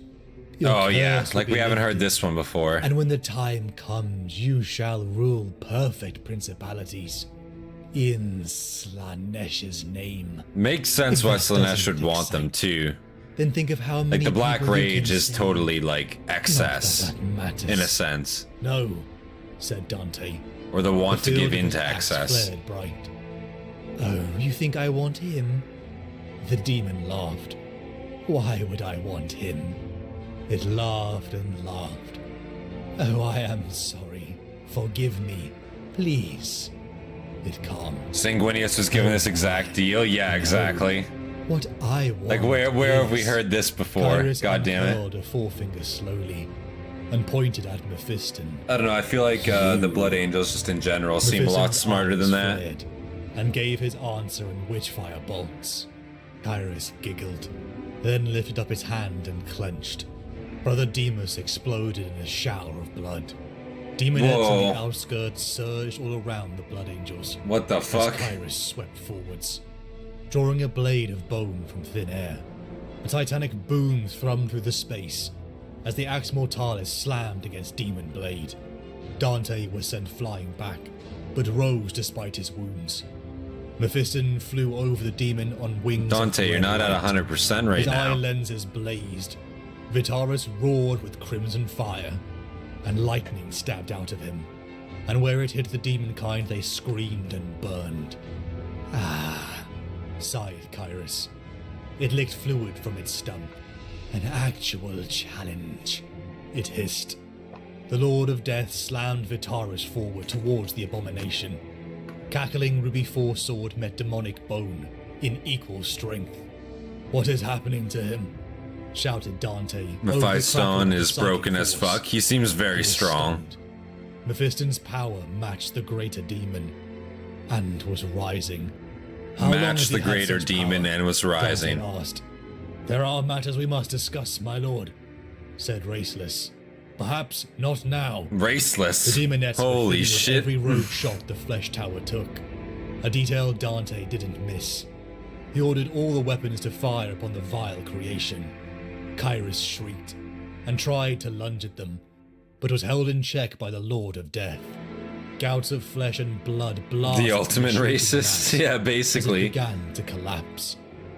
Where the column had stood, a vortex opened. Black light. Technically, it's the opposite of racist if they're raceless, right? From the edges. No Shield race. your eyes. Then you can't be Raceless racist. shouted. We That's big stare brain directly shit. into the warp. Dante turned and sprinted before his men could stop him. He approached the swirling Bro was mass born of a the Grey Knight, but he otherworldly joined the power Blood? that Yeah, was pretty Mephiston much. and Cyrus. Then it struck him. That's what it feels the aura like. of Mephiston's power surged his red thirst to unbelievable heights. Only millennia-old Dante had the fortitude to resist. The ship shook violently. Finish it! Dante shouted. The ship will be destroyed if it's not banished. His words slurred by the effects of the thirst. Cyrus leant gracefully aside and executed 3 quick parries of Mephiston's sword. Dante charged, slamming the Axe Mortalis into its ankle. The greater demon screamed in pain and pleasure. I deny you and all Fucking your weirdo. temptations. Get out of Dante here. roared. Bright energies, drawn by the warp ring, Be gone. empowered Mephiston until he was a dark silhouette with burning eyes. He came back from the There's Black darkness Rage in twice your and got a blood massive power that boost cannot from be it. denied. So he Cyrus basically shouted. stayed true. The spear of black fire. Because ran normally through that it. does just take you Dante eventually. screamed. So if he's just He fighting saw it off, visions of Sanguinius. that shows pretty of an great age fortitude. long gone. He blinked, witnessing behind Mephiston an angel. Dark of Eldar are the most darkness. racist in 40k. The One Skaven that are the knew most the Lord racist of in Death. Warhammer in general. Dante reeled, but there was an opening. Yeah, the Skaven really that Kairos was racist. writhing as Dante roared forward. They have a lot slammed the of slurs that they into its start slinging chest out. And ripped through the length of its vile form. The greater demon fell back into the war portal that slammed shut. Blood Dante Angels get crashed Mary to the Sues ground. just like the Ultramarines. His already I feel like open every wounds faction's now gotta have their Mary pouring. Sues. But the vortex Except of from the black flame Eldar. Except around for the Mephiston Eldar. didn't cease. From what you guys are saying. It grew. Energy poured into him. His body glowed with uncontainable power. Sparks arced over the ground and skittered away. Mephiston! Mephiston, Lord of Death! Dante pushed himself up from the ground with the head of his axe. Cease your sorcery! The Lord of Death shook. He looked up at Dante. His helm lenses glared too brightly to look into. The psychic hood built into his collar failed. Crystals shattered, and smoke steamed from his back. Help me, Mephiston cried. Help me! Absolute pain and sorrow filled Dante. Fortunately, As no howling can winds do. whipped around him. You must kill me, Mephiston snarled. Dante couldn't. He would not. He turned the Axe Mortalis in his hand and slammed the dull sight into Mephiston's psychic hood. It shattered in violent energies, and Dante struck again, knocking the Lord of Death unconscious. The black fire died away. The temporal barrier faded. The dominance was cleansed, but as Dante turned, he heard the howls of rage. He looked in despair, as a handful of the Primaris Marines had fallen to the Black Rage. Damn, just like Lord that. Admiral Daniken, I thank you for coming. Dante sat unarmored at the dining table. Well, shit, they within his still have the quarters. Black Rage. That's But kind of the dominance shitty. purge it had been recruited from the rest. Guess of I the didn't fleet's realize how to armies. fix that. A great sacrifice, for none would ever leave the ship again in their lives. The fleet would soon approach Baal, and Dante wished to speak with his Lord Admiral. There was a long banqueting table of white stone supported Hey on there, Andrew. How you foundations of doing? gold. A dozen candelabras, each with 9 arms, stood on the table, bathing the room with gentle light. It was sized to the specifications of the God Emperor's angels, and Lord Daniken looked like a child. I apologize if your place setting seems undignified.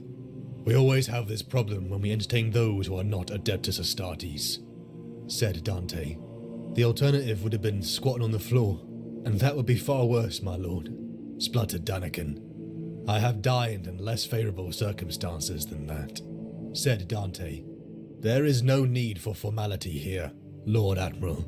We are Damn. both leaders of men. You are regent, my lord, of half the Imperium. So this guy is just straight up a human. This is true.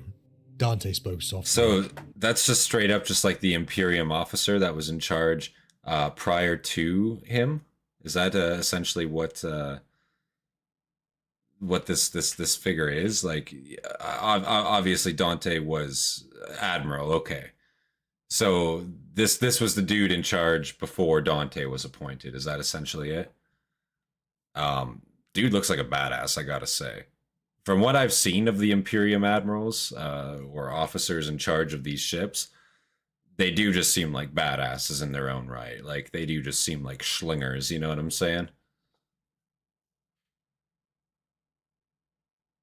This is some epic shit. I'm so bummed I missed so much of the stream. It's all good, Mitch. It happens. It happens. Listen, we can't always be on time, per se.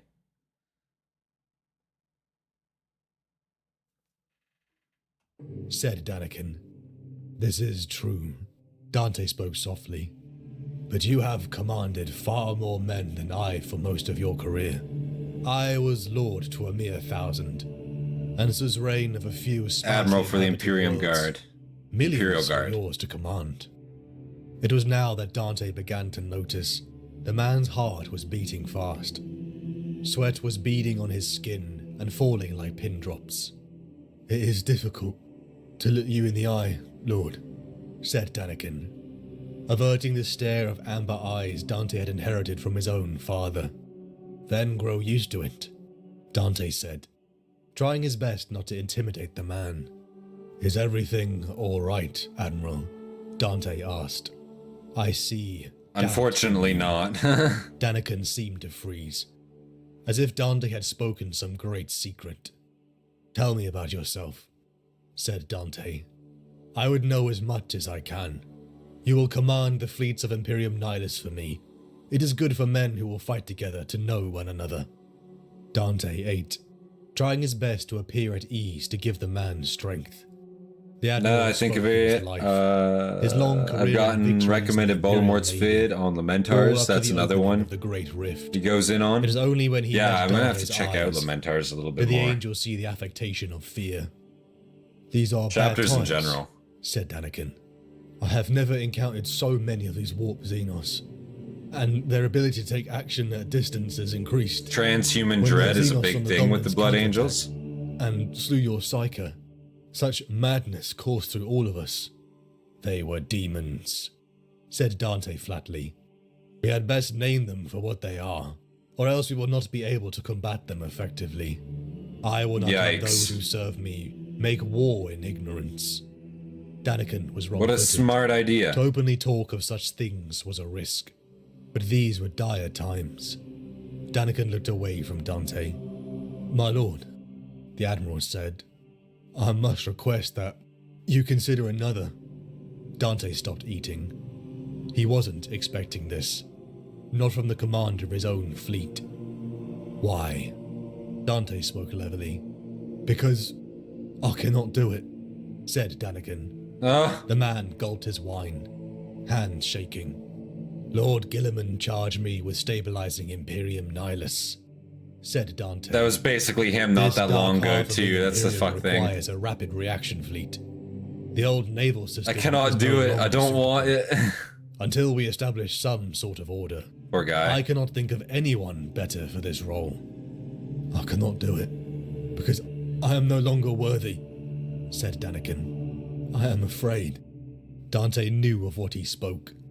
He knew of the man's long and successful combat record, and the disaster that had befallen his men not 6 months before. A maneuvering error against the Red Corsair Astartes. The Lord Admiral had Maneuvering watched error? his bridge take the direct hit. He had watched his friends, his valued subordinates, all he knew burn alive. There had been a Daniken who was charismatic, one loved by many, a fiercely loyal servant of the Imperium, but that man was gone. Dante Damn. knew the look in his eyes. He had seen it many times. This man was broken, paralyzed by fear, haunted by the lost. To be the survivor when all others had died was something Dante knew well. Yeah. "Leave us," said Dante. It's that The blood survivor flows skill filed out, feeling. leaving the broken and the demigod. "You That are makes sense. afraid, Daniken," said Dante. "I am." Very Then fucked how laughed his bitterly. positioning error. I'm Like, yeah, they terrified. literally called it a positioning This is good error, and news, it's like it ended Dante up being that his replied. bridge took You like should not most be of the afraid of your brunt of the fear. damage there. Fear is nothing, Admiral. All brave Kind men of shocked he's fear alive fear. too, if that's the It has case. unmade me, whimpered Daniken. "What if I make another mistake? I could lose an entire fleet." Dante turned and looked to the stars. "We know no fear. We Space Marines, so it is said," Dante whispered. "There are warriors amongst the Fleet chapters who combat is a genuinely lot don't different feel than fear. combat on the ground But they too, though, I are will rare. say. To be genuinely fearless means to lose an essential part of your humanity. A warrior without fear is dulled to risk, and therefore to tactics. He takes no account of the limitations fear places on others. He can become cruel. But you make no mistakes. Not like I did." Daniken burst out. Dante laughed. "No mistakes. Do you know how many times the Blood Angels have come to the edge of extinction in the last 1,000 years? "How many times?" Daniken insisted. 4, said Dante. The false smile wiped from his face. 4 times. "Do you know how I became Chapter Master?" asked Dante. Because everyone else No, fucking no. died. Said Daniken. "Then I will tell you. And when you have heard, you shall tell me again why you cannot do your duty." And so Dante began to speak of the Callias insurrection. Raceless met Dante and Antargo at the doors of the Librarius. Not even Dante could enter the Sanctum Psychana without permission. Dante stopped inside the entrance. "How do you fare, Gaius?" he asked. The veteran librarian was amongst the oldest of the chapter, though far younger than Dante. It became clear that Martes, he's a blood angel. Check up, had been a challenge. check up Dante asked for my comment on him. He had been aware of the Let's see here. transformation on Armageddon centuries before, when Brother Callisterius, lost to the Black Raid, had emerged healed, bearing a new name, Mephiston. According to Gaius Raceless, How far up was it? that unique rebirth had brought a power that was increasing beyond reason. The power of Mephiston had been a blessing to the chapter, a sign of hope. Though at times Dante missed the gregarious Callisterius, Dante looked upon the ivory sarcophagus that housed the Lord of Death. Encircling it were the most powerful wards the Librarius possessed. He should be utterly cut off from the warp. "The great rift has opened," said Dante. "Many strange things are afoot. Demons stalk the stars. Am I just blind? The Astronomicon is shrouded. After the ultimate Cornino racist. has notified me of a rising incidence of rage amongst our veterans. The Red Thirst hounds us harder, even those of Cole's gift. Can Mephiston be responsible for all that? The galaxy is a large place, and Mephiston has been at my side since the fall. Oh, do you want to of the copy paste it? I think I'm He blind. showed no sign of influence on the Warriors of Blood then, but we witnessed the Black Rage in the Primaris Space Marines for the first time, right in front of us, said Antargo. It cannot be coincidence that it occurred when Mephiston lost control of his powers. The psychic shock of it killed his own brothers, decks away. Will you kill him? Asked Raceless quietly, averting his gaze of Dante. The man clearly worried for his brother. If that is what is necessary, I will have to, said Dante. The fleet exited the warp above Baal. An armada of administratum dotted nearly every sector. Such was the expense of rebuilding and fortifying. High Fleet Leviathan had wounded them, but Baal will be stronger than ever. What came with Guilliman's Indomitus Crusade were resources far beyond imagining.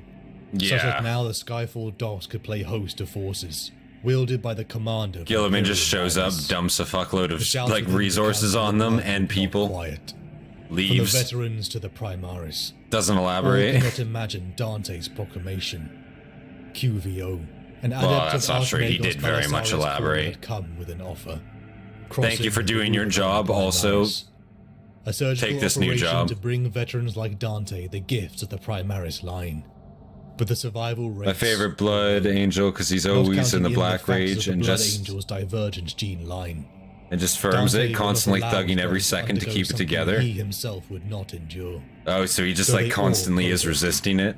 They could not risk. I imagine their having commander. to have that Dante pressure on felt you their constantly cries would blood be still trickle from the wounds that would not heal. mentally tumultuous, I cold. guess would be the word for But it. perhaps he had no choice.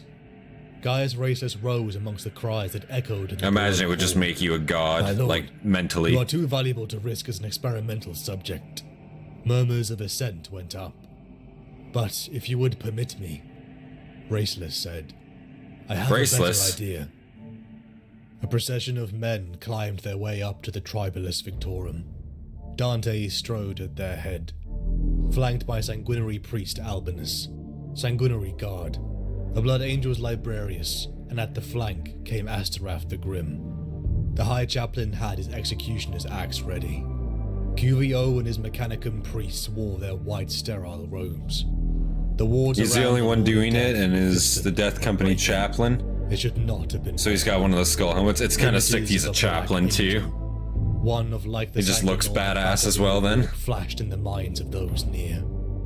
Mephiston's power was growing, and he begged for death. But Raceless had offered Mephiston in place of Dante. They sang the angel's funeral song as they walked past the newly erected statues of the fallen, the chapters and their masters captured in marble, in honor of their sacrifice in the defense of Baal. To the diurnal vault, the procession halted. Very few had ever seen the inner sanctum of the Librarius, even Dante. Into a vast ancient chamber they settled. Cuvio's medical servitors entered, all of them freshly cleaned, and with counterseptic garments hiding their organic components. Others came with them, pushing large metal crates containing the equipment necessary to transform Mephiston. The Librarius spread around the room, each paired with a sanguinary guard. The executioner of their powers went beyond control. Dante nodded to Cuvio and Raceless. "Begin," said Dante. 5 hours. So I'm assuming this is a of the Librarian's Primaris, chant like, made upgrade, Dante's right? teeth ache. Even through the psychic protection afforded to him by Sanguinius' mask, he suffered from the power in that place. Mephiston's body was being flayed and carved apart. His ribcage cracked as the Belisarius furnace was grafted in. For the next part, Dante saw worry spread over Albinus's face. They needed to stop Mephiston's hearts. He needed to die. Mephiston's body jerked, and he flatlined. Albinus and Corbulo massaged his hearts as Cuvio worked faster. Suddenly, alarms blared. Brain activity had ceased. Dante looked to Raceless, who confirmed that Mephiston's soul was in the warp. Raceless ordered the Librarians to call to Mephiston.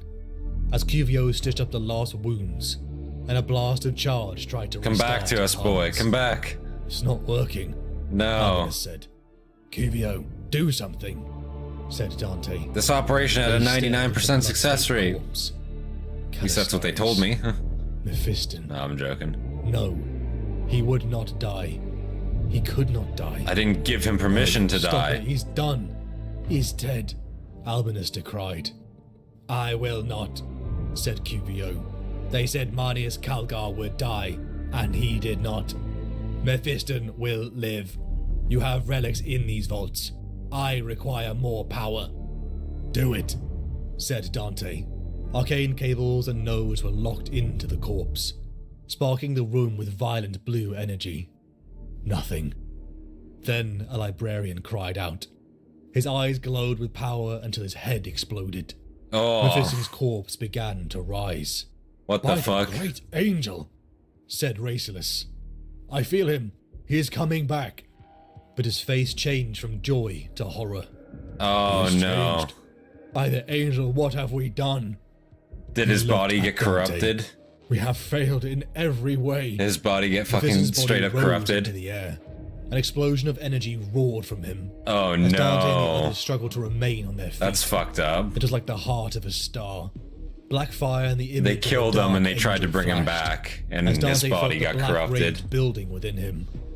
But with a thunderclap, the I barely energies know any of these vanished, characters, but I'm and still on what the edge of stood my there seat. This is was some the good writing. reborn It's very Mephisto. good. He I will was say, taller, Dante's story is stronger, slapping pretty hard. perfect in form. "He lives. He is Primaris," whispered Albinus.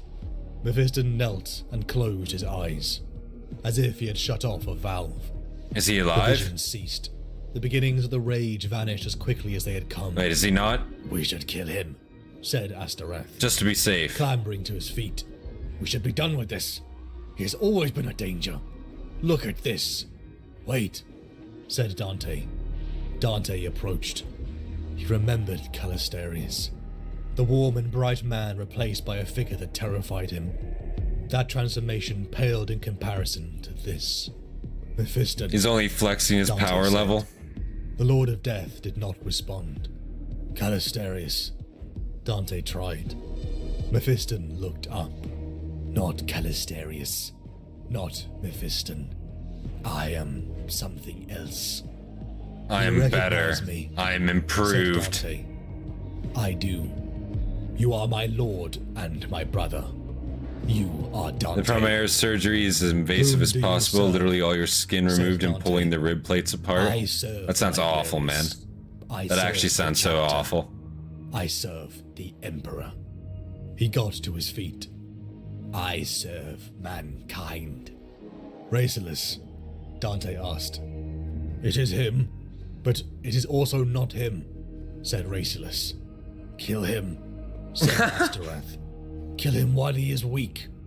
Is he in control of his abilities? Asked Dante. At the moment, yes, said Raceless. At the moment. They all relaxed a little.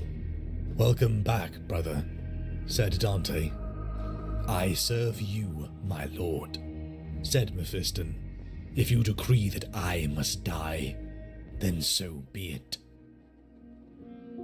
I Sounds something that like a heretic would say. Something that could be regarded as him, said Mephiston. Oh, He you was too, eh? unarmored, larger than before. He wore simple red robes and sat upon a rocking chair, leafing through a mouldy tome. It had been days until the librarius had cleared him. Dante stood armored. The unease he always felt in Mephiston's presence was stronger now. Who? Asked Dante. Our father, said Mephiston simply. I sense something in you. You too have changed since Leviathan fell upon us. You saw our father. We're imbued. Sanguinius, said Dante. I did have a vision. Dante stared into Mephiston's eyes. I was on the verge of death. I think I would have died if he had not sent me back. I saw something similar. A choice was given to me, said Mephiston. He spoke of two angels, one of gold and one of black, battling in the warp for the chapter's soul. Each represented by an avatar. The Sanguinor for the gold, and now Mephiston for the black. Mephiston was what like... this fate entailed, the Lord of Death kept to himself. Then you... I like how he was given a choice, and then fucking, like, Dante just was not given a choice at all. Dante was just, like, straight up, like... You know, Sanguinius told Dante, like, yeah, you know, you have done a lot. I appreciate all you've done. Now get the fuck back there and do some more, bitch. Like, you ain't slacking. I ain't catching you dying on my watch. Like, what? You know, was given no choice. But they both were I guess, like, seen by Sanguinius. And what Mephiston did here, I guess, is he witnessed both avatars of Sanguinius, which is very interesting. Dante plus Sanguor plus Mephiston equals Sanguinius. That makes sense. 3 parts of him, I guess, yeah. What this fate entailed, the Lord of Death kept to himself. Do more and harder work. Then you are more fortunate. No such offer was made to me.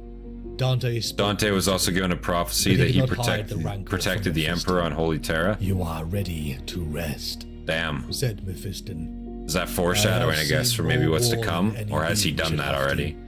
Said Dante. There is little in my life but despair. What we saw, both of us, it could not have been Sanguinius. He is dead. He has been dead for 9,000 years, said Mephiston. What, then? Is it more likely our sense of duty brought us back? Said Dante. Duty is my undoing. Dante paused. Could it have been him? Could he persist somehow in the warp? Hasn't done that yet. It's going to be when 40k is at its end. Him, I got you, said Dante. I could not be certain. Dante looked to the Lord of Death, seeing his pale skin, his features once striking now cast in shadow, and yet he and his brother had been cast back, sentenced to live, for only in death does duty end, and their father had shown that there was more for them to do. Mephiston could be a threat to the chapter, but Dante would let him live. He believed in him, that Mephiston had survived for a reason, just as he had done. The Rubicon had been crossed, though at great peril. QVO had been overjoyed with their success. Which will never happen because money, yeah, maybe. Himself, for now. His counsel was right. He was too important. Then Dante has to go through the same surgery he just witnessed. Yeah, fuck that. Didn't seem like a very good experience, we'll say. Genestealer cult had seemed awful painful in the wake of Leviathan's failed assault on Baal. The planet Ronetti and its system, if left unchecked, could call the tendrils to new feeding grounds. The armada of the Blood Angels set course. It was once again within Dante's quarters that Admiral Daniken arrived. For weeks, Dante had enjoyed dinners with the man. He believed the feeling was mutual. Each night, 30% survival rate, unless you're named. I guess so. Recalled the Callius insurrection. He was only a young captain when the Black Legion ambush came. If you're named, your success rate is 99%. The death of the chapter's captain. You just get that shit for free. The despair of losing his closest friend Lorenz into the vacuum of space. The argument spilled from Dante, a plea to the man to keep going. Daniken was a hero, whether he felt like one or not. Even if it was a lie, he must live it. Dante wondered if he was trying to convince this man or himself. Then you were saved by the angels numinous. You did not escape yourself, said Daniken. We would have died without them. The point of this tale you are telling me, Commander, is that your heroism was not a deciding factor. You know what I am telling you. You are not a foolish man, Admiral. I made mistakes. I almost died. I lost good men. I nearly lost my brother, Lorenz. There were no noble last words, no touching sentiments exchanged. He was with me, then he was not. The last I saw of him, he was being driven apart from me by the enemy, his hand black from void exposure. It was only days later, and by chance, that he was recovered from deep in space. So far into suspended animation, he was almost dead. I was convinced he was gone. That hurt me greatly. He fell quiet. Daniken watched him closely. You are surprised. Dante said eventually. Caught the first 10 minutes and I had to go do something. How much I missed? Not think us capable of emotion. Quite a bit there, Colton, I won't lie. Quite a bit. We feel the loss of our comrades deeply. We 5 hours deep in this now. From the beginning. He was the last from my intake. Got my insistence about 15 minutes left. The command deck led us into a trap that nearly cost him his life. Dante sighed. And yet, despite my stupidity, shortly after the angels numinous came to our aid, I was made commander. The decision was far from unanimous. Sometimes we find ourselves where we are not because of what we do. A little bit of this and a little bit of that. Yeah, true. I did no great deeds to be elevated to commander of the Blood Angels. Doing any gaming tonight? Maybe. All my achievements come hand in hand with tragedy. I might end up having a nap after this for a little bit, but if I wake up early enough, well, like next couple hours, then I'll probably will be streaming tonight as well. Space Marine. Like gaming wise. Dante's voice rose a little. But I was up at like 2 a.m., 3 a.m. this morning, and I haven't slept since, so I do want to get at least a little nap in before we get to that. You and I. Courage runs in every human's veins. Dante showed us as balls. Was not worthy. That's a good one. Others believed I was. Subsequent events seemed to redoubled my favor to purge. I fought because I had to. I served because I must. I made errors. I learned much from them. And still, the chapter nearly perished while I was its master. Eventually, I became worthy. Because I had to be so. Because it was expected of me. I am not you, said Daniken. This guy sounds like a bit of a bitch, I won't lie. I am not me. He's just coming up here and he's just complaining. Like, brother, listen. Admiral. I get it. I'm not trying to call him a bitch, but also it's like, bro, listen.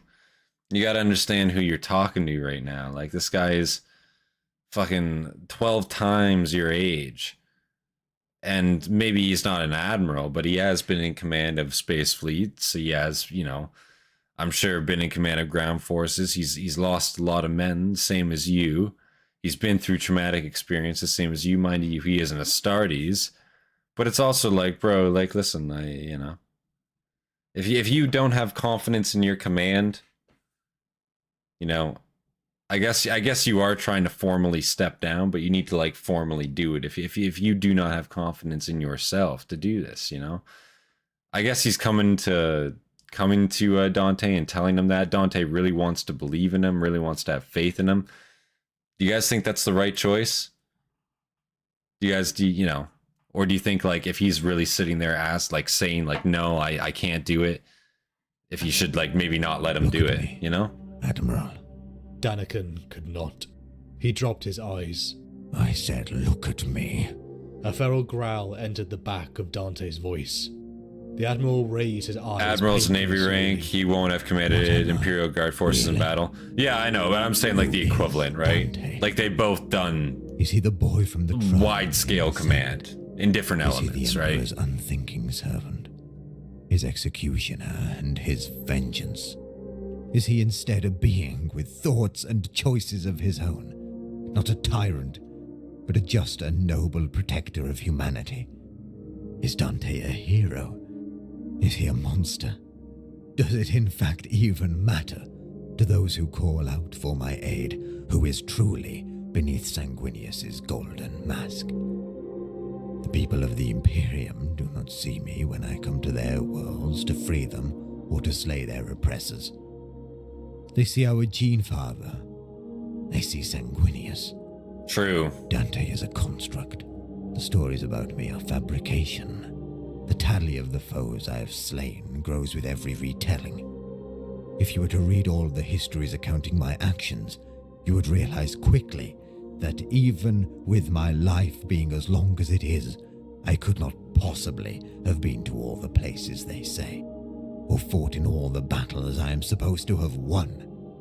Look more closely at the stories, and you'll see that I am in several places at once. Interesting. Impossible. But to whom is the truth of interest, apart from the Lord Regent's Historitors? To whom, indeed, is it useful? Now, was It is this used- now was this just you know a thing on like the behalf of like, you know, like an in-canon happening, I suppose, or was it just a case of like he's in multiple places at once because different book writers just like had him in different places at the same time, you know what I mean? Or was this actually like a canon reason, you know? I'd be interested to know, right? Because like I could see it being the case where different writers like utilized him at like the same fucking time, you know, for their own like means. And then like later they're like, well, that's actually bullshit because like he's everywhere at once and that's just like Imperial propaganda, you know what I'm saying? I think that'd be interesting to know. To whom, indeed, is it useful? It is useful to the Imperium that I am feted as I am. It is useful that my name is known and spoken of as a mark of hope. This Dante, they will tell stories about. He is not me. I can never be him. But I can do my best to live up to what people need. And where I cannot be, I can allow the stories to bring comfort. His eyes blazed. I have read that to some cultures the truth was a principle, something to be strived for and protected as sacrosanct. If that sounds attractive to you, you must ask yourself, whom does the truth serve? Now, in these times, the truth is terrible. It serves only our enemies. So, Lord Admiral, allow me to tell you something. Your role is to play the part the people give you. It is to be what they think you are until you die. As long as your given role is positive and has use to the Imperium, it is your duty to perform it. No matter what your feelings are, it is not to find some inner truth. There is no truth. Your role is to serve. Lie to yourself if you have to. The Imperium sees you as a competent, heroic officer. Just zooms in on his You face. are competent. Aw. You were once heroic. Once I do not heroic, much care you're not that anymore. it is not how you feel. You should not care that it is not how you feel. Lie to yourself. Play the part. Dante's just Even straight if up you are telling him, don't be a screaming bitch. inside. Like that's what he's is doing I right need now. from you, and that is what you will do. Are we clear? Dante's tawny eyes regarded Dante Danikon be with like, utter stand on seriousness. business, bitch. The weight of I his don't want to hear years this and his again. wisdom pushed out of him in waves. Is that an order? Danikon managed to say. It is my command. Danikon nodded numbly. Having the balls to say, is that an order? If it has to be. We do not have the luxury of allowing you regret, Admiral. Be who you were meant to be. Again. Dante moved a step closer. Danikon did his best to Fake not it till you shrink make into it. the That's chair. also fair. You will return to the dominance, which you will command with a proud heart, and with the elan you are known for. You will be leaving with us to Renenti. There you will protect us, while we make war on the surface. The Admiral finished his wine. Carefully, he stood. The screams of his burning crew shrieked at him from the candles and lumens, and every other place there was light. But he ignored them, and he bowed. If that is what you command, Lord Regent, then so be it. His skin was peeled off. His ribcage was cracked open. Fibers were bound to his muscles. His bones were lengthened. Under the carving knife lay the Lord Commander of Imperium Nihilus. His heart was stopped. Death claimed him. Dante's getting his upgrade now. Amber eyes stared at his soul. Though wise men at their end know dark is right. So is this the Because same their process words that had fought Titus no had to go lightning. through in Space Marine? They do not go gentle. Like into he got that it, good light. he had to get his skin peeled Rage. on off and Rage his heart against the stopped. dying of Yeah. light. God damn. Dante awoke. Power, height, strength. They should have shown that in all The of its vigor he had not all of felt its in glory. centuries pulsed through him. You know, All the way just a to just his a just a fingertips. cutscene of Titus just getting Corbulo peeled like and a fucking Alvarez lifted their carrot. Lord You know what I'm Commander. saying? The sanguinary Like- guard knelt. He had survived. Dante had crossed the Rubicon Primaris. The Blood Angel's armada soared forward, the Sanguinor its guiding light, like a lantern of pre-unified terror. In his quarters, Dante welcomed the core of the Librarius. The surgery wounds of his elevation would take time to heal, but for the first time in millennia, the draw of the red thirst felt manageable, as if a quench had finally been filled. Across the beleaguered northern sector of the Ultima Segmentum, arcane signals were traced. Fisty Abaddon's Smurf was the 13th first to get the Crusade upgrade? burned Oh god. Acadia, cutting the galaxy in two. The calls for aid were overwhelming to Dante. Xenos, rebellion and chaos warbands were rampant. The Dominant and his fleet exited the warp. Yeah, the North The seems like a display very from the bridge dangerous illuminating place. the source of the disturbance. A space hulk. The conglomerate mass of ships rippled with corruption. Oh great. The hands of chaos and the dark mechanicum were at play, donning the mask of Sanguinius, an armor newly sized for his larger form.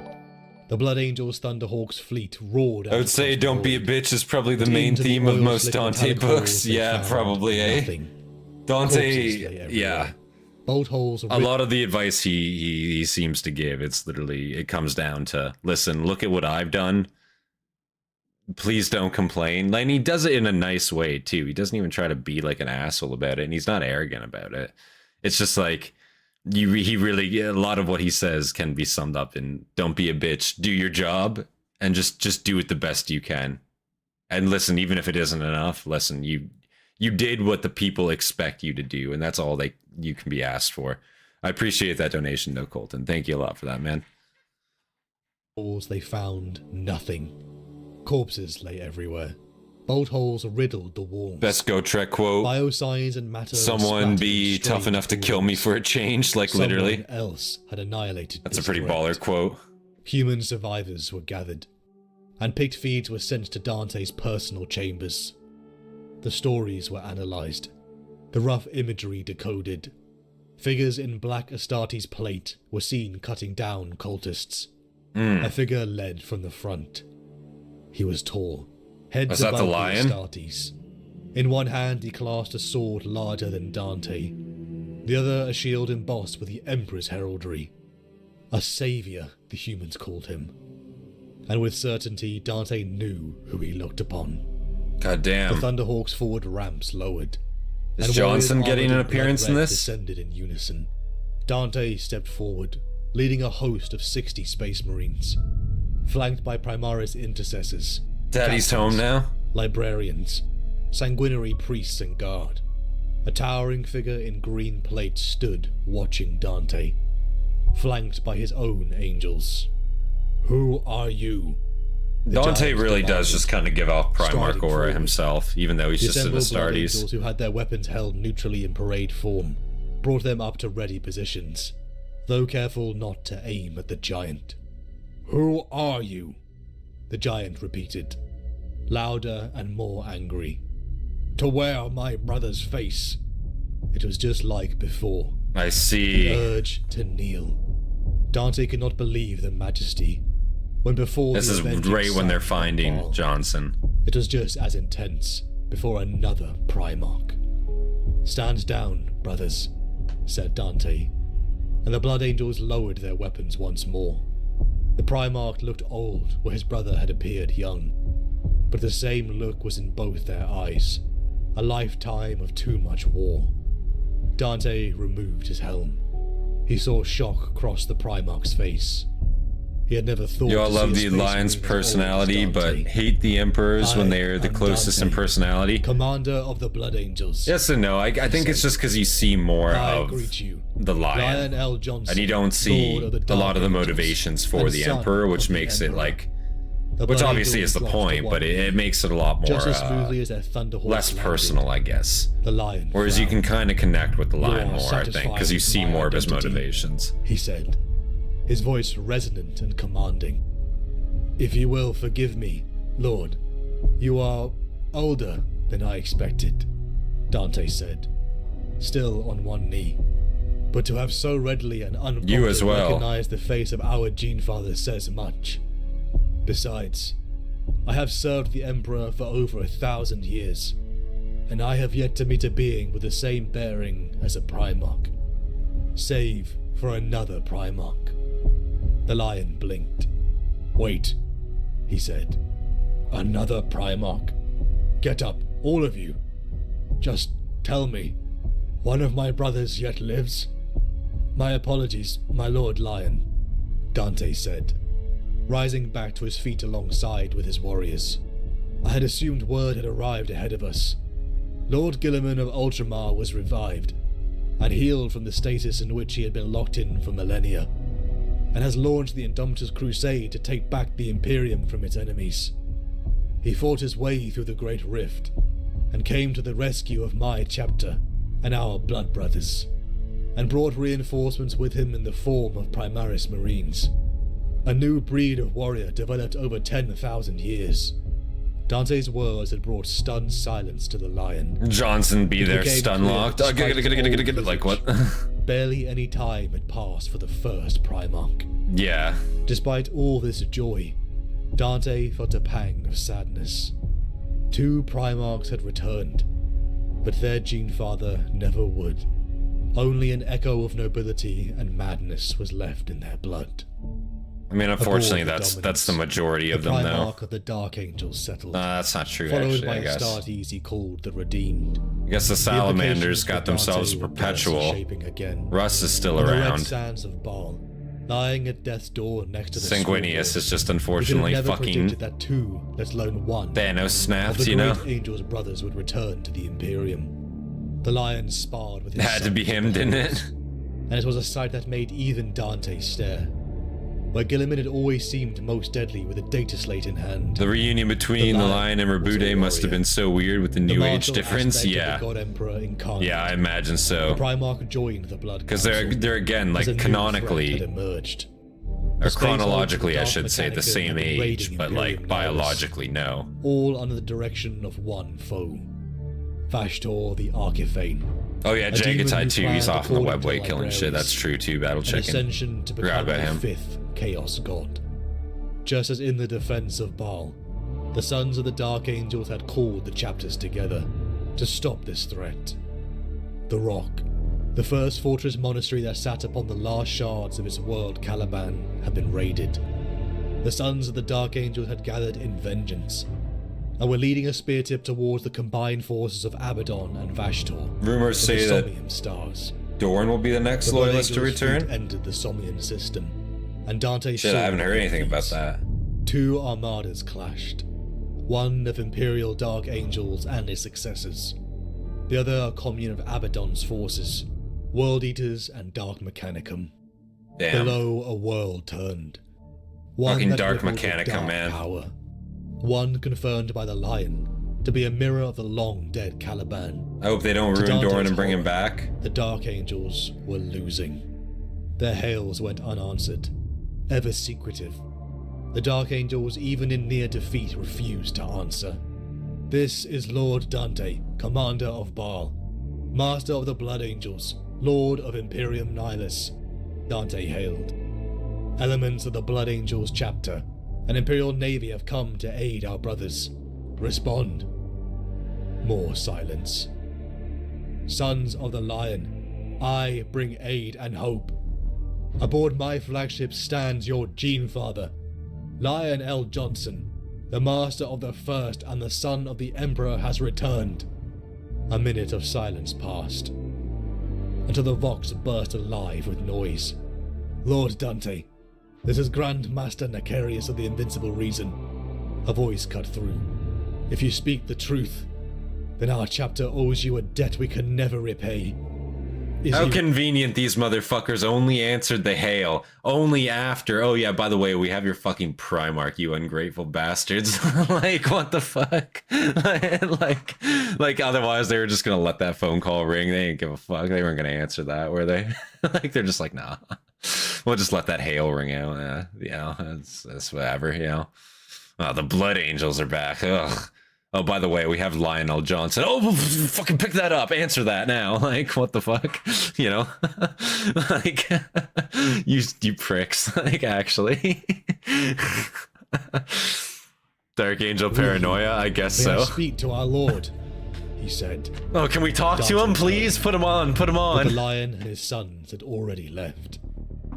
Drop pods rocketed towards the surface of Wormwood. A dark mirror to the once forest-dominated Caliban now rippled with warp madness, an infernal demonic industry. From desecrated ruins, the chapters of the Dark Angels were surging forward. Those fucking Dark Jet Angels were fighters and so assault content squads with just followed letting that Chapter phone Master ring, dude. Azrael Like, they didn't give a into an fuck. amassing world into horde. Behind the traitor lines, the Blood Angels slammed down. Kills me. Dante's jetpack roared. A sanguinary guard and assault marines followed. They hammered upon the Dark Angel's anvil, and the World Eater line began to falter. The Axe Mortalis reaved foes apart, as Angel fought Berserker. Blood for the Blood God! A roar boomed across the world. Oh, great. Eye lenses cracked. Armor reverberated as Dante heard it. We got some The corn ground boys in here. began to shake. Blood Angels turned and wreaked fire into the growing mass of crimson. A creature Blood of Angels pure versus rage. Corn. A demon of black Red on leathery red. wings and red skin, with a jaw distended into a permanent howl smashed into the heart of their formation. Great swings of its sword. It only and axe became relevant when the bisected Blood Angels in had one something for stroke. them. Like, literally, Once yeah. again, in Otherwise, they Dante's couldn't give life, less of a shit. Came face to face with It's like, why are you even hailing us? Like, why? Demon Primarch Communication? and No, bro. charged at him. Skulls with a skull throne. It roared. You just know their standard hail answers. For the Emperor. New Vox, you Dante diss. roared Like, back. literally. Redempted dreadnoughts burst forward. And bro, they don't As care. Dante and the Sanguinary Guard rocketed above the monster. I just think that's so Silent funny. swings battered the Blood Angels. Didn't answer. Their numbers falling with each swing. The Demon Primarch tried to rise into the air, as two Redemptors barreled into him, with a roar of unbridled hate that made Dante's blood sizzle. The demons simply ripped the constructs apart. A fusillade of munitions railed into the Demon Primarch's side. Chapter Master Azrael and the elite First Company Terminators joined the fray. Gouts of molten gore and brass slumped off the beast. Amongst the corpses of angels, You forget that the Dante Dark again Angels have soared trust into the issues? air. No, I know. He raised the axe It's just mortalis funny to and me rocked it because it's down just with a like crosstroke. they just let that The shit shockwave ring, bro. rippled. Let As that demonic shit ring spine until dragon like met axe there was a mortalis. reason. Oh yeah, by the way, we Sending have like Angron your fucking staggering. Gene Sire with us. With You want to Dante answer? flying into a Like you stone column motherfuckers. Like I with just a find it sickening funny. crunch. Angron bellowed in triumph. and prepared. I know they have for the trust killing blow. issues. It's just, you know, you gotta poke Dante fun where you heard the can. screams of It's Astartes, funny. but his body wouldn't move. Curse, bless me now with your fierce tears, I pray. Do not go gentle into that good night. Rage. Rage against the dying of the light. Body slamming a Primarch Mist takes began balls, to even for a coalesce. Marine, it does. Shoots of thorns and budding greenery sprouted. From amongst the silhouettes of trees, Don't help us just stand there and watch as we die. And Angron. The Dark Angels were stunned to silence. Once again, Dante's life was saved by a son of the Emperor. As the lion stood before him, Dante lifted his head. To see even Khorne's champion Angron hesitated. Then the demon roared and charged. A sword strike that could kill a titan hit the embossed Emperor's Yeah, shield. what do you got, Energies Angron? rippled back and struck Angron, who snarled. The Primarchs, demigods of myth, leapt at each other and traded blows that Dante could scarce follow.